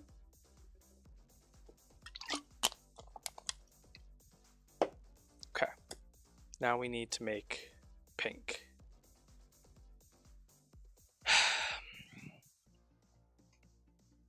See, I would normally want to do something like this with the Turbo Dork, but that doesn't work with candied marbling because this specific product only really works over a gloss black primer. Or a gloss black base coat. So we need to make a pink, because I don't have a liquid pink, I don't believe. I have a very light red, which is what was advertised on the website. So we might end up using this.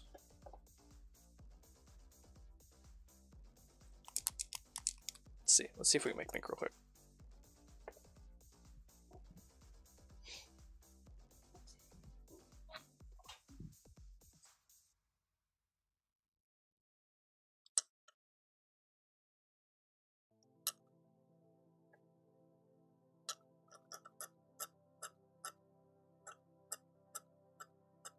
Oh, that's a good idea.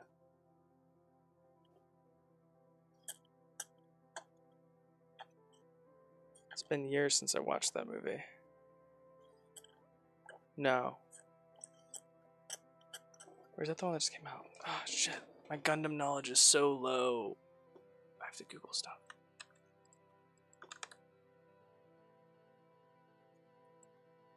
Yeah, okay, yeah, that's the one I was thinking of. Yeah, it's been a very long time since I watched that one. Oh, oops. I got talking about Gundam, so we're gonna run a pre-roll. My bad. Okay, so there's the red. That's gonna be very red though. I need it lighter. Let's try some contrast. Medium.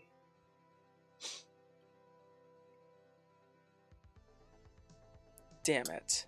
Damn it, fucking damn it. I did the thing. Guys, I did the thing. Good. Well, good. Now my contrast medium is red. This is a new one, too. I did this last time.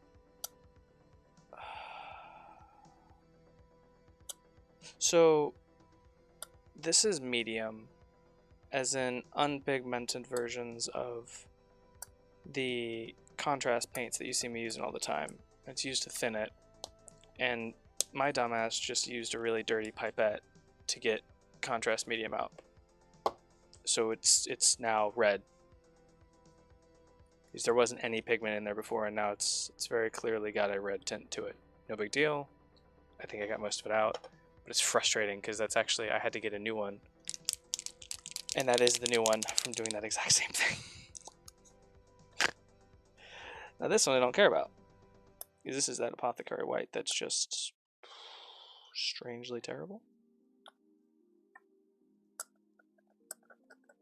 Okay.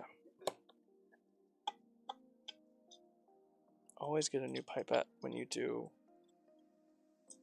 get new colors. I bought enough of them. But I was just in a rush to try and make pink. Okay, how close are we? I feel like we're pretty close.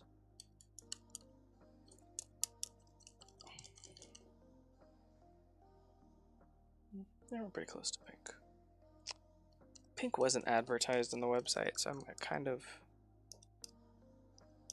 doing somebody a favor here. Well, not on the website. Pink wasn't one of the color options I gave them. So, we'll do this. We'll just try it. We'll see what it comes out like.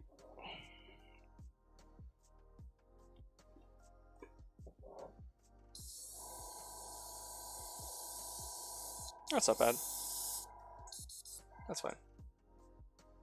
It's definitely red.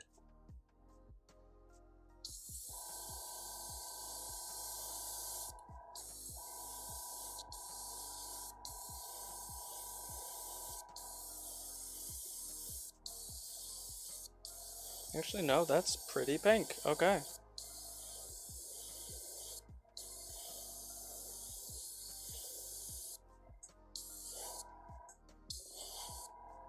There we go. Okay,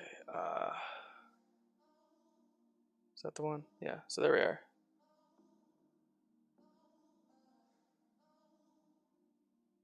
Nice and pink. Digging it. Digging it, digging it, digging it. Let's change our lighting here.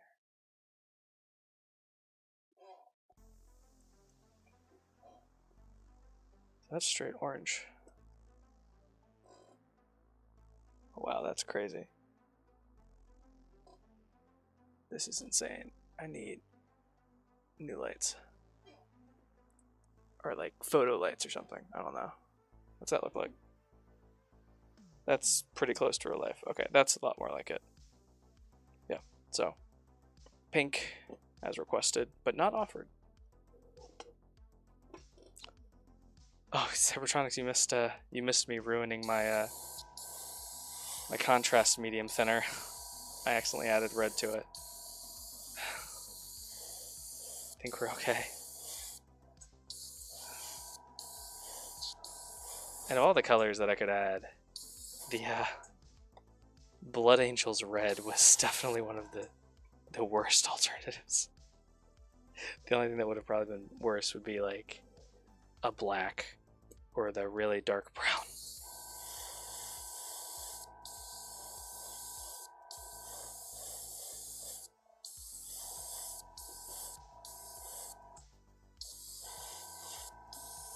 I was trying to mix up pink because I don't own pink.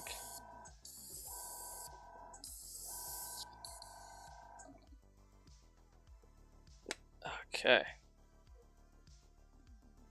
Alright, this is a little too full and things are going to knock together.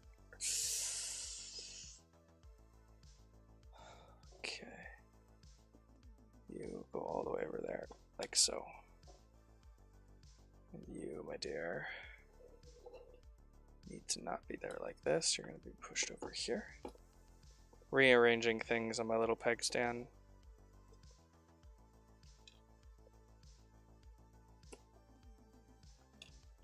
Got other things that we got coming up, like Count Dooku and the dwarf. Jakobsen!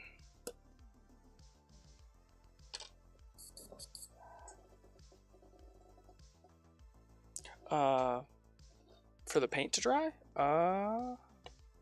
So it depends on what you need it to be dry for. Like dry forever, yeah, about 24 hours. Dry enough to paint over again, if you're using an airbrush like this, with these paints, super thinned, aerosolized, like maybe 15 minutes. Now we couldn't take a brush to this immediately afterwards, but you could, like you saw me do, we went immediately through this process. Like I primed it earlier in the day, but these are all the parts that we just marbled. And they're all fine to touch. It's acrylic paint, so it's always going to be a little bit more fragile than lacquer paint, but it does dry fairly quickly. Nowhere near as fast as lacquer paint. But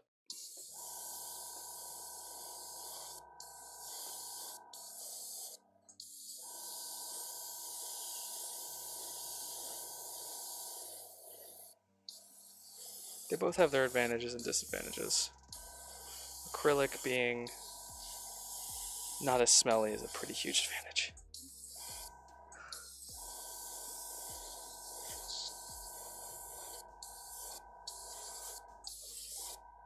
Just a tad bit safer, here we go.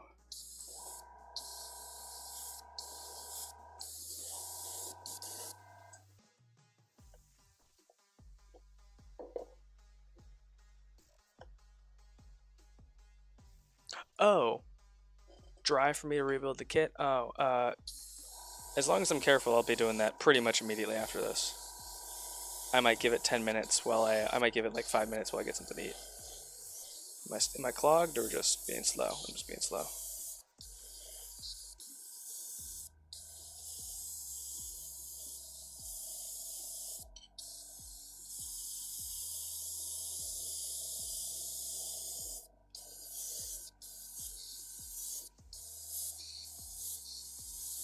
Yeah, so I usually, when I'm doing something like this, I'll just pop another glove on. Make sure this lines up. This needs to be a little bit darker. And then that's pretty light, good, and light. Just making sure the color on the seam here isn't going to be weird.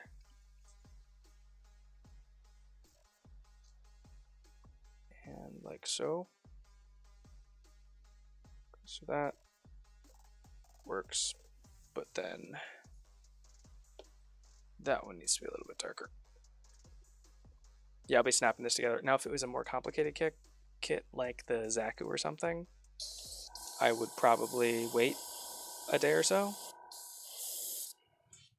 Yeah, that's a little better. But for these Bandai Pokemon kits, yeah, I'm pretty much just immediately going to put it together. Ears. I did the ears. I did the inside of the ears are supposed to be silver, as well as the fur and the tail. Right? Did I miss anything? Let me check my notes when I was talking about this.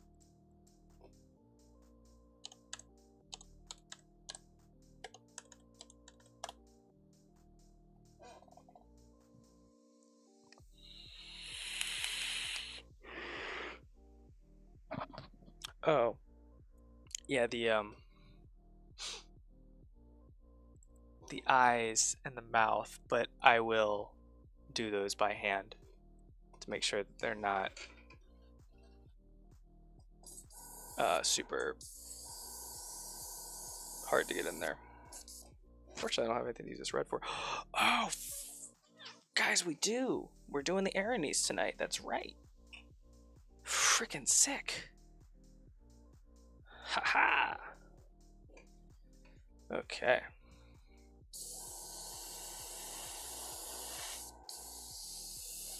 Oh, I guess we can also turn this back on now that we're not dealing with super shiny metallics.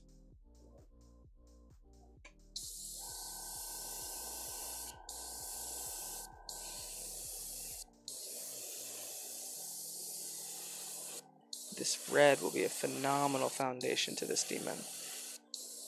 This Dungeons and Dragons demon.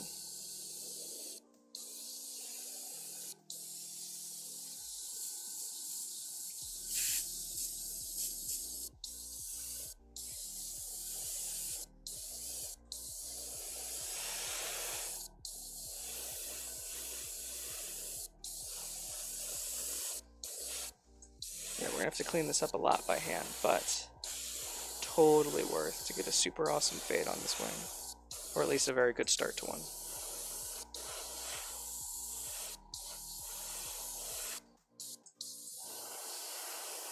You can really see the zenithal highlight there doing work, helping me out, being a pal.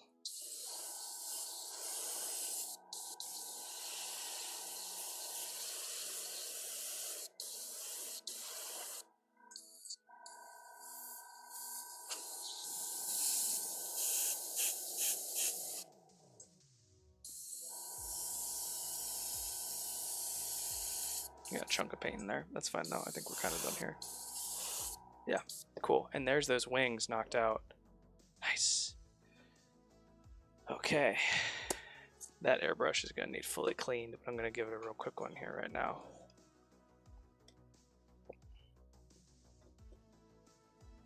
While we wait for the kit to kind of dry out just a little bit.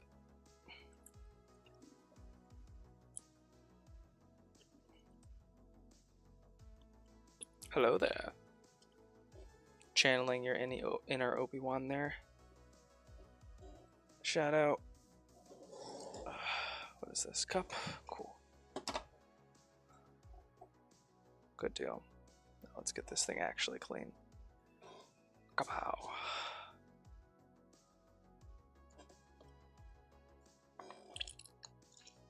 Alright, so I don't normally back channel with the cleaner unless there is specifically a sputtering or something issue. Just because I feel it's a little unnecessary.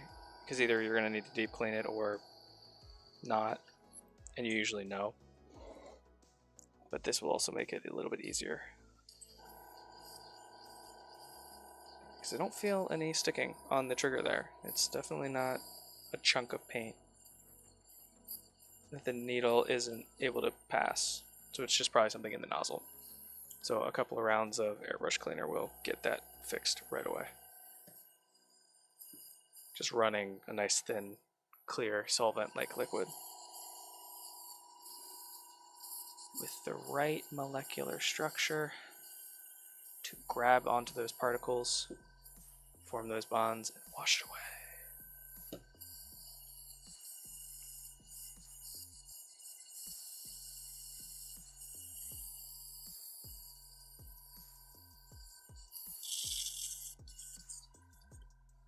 Okay, how are we looking?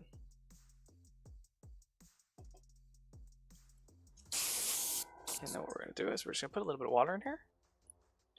And then you guys can't see it, but you can actually see the aerosolized spray of the paint. And yeah, oh, actually you guys can see that. And we're back to a good steady stream, so good deal. Like I thought, it just was like a little chunk of something. So nothing was stopping the needle, it was more the nozzle. Cool. Chicka-pow!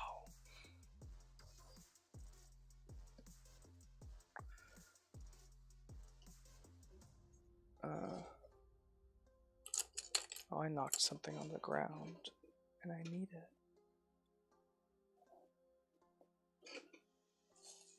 You've served your purpose. Bubble wrap. But you're about to serve another if I can't find that little cap that goes on top of my airbrush. There it is. Nice. Cool. Alright. I'm going to run an ad. I'm going to get another snack. And then when we come back, I will assemble this EV. So, if you go anywhere, I hope you have a great rest of your day, night, all that good stuff. I hope everything that you do is amazing. Don't ever forget that I care about you, genuinely. And if you do anything you're not proud of, anything you're not 100% happy with, just remember we're all better than our worst day and the worst versions of ourselves that we see. So, I'm going to get something to eat, and you all don't go anywhere.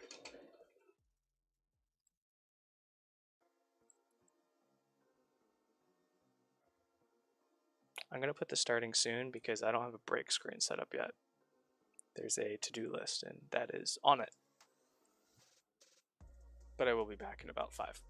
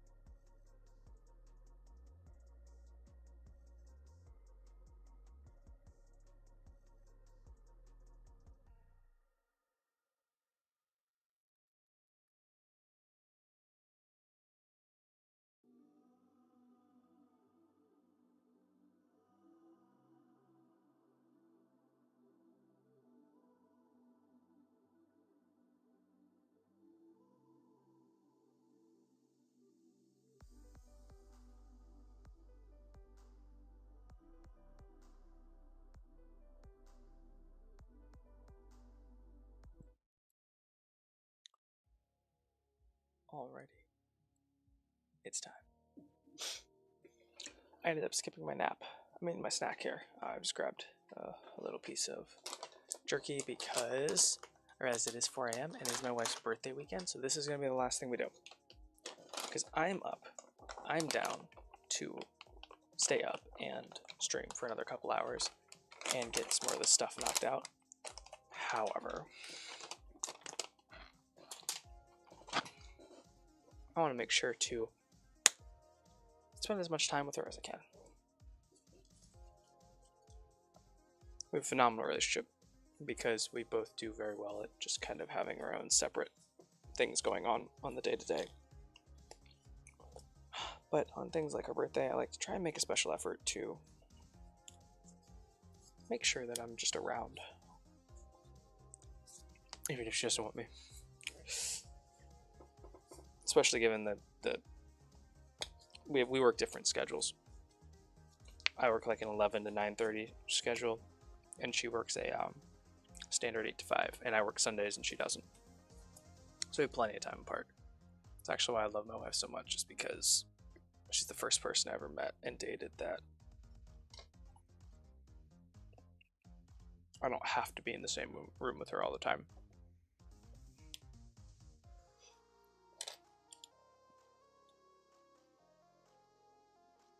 Nope. I threw away the instructions to this, but that's fine. We'll figure it out. I already see one thing that I'm going to fix with the brush here in a minute. Well, tomorrow. That is this outline. Oh, and sorry, you were asking about the assembly. So what I did was I basically just switched gloves. So these are nitrile gloves, so they have the powder on them, so I don't have to worry as much about getting my rubbing off my acrylic paint before it's fully cured. Oh no, acrylic paint doesn't cure, it dries. So we will grab like a little thing though.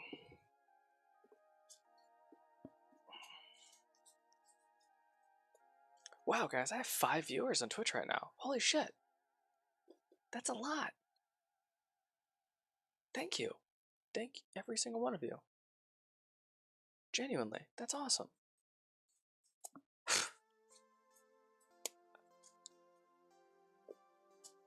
Alright, so we switched gloves just to make sure that we're not peeling our paint off, and let's get these other parts off of their clips, and we will figure out assembly.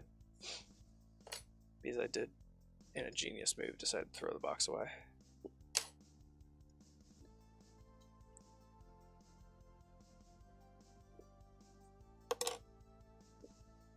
So we're just going to kind of effectively knurl the pieces here. And yeah, we'll need to clean up this. But we can do that with just some careful brushwork on these.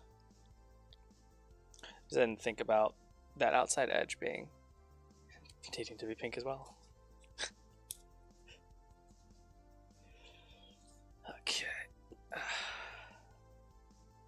Yeah, no, normally I have, I think Tuesday after like an hour and a half, due to some personal stuff, as well as the fact that Shadow, as always, was there, but nobody else was.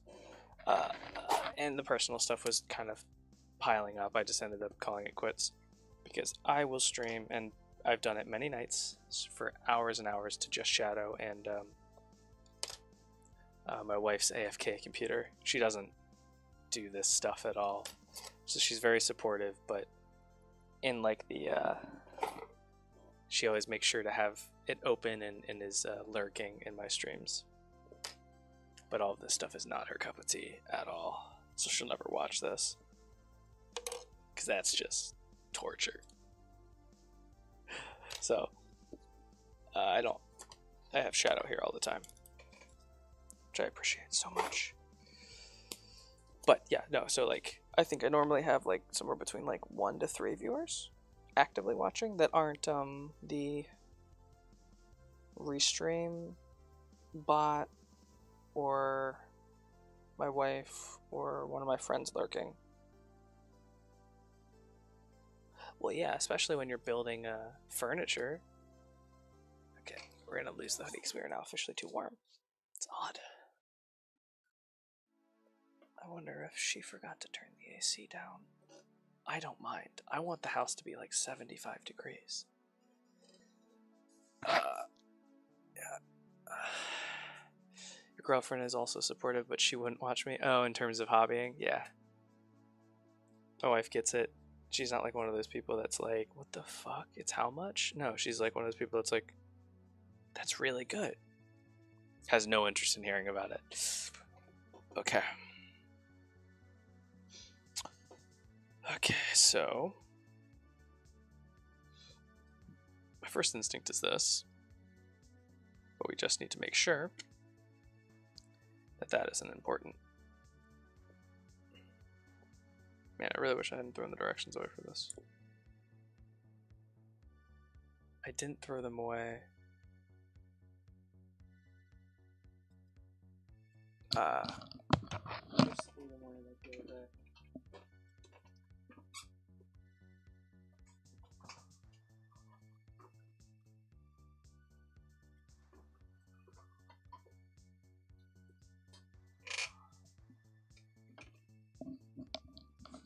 Nice. Okay. Boom. You'd be here more often, but time difference is a thing. Don't even, Cyber! Like, before starting this Twitch and this YouTube and stuff, genuinely, depression, social anxiety, loneliness were like day-to-day feelings. Since I've started it, those things still exist, and it's fine. It's a fight every day, blah, whatever. Let's move on.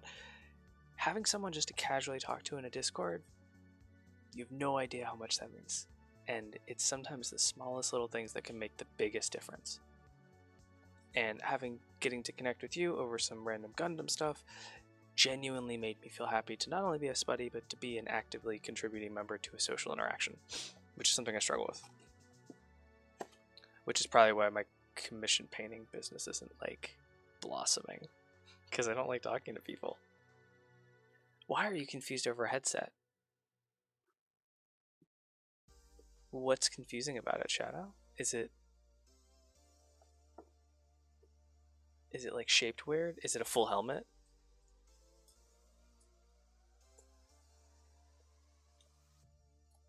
Okay, so we have the instructions, thank God. So let's get the eyes in.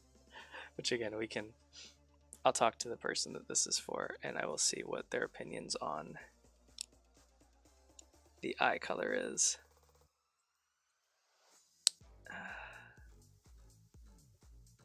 Wonderful. I might put these up on the Etsy shop actually, because the kit was what, $12 US? And oh man, I feel real bad. I'm gonna charge them less than 20 bucks. This didn't take very long at all. Between sanding and this painting, it only took like 2 hours and maybe 30 minutes or so, maybe just 2 hours. This isn't bad at all. I'm gonna charge them a little bit less. Okay.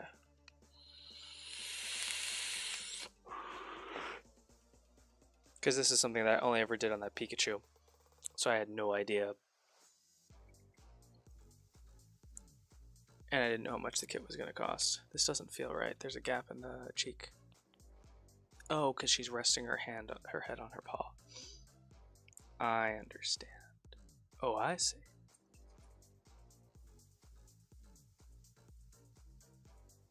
Okay, we're good. We're not good. So what we're going to do is we're just going to very carefully split these two. Something didn't line up, and I believe it was this one up here.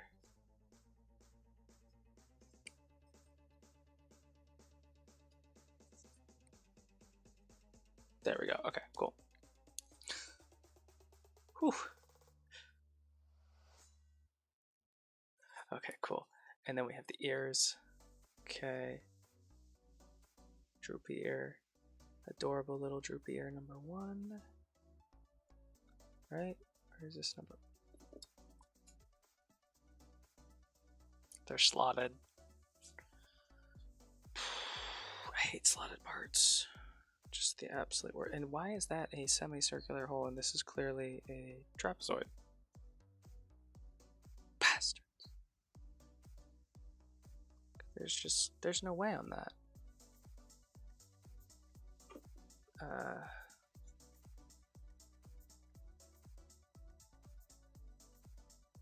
Try this.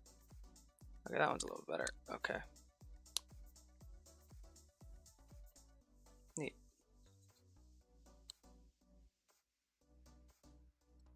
Sometimes a little bit a different perspective will change things. Yeah, I need to touch that up, but that's pretty cute. Oh shit, I'm bad about chat. Because the headset has wired and wireless selection, and the reviews and questions seem like it's for the wireless, but it's on the wire page. Okay, yeah, I was confused just reading that. Jeez. Oh my goodness. People are... Alright, let's talk for a second. People are awful when it comes to reviewing products online. Like, oh my god. They just grab whatever it is, the closest random thing, or they buy the wrong thing and they're upset that it won't do the thing that they thought they would do. People are really bad about reviews. So things like that happen all the time. Oh my goodness. And I need a wireless question. If either of you are tech savvy enough, if I just get like a standard USB connection, a USB extender cable, is there a certain speed of cable that I need to be getting? Like USB Lightning, or is Thunderbolt good enough? Like, I don't know, because I want to extend my headphone thingy cable to be anywhere other than like right in the middle of my fucking everything. And even though I work in a cabling company, I don't feel like answering that question because it isn't copper or like network cable. It's USB. I don't know that much about that.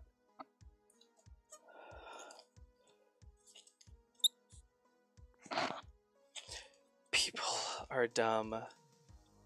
Just a mass guided by emotion. Yeah.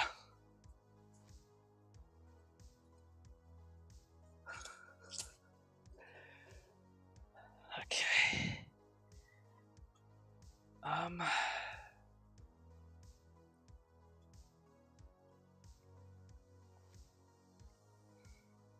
And speaking to that topic, there's a reason that I called my company, Good Nuf Painting. The front USB port on my computer, the case one, regardless of that, it's definitely a 3.0. I want to make sure that the connection from the sound card to my headphones isn't going to degrade, but then it's fucking copper, so never mind. Yeah, I could just use an extender. I just put that together in my head. Thank you, Shadow, for asking a very simple and easy question that helps a lot. Because like you bring that up and I was like, that doesn't matter because, oh, it doesn't matter. None of this matters. I've answered my own question. Alright, so that, you can see there where we were trying to match the color. So it was a little bit too light on the bottom. So I wanted to make sure that it was a little bit, not the amount of marbling, which not really happy about that big difference, but that's fine. We could do better, but that's good enough. Good enough painting. But the hue needs to match. Needs to make sure that like, so this can't be like super dark red and that be bright pink. So on and so forth. But yeah, there's that. Yeah. Shout out how many points we got. When am I sending you a model? Because my goal, my thought, is that we might get you to enough points that you can redeem your free model, and I'll just send it to you along with your free dragon commission. Which, by the way, I did see your message about. Take your time, man. Tons of stuff going on. I totally hear it, and I don't know how long digital art takes, so I'm in no rush.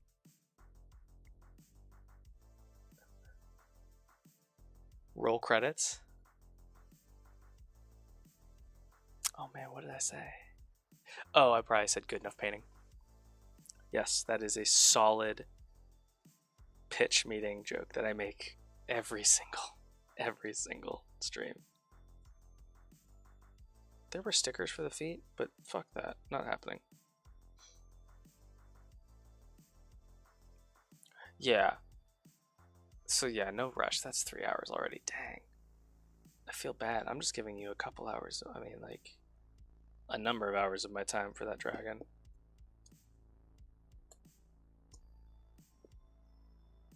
Alright. Head goes on last. I always need to remember that.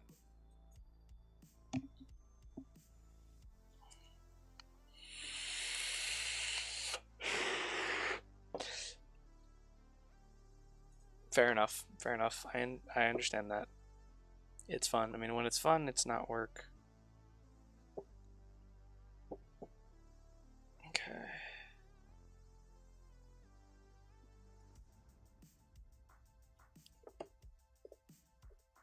Slow and steady, guys. That's what wins this race.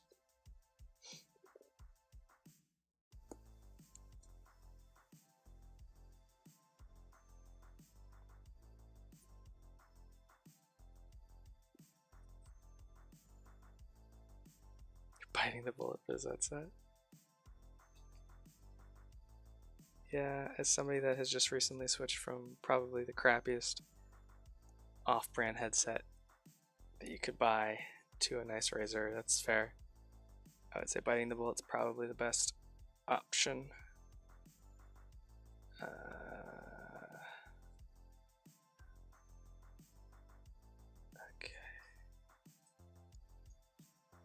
Okay. There's that one in place. Let's go ahead and I will say putting together kits that you've put a bunch of layers of paint on, I'm not looking forward to doing this for the Zaku. Because if these tiny, super simple, kind of clunky part Pokemon kits are any indication, that Zaku's going to be a nightmare. Yeah, that is a little bit of a bummer. That razor is kind of new, that's right. I'm sorry about that. And I did notice your guys' reference to kind words. I just struggle to acknowledge kindness. Because I was a little bit of a piece of shit for like the first half of my life. So it feels a little self-serving to identify or accept that.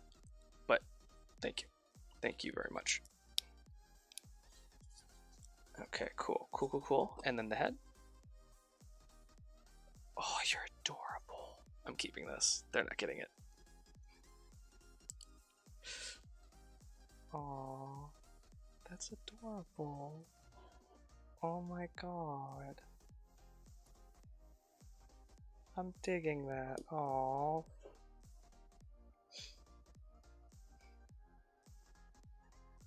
Glare, this is not the fucking time. This is too cute. Get out of here. Lights. Camera, adjust your white balance, or I swear to God I will throw you in the garbage. Yes. That's super cute. Oh, nice. It's very pink. It's a little bit more pink than you guys are saying. Let's go ahead and adjust this up. I'm digging it. What the hell? Oh, I just bent it in 2 different directions. That's what she said. When she broke his dick.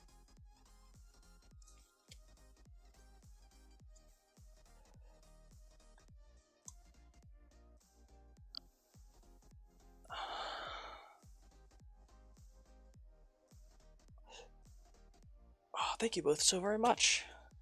This one's done. This one's done and dusted.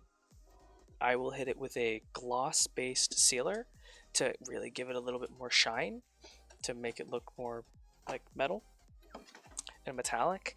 My vibe is probably going to be that they're going to not have me touch those eye and nose slits at all. But if I was going to give them a color, hell, I think I would definitely keep it black. And looking at it now, I kind of dig the marbled and not marbled ears, but still silver, because the pink would be a little bit too much silver in the front. So unless they say something, I won't suggest something. But yeah, this is good enough. Pretty bad scene right there, but that's okay. And that transition could be a little bit better. So yeah, definitely still some stuff to learn for this technique. I think more so, I think I did a really good job on this big section, this big piece. But things that I didn't think about would be like the transition from this ear to the head. Maybe do a little bit of pre-shading with the silver or duraluminum. Yeah, duraluminum. and maybe use a gunmetal duraluminum mix and kind of almost pseudo zenithal, or a pseudo like create like actual source lighting. But yeah, phenomenal. We're gonna go ahead, we're gonna make sure to get this off to them. I'll get a picture of that, get that sent off. And yeah, I think, what time is it? Yeah, we're gonna do a cool $15 on this one, I think, because $3 is more than enough for like that amount of work. That wasn't that bad. The only like non reasonable thing is this. Well, I guess, oh yeah, you guys are both other currencies. What is $3? I don't know. The kit was 12. No, the kit was 11, and then 3, so 14, 15. Yeah, 15, fine. Yeah, I definitely like the black eyes. Oh, and that Pikachu, I repainted all the super green sections gold. I need to get another picture out of that, and it looks 10 times better. The green was great. It was a phenomenal idea. Terrifying to look at. The bright green. It's like something out of a nightmare. Yeah, typical Bandai and their seam lines. Yeah, I mean, I would take seam lines over mold lines every day of the week. But seam lines are always there, and mold lines are sometimes such a large pain in the ass that they make me want to stop hobbying. But I've never been really upset about a seam line. But they're pretty bad. Okay, so we're gonna do a quick review. We did some painting on some stuff, but then we completed that, and let's pull out the other stuff that we worked on tonight. And we'll just run through. We painted the skin and started painting this guy, the Solar, the Deva, which will not show because it's a white flesh tone, so this is gonna really not. There we go. So we painted up his skin. Look at my skin. Kidding. So yeah, we went over that. We got him. We'll finish him up on Tuesday. We started to paint the base work of a couple of bases, so including this one.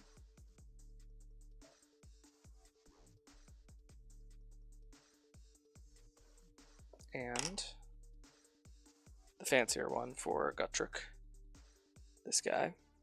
Oh, now we can turn this back on. Just the wood parts, using various shades. And we painted, of course, the base coat and initial shading of Gutrick himself. We still need to do the highlights on all of the skin and probably tone down and work a little bit better on our lighting. The highlights and shadows on the skin. Definitely some room to improve there on the recess shades, but we'll get to that.